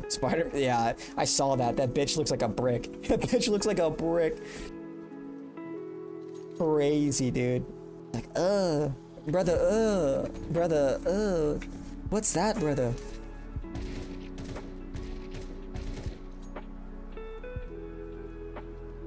Also, you want some black girl gamers? Yeah, dude, like, how many black girl gamers are there in America? 6?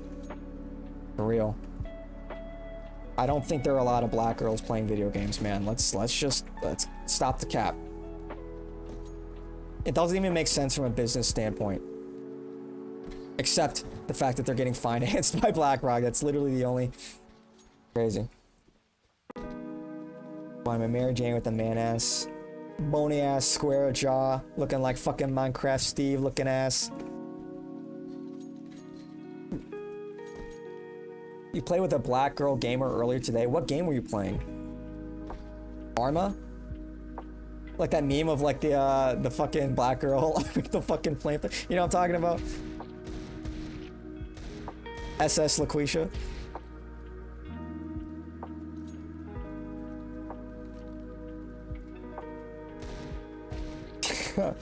Yeah, she's something like that.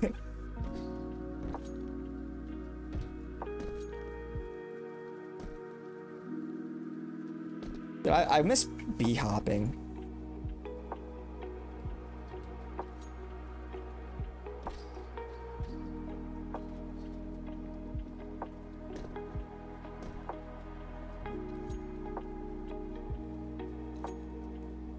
Just not the same. Yeah, the black girl. That's his Wojak, yeah. Yeah, I miss surfing. I think they fixed it. I wonder if there are any good surf servers. Let me look. I was always just okay at surfing. I was never really great. Wait, maybe he's my favorite surf on here. It's KZ.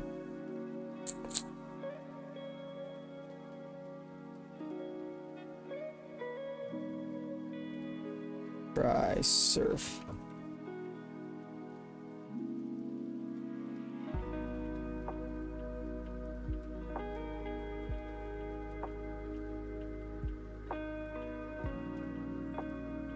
That one's full. Here, we'll just do some. I join a server. It always alt tabs me. I see black girls on Tinder. You swipe left. Yeah. Yeah, not my cup of tea. Not my cup of tea. Do I have to do this with every... Okay. You think she's sorry though? Oh, it's just some like... Yeah, take us north nonsense? No, what is that? Who the fuck are these people yapping? You know what? I hope she just prays for herself and don't be a dumbass. What is this? Type shit. What the hell just happened to my B-hop? What is that? What the fuck? I'm like... Something's broken. What is going on? Whatever. Man, let me mute. I don't want to listen to these people. There we go. I don't know why I have so much jitter. Is that on my end? I've never done this map before. I don't know what the route is.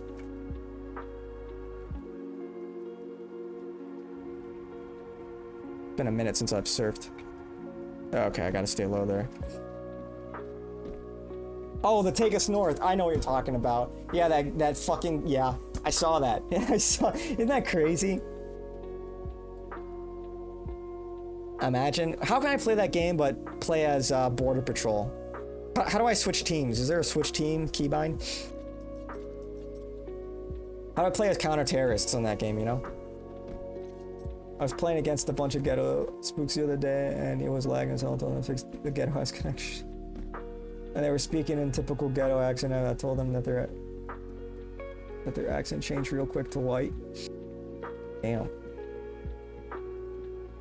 Because it's secretly downloading a Trojan on to your PC. Maybe. Imagine Mossad has control. There was a game announced at Gamescom where you play as a trafficker trafficking illegals into the US. It got so much hate, the company deleted their X. Yeah, I saw that. I did see that. Now I remember. I forgot the name of it though. Yeah.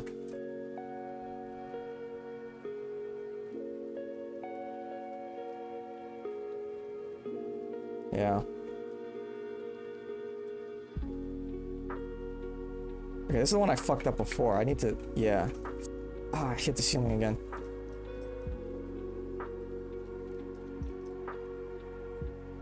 There's a guy that said he was going to make an ice simulator as a response, and he's made games for sorts down us. Next COD Modern Warfare, the enemy, the Mossad. Yeah. I don't know if that's ever gonna happen.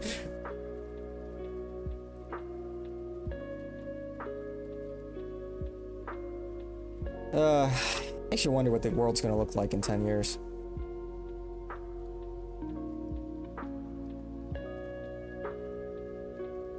Oh shit. Where am I going? Where am I going? Fuck.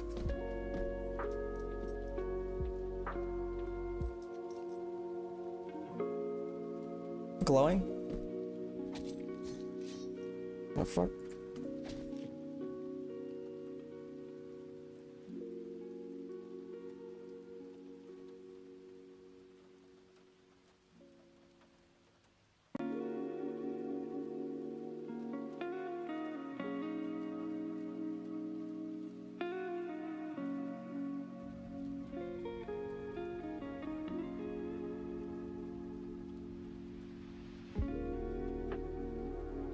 I wonder how much revenue lo-fi YouTube streams make.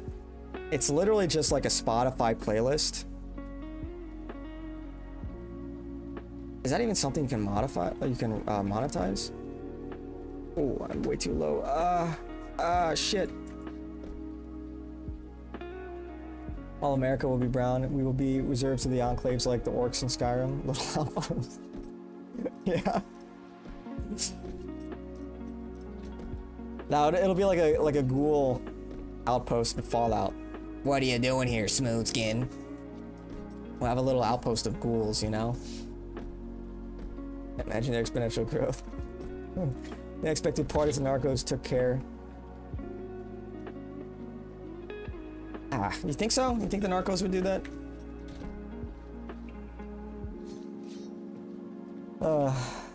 Yeah, no, I don't know about that. Yeah, I don't like, where are you writing? The point where a progress is made within thousands of years is done within seconds. Yeah, it's up to the intelligent, you know? It's up to the virtuous, smart people to defend it, you know? That's why I think, and you're already starting to see this, you are seeing like a contingent, like for example, there are a lot of base black people like that are calling out the problems in their communities. Like one of the most recent trends are like a lot of black people reacting to Nick and like saying like, yeah, he's right. He's told like the Cartier family or the Hodge twins or Myron.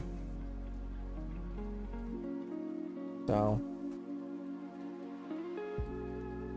but we just need we need to be tough on crime. That's kind of like step one is just be tough on crime, and these problems will resolve. Like the worst parts of these problems will resolve themselves, and then maybe over time, and you know, maybe this is optimistic, you can see the difference, the IQ differential begin to fade. As long as you keep taking out the lowest IQ offenders. Maybe that's overly optimistic, but it's these violent criminals, the people, you know, those that are lacking empathy that are obviously the biggest parts of the problem. But it's up to the sensible black people to speak up and start policing their own. Like they really should be 10 times harder on their own people, because they're all getting dragged down with them. You know, because there are plenty, and I know I've said this before, but obviously there's a lot of cool black people out there that are chill and cool and intelligent, down to earth. But there's a real problem. There's a real problem with black crime. And, you know, the black narcissism and all of that, the culture, and, you know, it's not like the drugs and the single mother households and the violent music is doing them favors, but Obviously, there's more going on there than that. The fantasy lore, yeah. Myron is cool. Shane Hyde, yeah. Yeah, Hodge twins are cool. The Blacks are doing real good work on reposting Nick. Kind of weird. Well, I mean, those Black Groypers out there, you know, like Tenryo, John Miller, Balaclava Groyper, to name a few. Jordan B. You know. So, and Tenryo's a fucking real one, man. Loyal man. Super loyal. So.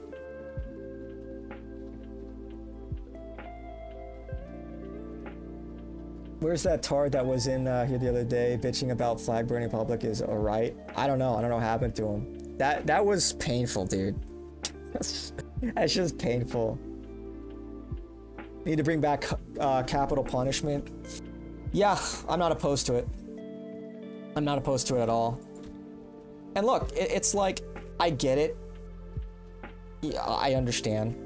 We're talking, like, black people want to be proud of something, and I get it. When you're tough on crime, you are being tough on somebody's brother or son or father, but you know, that's the nature of the beast, you know? Everybody's related to somebody.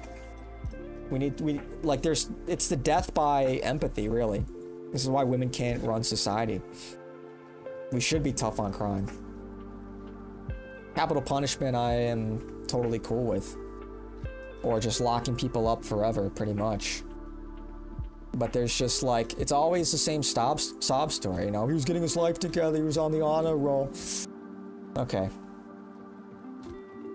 And so like, I'm not lacking in empathy. But it's simply, we cannot allow empathy to cloud our judgment, what needs to be done. You know, God is both parts empathetic, but also wrathful. He forgives, but he also dishes out justice. And I'm not comparing us to God, but it is sort of like the ideal. That we have an empathetic society that protects people that are not murderous killers, you know? And we've kind of forgotten that. It's like, you've got people that are more interested in rehabilitating like psychos and literal unempathetic murderers than they are towards helping people who are hurt by these people. And I'm not saying anything groundbreaking here, I think we all know that, but it's worth restating, you know? That's why I think that's one of the reasons why I really fuck with America First, and I fuck with Nick, because I think this is a core aspect of it, you know? There are people out there that will just say like, just kill all the nons or whatever. And I don't believe in that either. You know, I don't believe that. I think that's also wrong and deranged. And, you know, I am tired of like, I am sick of always having to qualify everything I say. You know, I am sick of that is the narrative of like, I'm not a white supremacist, I'm not this, I'm not hateful. I am tired of having to say that. But it's worth saying, you know? Because a lot of people come here and they accuse us of stuff like that. And that's fucked up. Like, it is fucked up when foreigners come to America and then they just shit on white people. And like, if you don't let me stay in your country, you're a racist bigot. And it's like, okay, fuck off, dude. But, so I am really tired of that whole framing. But, you know, we do have to sort of, it's an uphill battle, you know? We have to get our opinions that are down here up to the top of the mountain. What the fuck is this collision? Our opinions that are down here up to the top. And we have to go through all of the pitfalls that have been put before us. All of the propaganda and nonsense that Zog has put in front of this movement, you know? So, yeah, we shouldn't really care when people call us racist. In other words, like, we're not gonna get bullied into submission. But I do think it's worth reiterating that we're not hateful. And I think diversity will always bring problems, of course. But I think we can try to mitigate those problems. I do think a lot of the diversity at this point is baked in. I don't know how, even if you wanted to deport, like, and I do, 40 million illegal immigrants, are we going to generate the willpower, the political willpower to do that within the next 10 years? Every second that goes by, it's going to be harder to deport people. Maybe. But I'm not super optimistic.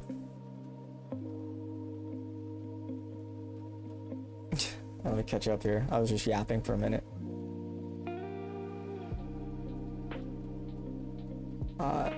But you said it's like killing, yeah, you said it's like killing your wife. Feel flag burning's like killing your wife, dude. I was like so ready to crash out, man. Jason Wilcock is funny though. Poor guy is torturing himself. Bro, 109 IQ, by the way. There needs to be a more stricter law and more frequent death penalties.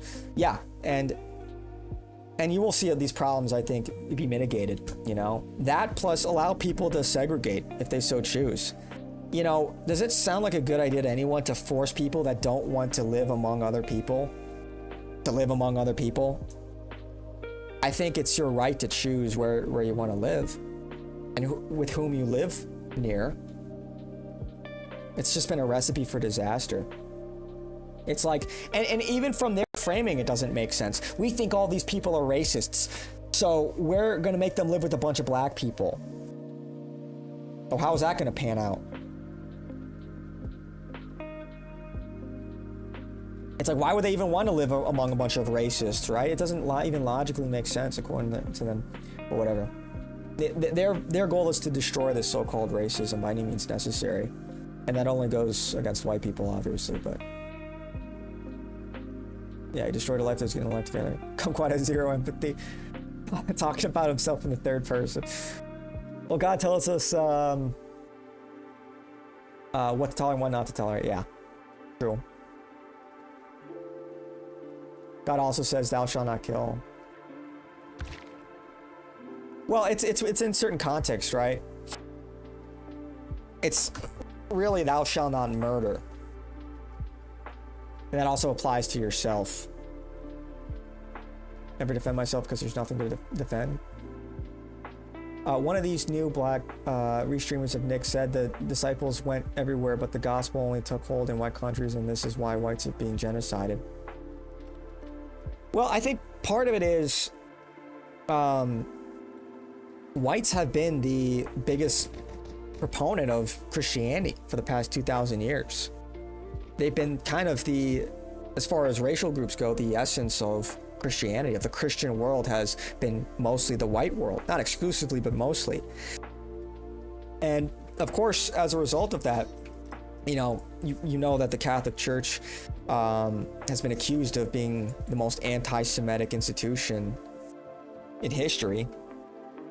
Jews do not like the Catholic Church, but they also don't like Europeans for their anti-Semitism, because they've been kicked out 109 times. Yeah, they've been kicked out of 109 instances of expulsion in the last millennia. And so,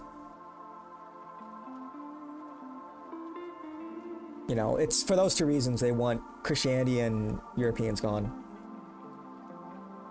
You should tell them, are you emotional? How do you feel about centralized healthcare? Would you want it if we got our debt under control? I think that's something, if we got the debt, immigration, and just basic public health like nutrition under control, that is 100% something we could accomplish in this country. Israel gets free healthcare. They get to skip the lines for organ transplants in America. How does that, like, and we're paying for that. If we didn't spend trillions of dollars going to war, yeah, I think it's 100% something we could do. But people would also have to be responsible about it. You know, you have like a lot of like migrants using like the ER or urgent care in general as like a clinic. and they're never going to pay the debt back, and so it falls on society, and so your premiums go up as a result. So it's totally possible. And you know, this is where like conservatism really does, like a lot of it is just shilling for corporations and the insurance companies. I know how, like, one of the biggest reasons why healthcare is fucked is because of the, well, obviously the immigration and the general poor health of Americans in general. It's redundant. But also the insurance premiums. If you're not insured, you have to pay on average like 30% more. And then a lot of people get denied coverage. You know, my dad's a doctor. I've gotten the spiel from it. Like it's a fucked up system we've got. So I think it's totally possible. And conservatives will say that's socialist. Like, that's like total corporate slop.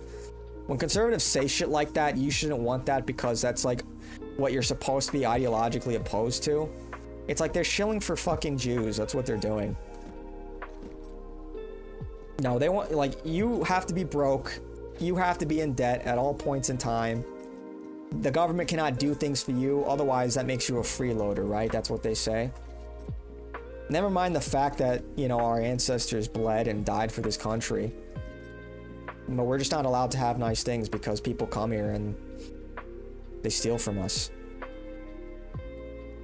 You know, and these, the people running these things, they don't care about us because they're not us. Whether you can blame it on the fact that they're, you know, a lot of them are sociopaths, but, you know, they're Jewish. They don't care about the Goy. They don't care about European. This is not their home.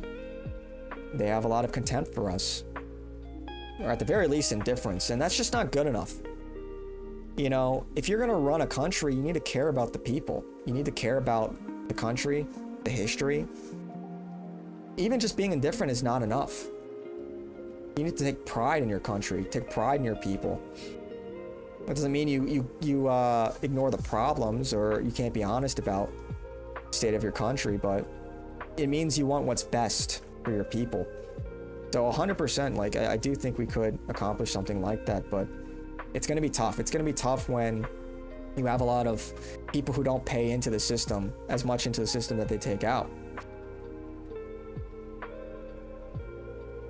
And it's tough when a lot of these health issues are totally avoidable, that people are procuring, that they're bringing about on themselves. Like, look at obesity, man. Look at how many...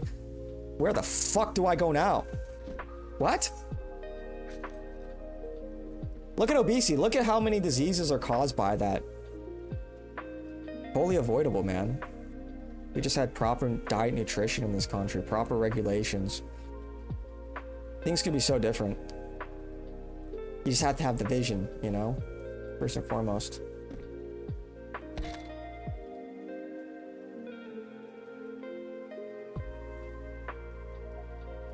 Yeah, no one is hateful like that. Yeah.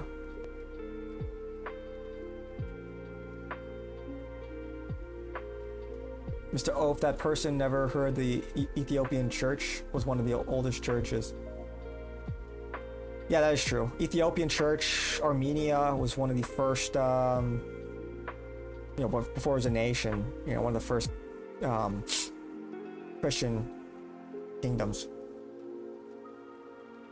The Armenians were some of the first Christians. But as far as the vessel of evangelization, it's mostly been Europeans traveling to the different corners of the world, evangelizing people.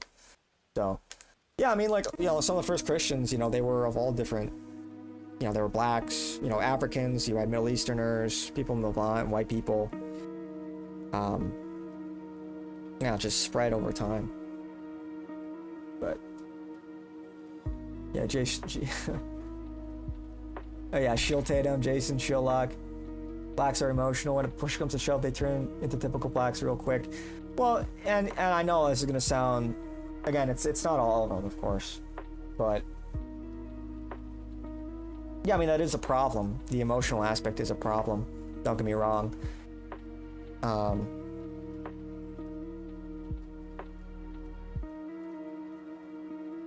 Yeah. Some of that is the lack of proper parenting, and there's a lot of, like, there's an attempt to just lead into black narcissism. There's a lot of pandering going on, and that's not helping anything.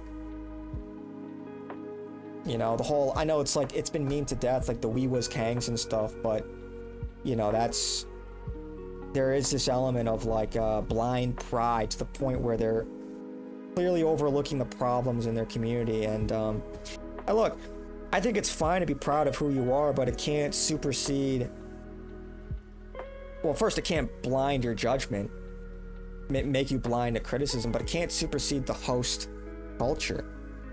I think everybody needs to agree that this is a country of European principles, and it should stay that way.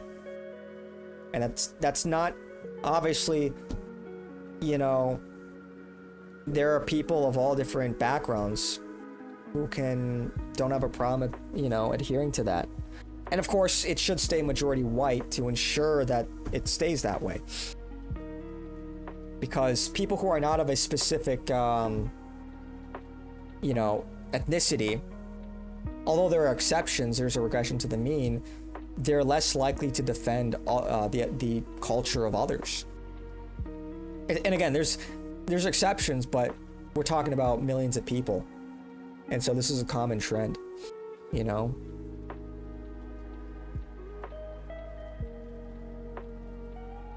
It's just, it's harder to empathize with people that aren't like you. So a lot of it is human nature. So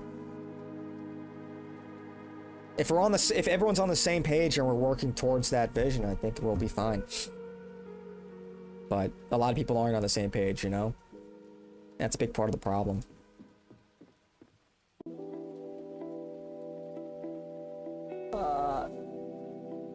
Something about culture. I had a few black friends at school and grew up white area, and they were fine. Yeah, my best friend is black. And he's the best guy I know. You know? And so we can overcome this. It's gonna be challenging, but we can make it work. I think we can. And that doesn't make me a libtard. It's like, well, we can make it work. I know everyone, you know, it's based to be like, you know, say the polemical thing, but we can find a solution here that is humane.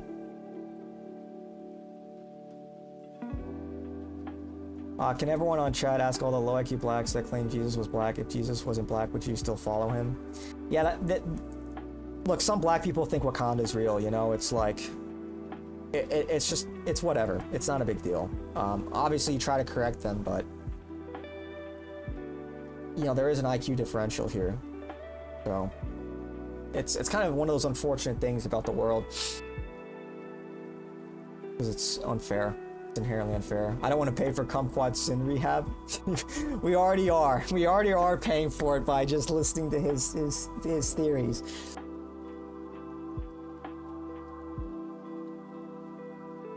We need immigration 100% under control for free healthcare. Yeah, that's what I'm saying. We need to get that under control because people come here and they just take. I'll click on that link later because when I alt tab, it's gonna fuck everything. This is what I'm trying to convey to my dad, but I get called a liberal. Yeah, some people are just too cooked. Yeah, shut up, liberal. The aesthetic of this map is ballsack. Yeah, not the best map. Speaker, I need a Zin. That was about to give a gate. Okay. Yeah, I'm half on centralized healthcare. I mean, I'm not a fan of taxes being raised on anyone, both poor and rich. Yeah, I'm not a fan of taxes, but I don't want to live in a libertarian hellhole either, you know? I don't really believe in the, you know, it's one of those things like if we need higher taxes for a better, more robust society, I know I'm generalizing here, then so be it. We can have that discussion. People in some ways already pay higher tax, like people move to safer neighborhoods, they're paying higher taxes, and so people are already making that trade-off. I wish that weren't the trade-off we are forced to make, but we can have a discussion there. You know, let's get the budget under control. Let's stop giving so much to Israel. Let's stop Let's stop spending so much on foreign wars. Let's bring manufacturing back. Let's kick out a lot of the foreign labor, and that will change the leverage, right? It'll put a lot more leverage in the hands of Americans when it comes to labor. They'll make a lot more money if you don't have to compete with half the fucking world.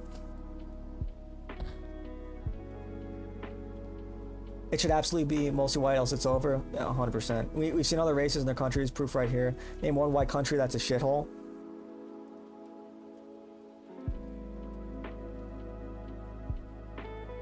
I think you mean inherently a shithole, right?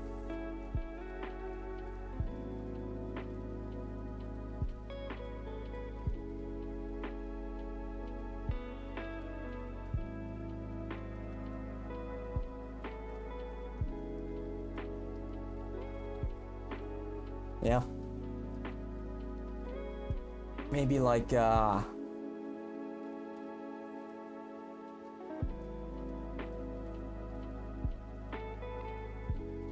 they're all pretty great, aren't they?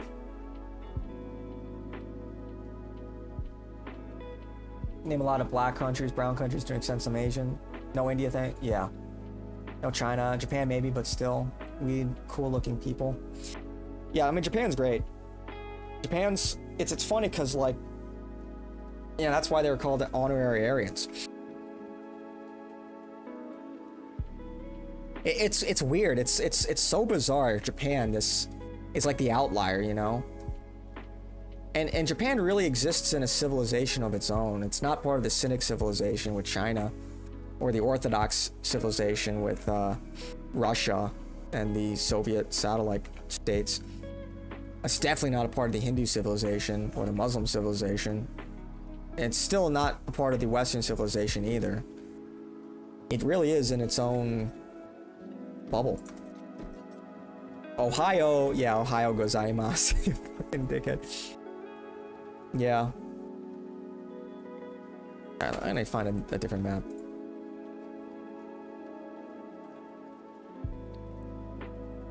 Oh, I have an idea. I'll play this. Yeah, I'll sacrifice my life for Pakistan. Yeah.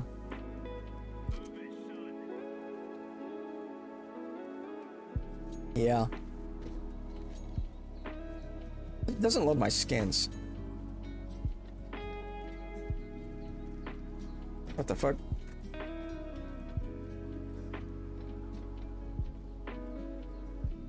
What the hell? Let me sit up.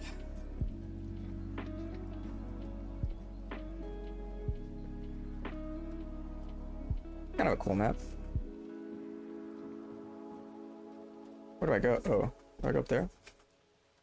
Yep. Haven't done this map.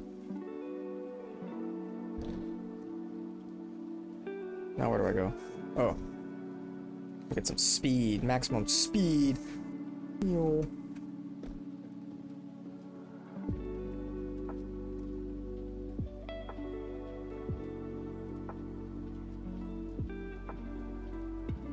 Yeah.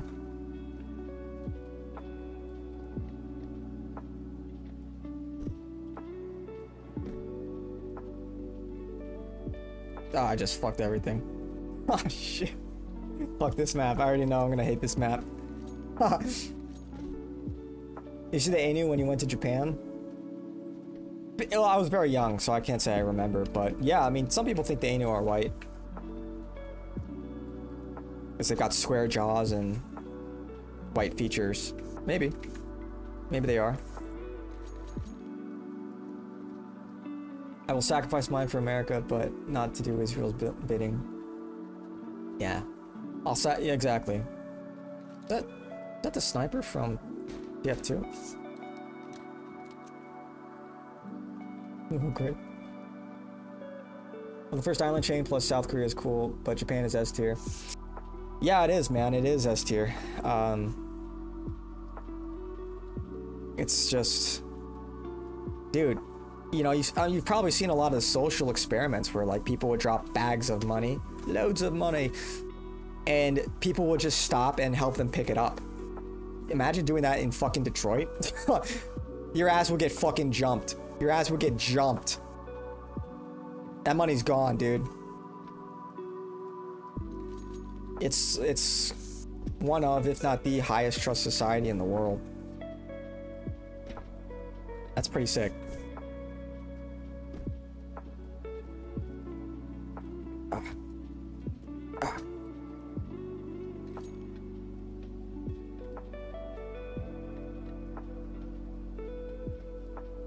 Oh, where the hell do I? A lot of pipe. Oh.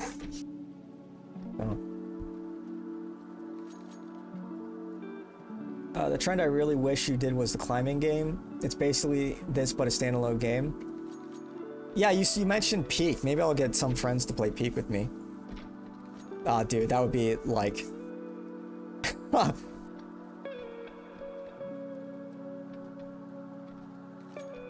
You know, people call me racist, but my best friend is black. I've got... Literally, my Discord is like me. Where the fuck am I going, dude?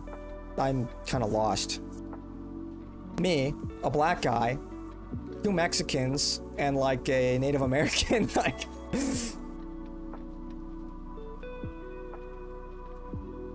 we're all racist. It's great. You know, it's like.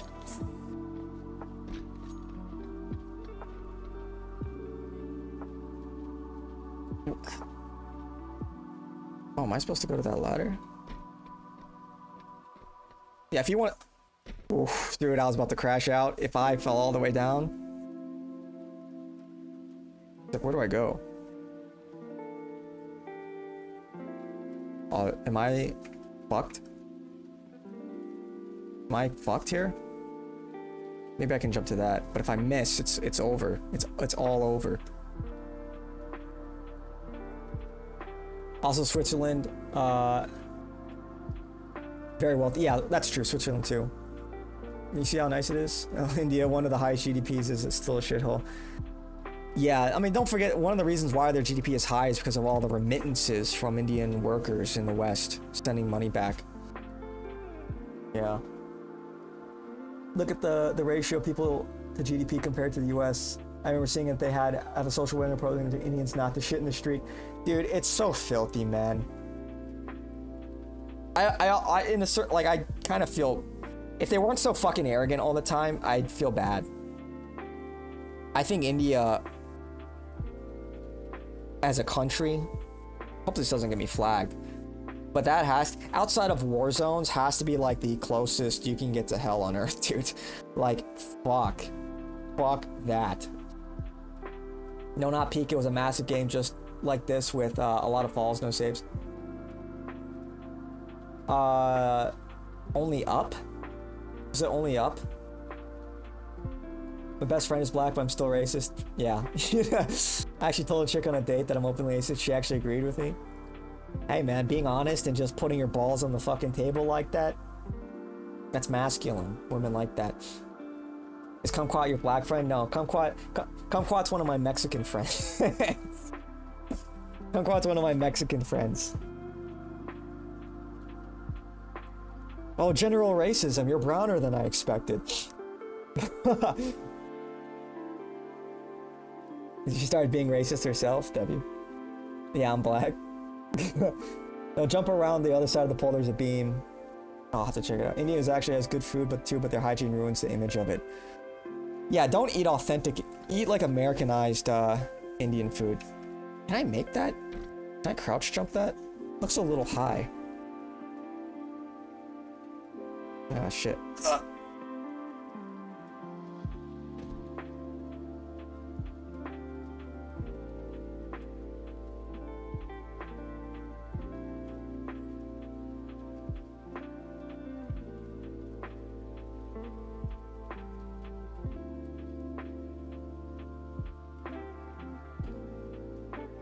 This is gonna take me a while.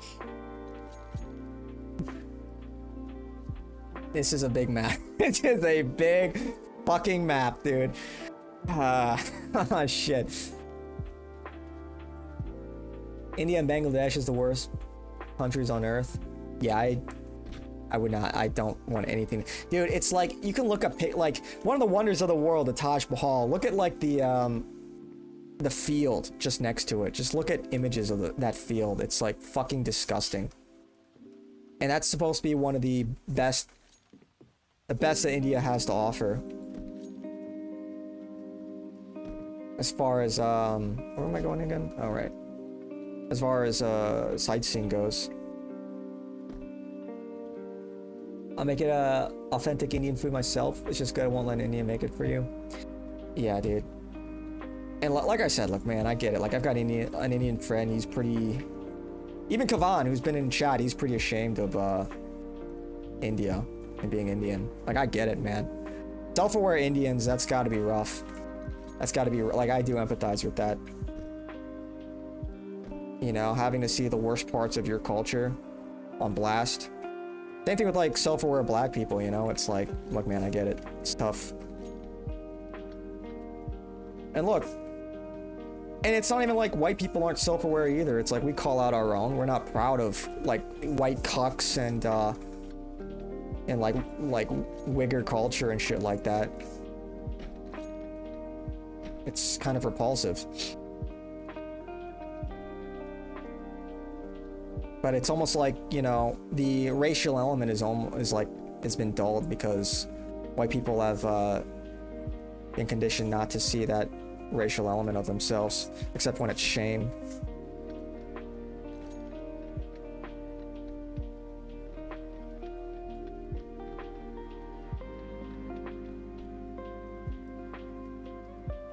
Oh, ladders, dude, I hate ladders. Oh, this one's not too bad. The hell? Oof. Oh, wait, if I can get to that bed, it might take me out of this bitch. What the fuck did I just hit? Dude. Oh, not here again, dude. Not here again. Please! No!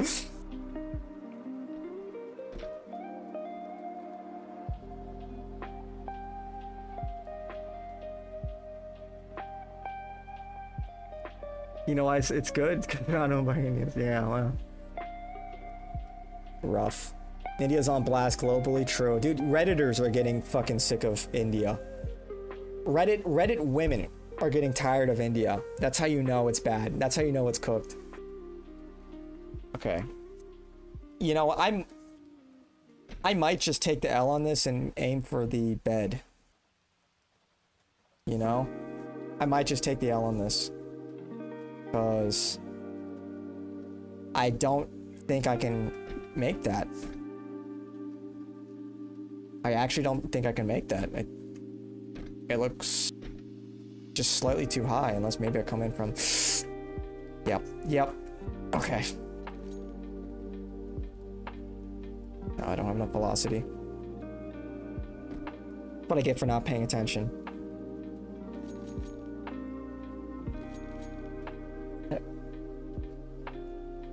Man, lamb vindaloo with garlic naan is great. So many spices, but I guess it makes sense. Indian dishes have so many spices that are antibacterial and that is true. That is true. We looked at the fecal matter of the oceans, and there's just a cloud around India, dude.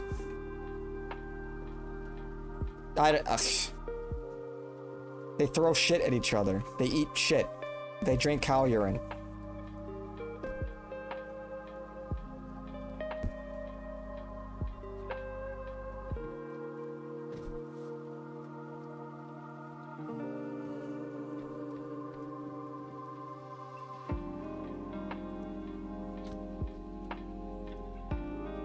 Alright, I feel like if I get past the pipes, I'm golden. I just don't know what the hell I'm looking at, man.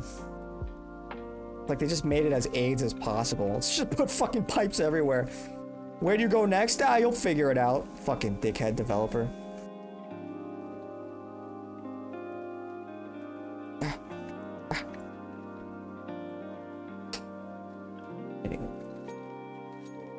Tell you how they survive in filthy India and that adaptation, yeah. Yeah, dude, we all those clips of, like, Indian street vendors I saw some guy getting an ear cleaning. I'm like, are you serious right now? Some guy with like for like $1, this little like ear scraper to ear, like, do you value your fucking hearing? Do you want to go deaf in that ear? That's how you go fucking deaf. You want to get like a fucking like flesh-eating bacteria growing in your fucking ear canal? That's how. Fucking idiot. Yeah, let me pay this fucking street vendor $1 to clean my fucking ears with this filthy tool. It's just insane, man. Some people. This white guy and his like travel vlog. I'm like, dude, what is wrong with you? Okay, let's not fuck this up this time, okay? Wait.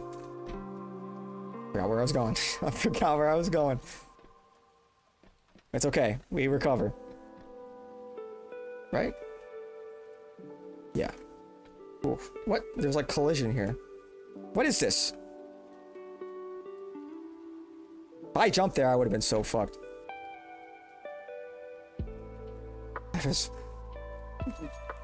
Yeah, there is. They just pour millions of gallons of... Dude, what is there? There's collision. I'm running into something. I'm trying to be very careful. The first time I tried, your stomach hurt a few times. It was fine. There was a nasty Indian eating dal and rice on the British subway while on phone. They threw up and poison and stuff. Is that the Aryan dude going around India? Is that the guy who fucking hates that guy? I think it might have been. I read that myself, but I cook your own, so maybe that's why. Yeah, the recipe's fine. We can take the recipes, but why do we have to take the people with the recipes? You know what I'm saying? Okay. So this is not the correct way to go. Now I know. What happens when I don't lock in? I just lapse in judgment and I fuck everything up. I'm not paying attention. Where do I go? Oh, I go down there and then go back up. Okay. Is that the best way to go? Is there... It looks like I can go up over there too. I'm not going over there. Fuck that.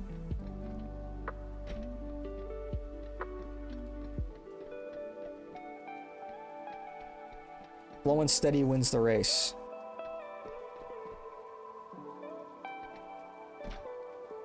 Dude, how does that happen? How does that happen? How does that happen? How does that happen? How does that happen? How does that happen? How does that happen? How does that happen? How does that happen? How does that happen? How does that fucking happen? Are you... How does that happen? How does that happen? How does that happen? I'm like not locked in anymore, dude. This is just... What am I doing? Thanks. Yeah, thanks. Thanks, kumquat. Fuck, man.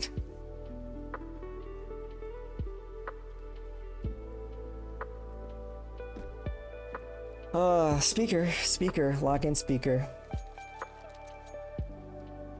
There's an Indian restaurant down the street from my house. All the truckers go there, so at night. And black turk the fucking videos of the Indian guy on the street making that yogurt drink, mixing their hands. Oh, yeah, dude. Did you unban Bob? Alright, quick check. Who wants Bob back? Let's get a quick vibe check. Who wants Bob? One if you want Bob back, one if you want him gone forever.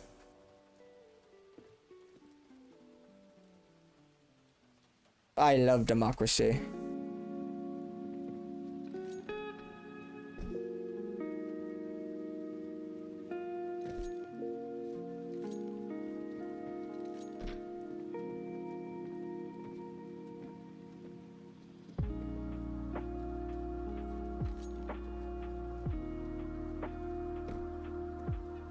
You guys thought it was really bad at movement? I was pretending the whole time.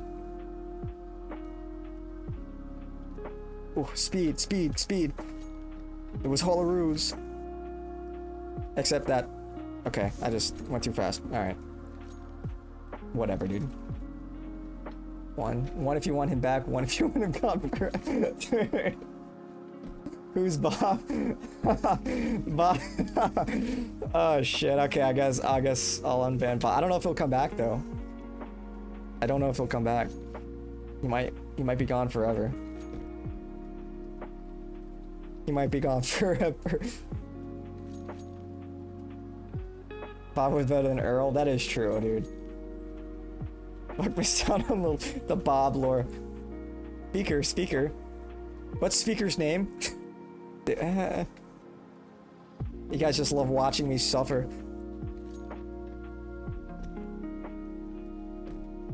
There's like way more like air velocity on this than regular. Throwing me off. So when I try to counter strafe, I sometimes overdo it. Alright, we're back on the pipes. The bane of my fucking existence.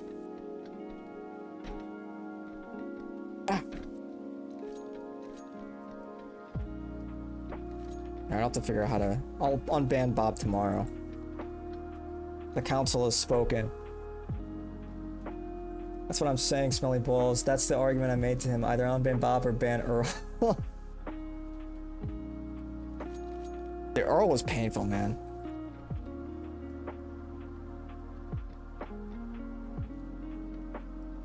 Wait, did I make that jump? Yes, I did, right? Okay.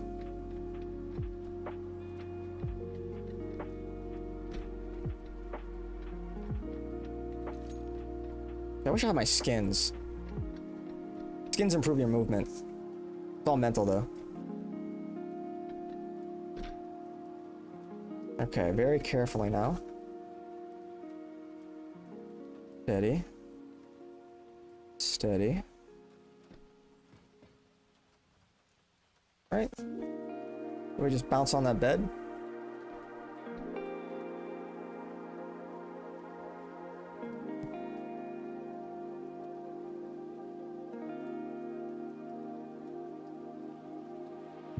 Bob's just kumquats alt. Dude, there was a time I was playing Valorant every day. I know, the dark ages we call it. And there was a guy that came into chat that acted just like kumquat.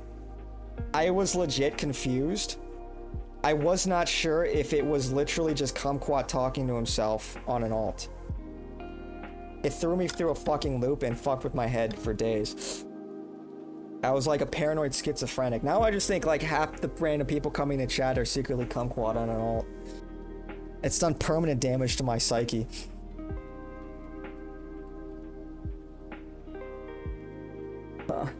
The one thing about America that sucks though is the food. I don't know. Yes and no. We have some... What the fuck did I just hit? There was a pipe above me.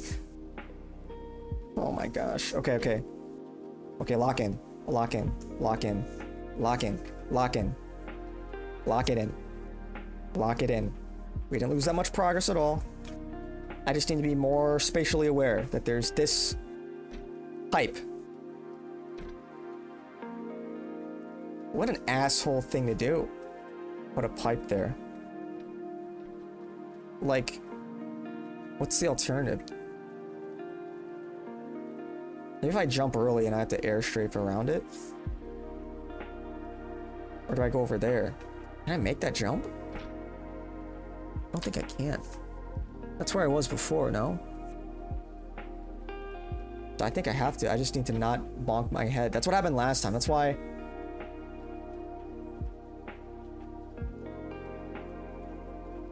No way. No fucking way.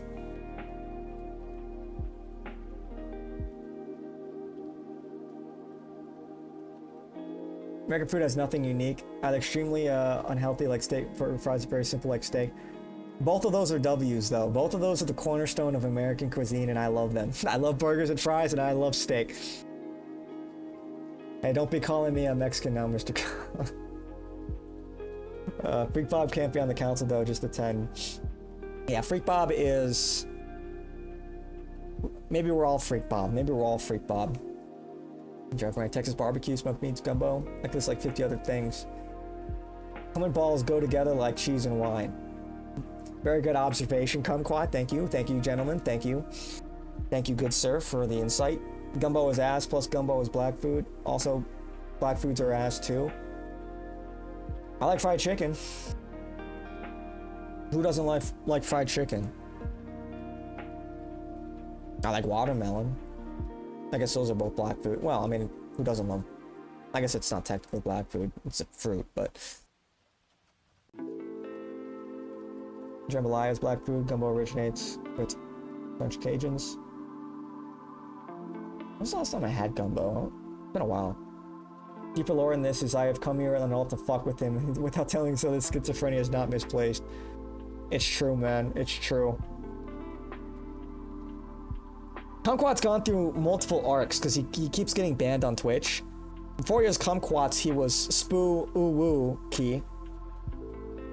And then prior to that, he was Baguette Faggot. Yeah. Deep lore. Kumquat's Legion, dude, he's turning me into a paranoid schizophrenic. Okay. I don't like this jump. I don't like this jump at all.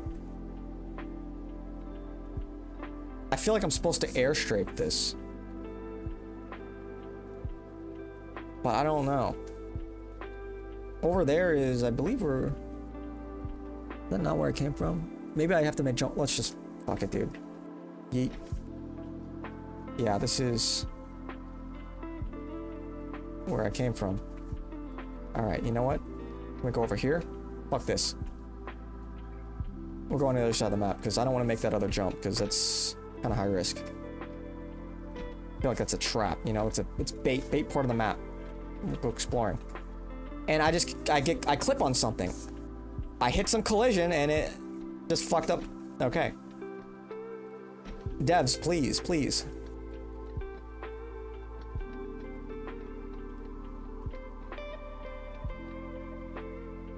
Okay. So we go up the ladder. It's the same fucking thing! Okay, lock in, lock in, lock in, lock in, Mela. Lock in, lock in, lock in. Lock in, lock it in. Lock it in. See? You see it when my movement... There's like some weird collision here.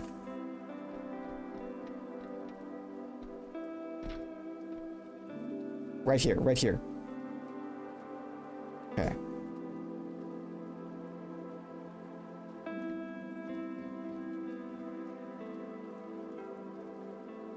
It has to be the way to go.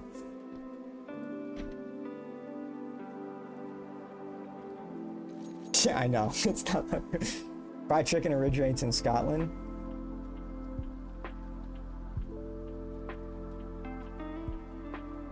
Really? Didn't know that. I guess it's cultural appropriation.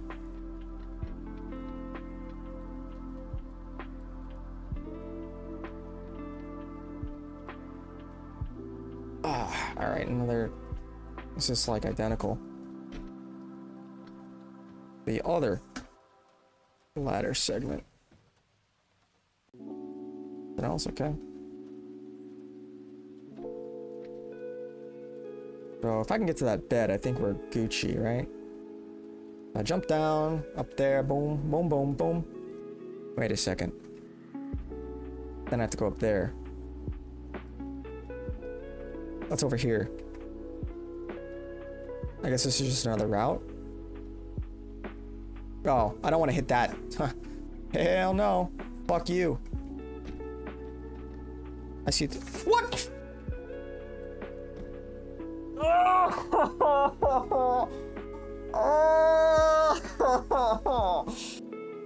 Oh no, dude. I surfed. I was surfing on the edge of the fucking pipe, man. Damn it. Oh yeah, Supreme Zoomer. But that's the deep pull. Actions like ghetto baked spaghetti. Hunger Man and Banquet Frozen DPT. Okay. Okay, alright. You know the best part about making meatballs? What's the best part? Po' boys, Reuben sandwiches, Nashville hot chicken are all banging as well. Damn, I'm getting hungry, man. I'd go for a po' boy right now. Yeah, baguettes are great. We love bread. Banquet once. Nothing beats kid cuisine. Kid cuisine. Yeah, Bill Rich in Scotland, but black people perfected it. Yeah. Soul food. I did not know that. I did not know fried chicken was originally from Scotland. Learn something new every day. Nothing beats ghetto crawfish, and by that I mean everything beats ghetto. Shit. And that's okay, you know. You can always make new things. You can always invent new things, new dishes.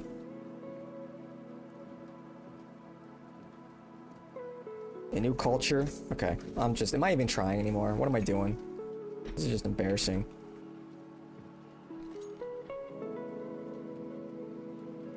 Never been good at multitasking.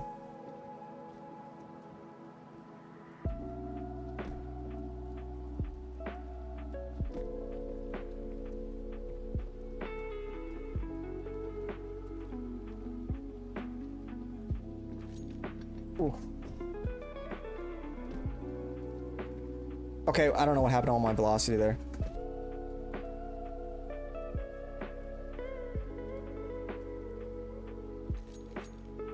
Wasn't your ass Chicagoan? Yeah. Was mentioned the Italian hot beef sandwich. Yeah, fried chicken wings in the Middle Ages of Scotland. Well, yeah, of course I love Italian hot beef sandwiches.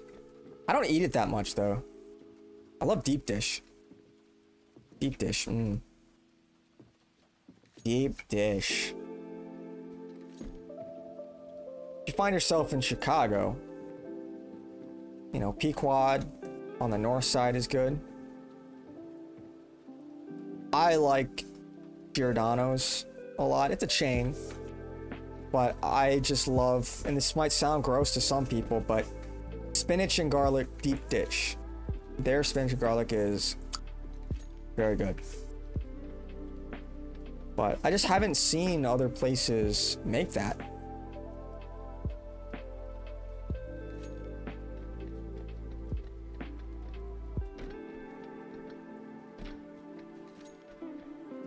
So, yeah, Chicago's got great food.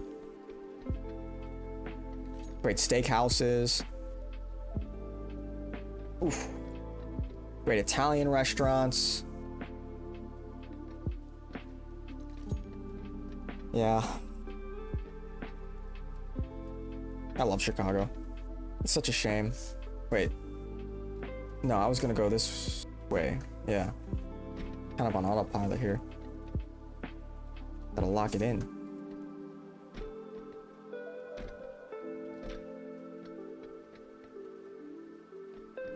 Okay, see? Weird collision. Weird collision. I bumped into something right there. That could have thrown everything. Okay. And then when I go that way, right? Where I go? Boom, boom, boom. Can I make that jump? Or is that bait? Looks like bait. This is a sadistic fucking map. Well, I think that's the only place I can go. Maybe I can make it to there. I don't want to risk it though. I'm gonna risk it. Well, can I make that? If I miss, it's all ogre. Maybe I'll try to jump from this side. So if I'll just fall. Right? Oh. Yeah. Okay. I think it's a little too high. Bro, I just matched up with the chick on dinner with the hijab, and she was like, she's cool with casual sex. Kind of surprised you. Kumquat. Red pill them on Muslim women. Born and raised in Del Taco, ultimate comfort food. I don't think I've ever had Del Taco in my life. I can't find any reason to go to a steakhouse unless it's for a date. I can make an amazing steak for a quarter of the price with high quality meat. Yeah, but steak is art. Yeah, but you know, you pay for convenience, you pay to get served. You know what I'm saying? Trump will save Chicago and make it safe for McDonald's. Trust the plan. You trust in the plan, Patriots? We trusted the plan. Okay, boom. Alright, we're back on track. We're back on track. Momentary setbacks, that's all. Momentary setbacks. See, now that just... something just doesn't seem right about that, but, you know... fuck it. See, like, that just seems a little... a little far. Ah. But we got that, you know, we got the moves. Think I was all out of moves? Of course not. Okay, then we go around, we jump up, and we jump up. Wait, we have to go there. Because we can't jump, okay. Okay, last time, this fucked me. Not this time, though. This! Whoa! Hey! That almost fucked everything. Okay. Making great steak, you gotta have the right amount of everything. Trump can't save anything because he's already under control of them boys. Damn. I thought RFK was going to make food great again. Fell for it again award? Okay. Now I think we go up here. Boom.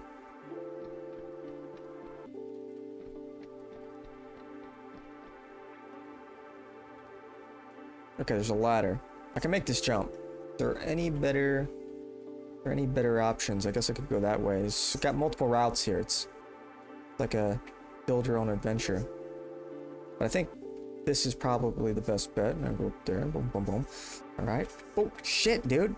What the fuck is this? It's... see? There's collision right here. Fix your damn map. Again. Same shit. Alright. Moving. We're moving. We're schmoving. You voted for John Pork? Yeah, me too. I voted for John Pork. Quite a few chemicals are being phased out, so that's a start. Yeah. A lot needs to happen. They banned Red 40 yet?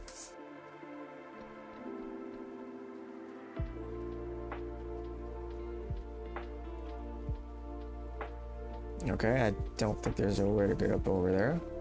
We actually have to go this way. Okay, so boom, boom, boom, boom, up the pipe, boom, right, and then another ladder up there. Okay. Okay, this elementary, my dear Watson. Ooh. Simple moves, easy. Ooh. Okay. Wait. Oh, okay. I thought I got bamboozled. I thought I got baited. I thought they hit me with the bait and switch. This looks identical to what's going on over there. Oh, see? I'm stuck on something. Brother. But if you can... heroin really messed up RFK's Jr.'s voice. Wasn't it? I thought it was just some weird... disease. I don't know he was doing heroin. Some rare disease that did it. Or unless it was caused by heroin. Okay. Oh wait, but I have to make that dog shit. Okay. No, we're not gonna make that jump, but we can drop down over there. Right? Yeah. Yes, sir. Yes, sirski. Oh. Man, he's reusing assets here.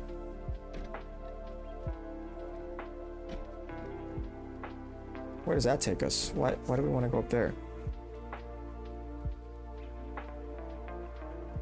Do we even want to go up there? What's the point of that?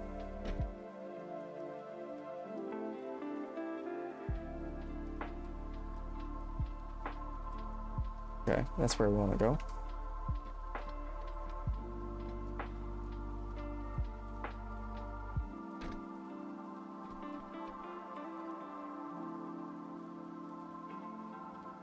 Red 40 has not been banned. Yeesh. Unlucky. Oh, you're back. Welcome back, Kumquat. Did you make your chicken? I'm going for Nick when he runs. Bukele is a great president, though. He's still under control of them boys, but still great accomplishments. Yeah, good policy. Definitely good policy. His wife is Jewish, I believe. You know, he's a Zionist, but... You know, you can't just... You know, when you talk about, like, all these, like, flan trusters saying you can just do things, like, that is a case where, yeah, you can just do things. You can just throw all the fucking MS-13 members in prison, you know? And totally clean up your country. Like, it wasn't hard at all.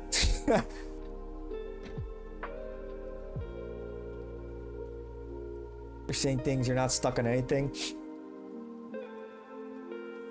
Oh yeah, you're right. It's all in my mind. It's all slop unless we bring back the tar and feathers. I have no confidence in coming with anything beneficial. Let's just put people into boxes and light those boxes on fire. Where? Okay, wait a second. Oh, is that where I have to go?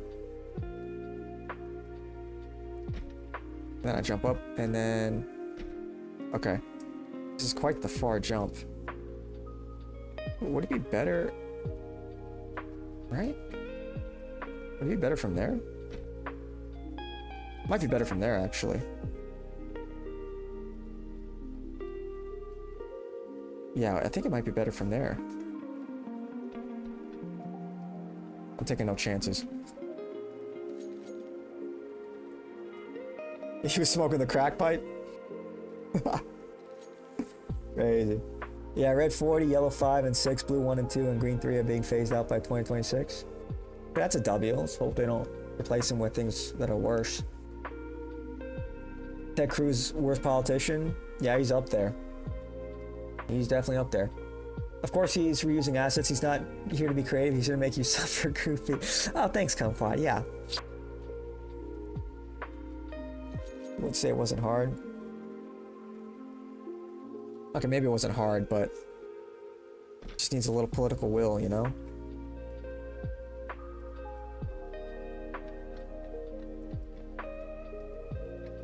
If they can do it, we can do it. Alright, fuck it. We're just sending this. Ooh. Ooh, you can see the end of the pipe saga.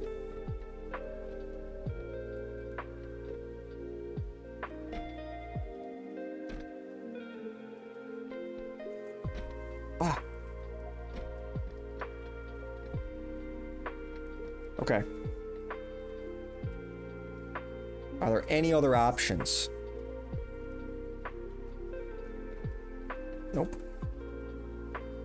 Getting stuck on random geometry. I love it. I love it. Dev is gonna give me an aneurysm.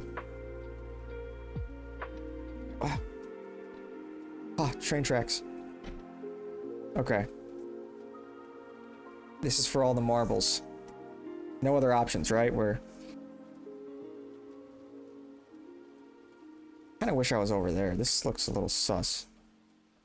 Okay, there's no collision here. Ooh, can I fall through? I don't think so. Okay, we're good. Dude, if he randomly makes one of these slats a little, like, wider apart, maybe I should run on the side. That's a little safer. Imagine. I think I'm safe the whole time. The fuck am I? What? It's a dead end. No, I have to jump off.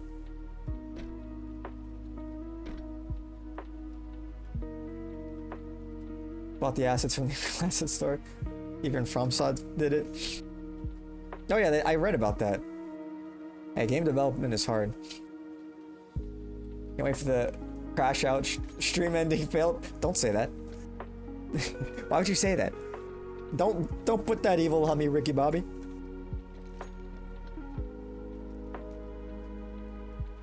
Ah, look at this. We're making so much progress. Wait. Okay, another dead end. Ah. So we just like bypassed that whole part of the map, it looks like. Because we stuck with the pipes.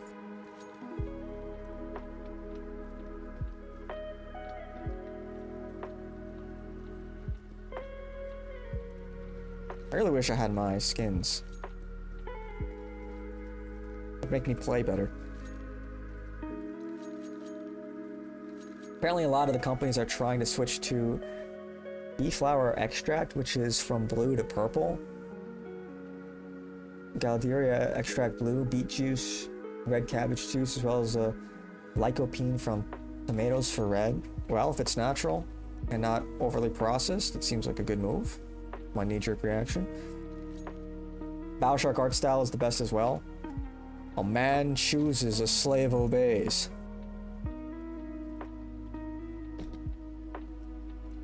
That shit went so hard.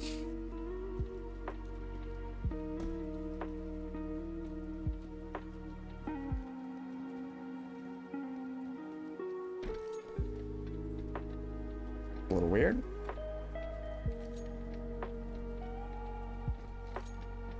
Okay. Just thread the needle.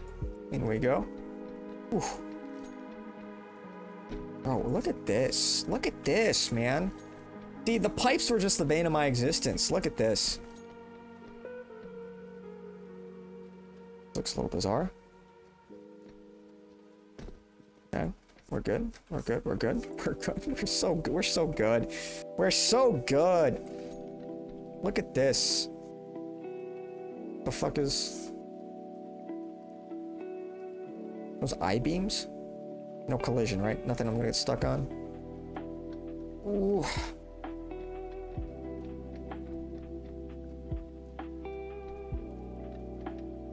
Oh yeah. Oh yeah.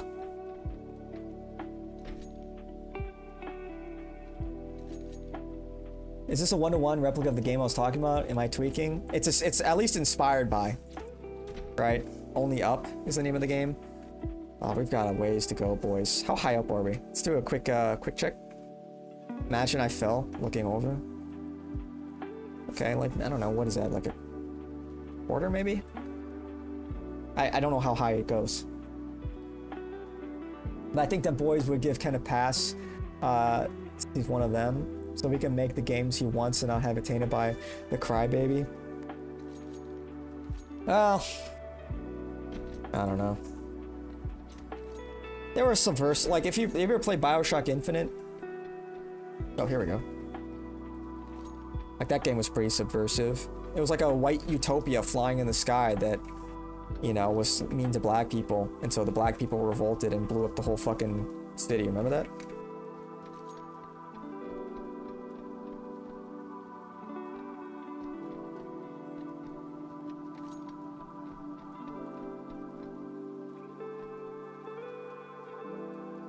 Unless that's like secretly based. But that wouldn't be the intended message.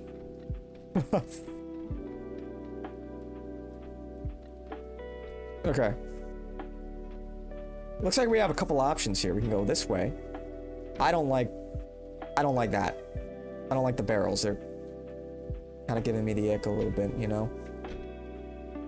I don't know what's over there. It doesn't... I don't know what's going on over there. I think I have to go this way.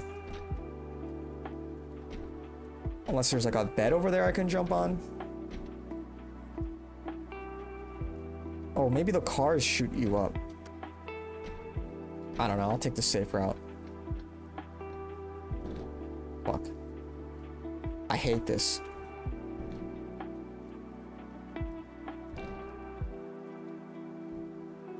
Oof. Oh, fuck! Okay. It's not bad. It's not bad. We didn't lose that much progress. We're good.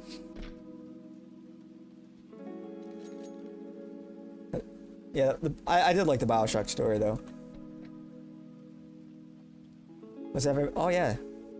Labor Day. I'll be going live tomorrow. Oh. I'm gonna do my movie review. I don't know which movie I'm gonna watch yet.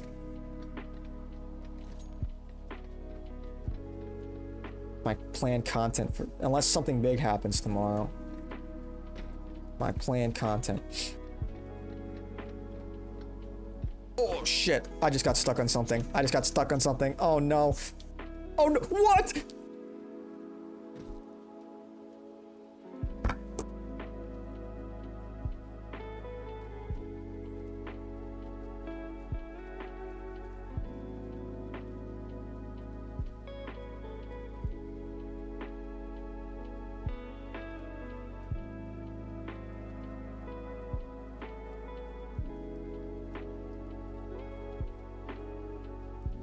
Alright, boys. I think, okay.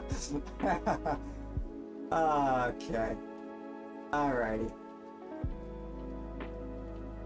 Okay, boys. Okay, you know.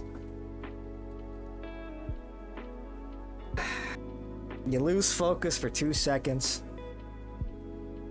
It's not a jerk sleeve, buddy. It's not a jerk sleeve. It helps my aim.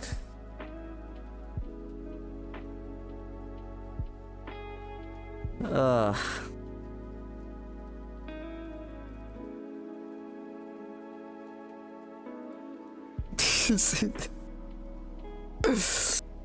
Those boxes, pipes, trains, and random BS, and eventually buildings.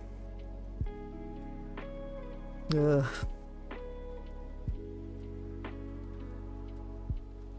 Yeah, it's still going. Oh shit.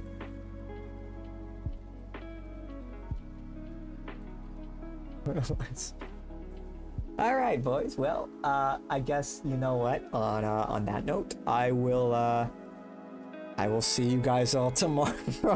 I guess I will see you guys all tomorrow. Yeah. Awesome. Let's go. Let's go. Let's go. Let's go. Let's go. If you guys see yourself more another day. Alright, yeah, maybe we'll come back to this. I will beat this. This would be so much easier if I locked in, but you know, it's you guys, it's, you know, this is all your guys' fault, okay? That's what I'm trying to say. All of this is all of your okay, anyway.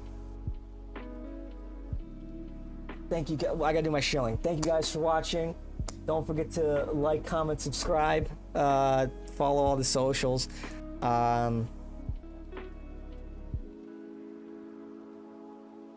Subscribe on Twitch. What else? Yeah. Is it save your progress if you log out? Well, I think I can just no clip technically, right? I can just fly, but I'm back at the fucking bottom, so I'm gonna have to go through the pipes again. Oh boy. Oh boy. Okay. Well, anyway, thanks for watching, everybody. Yeah, GN everybody, GN friends. I'll catch you all tomorrow. Peace.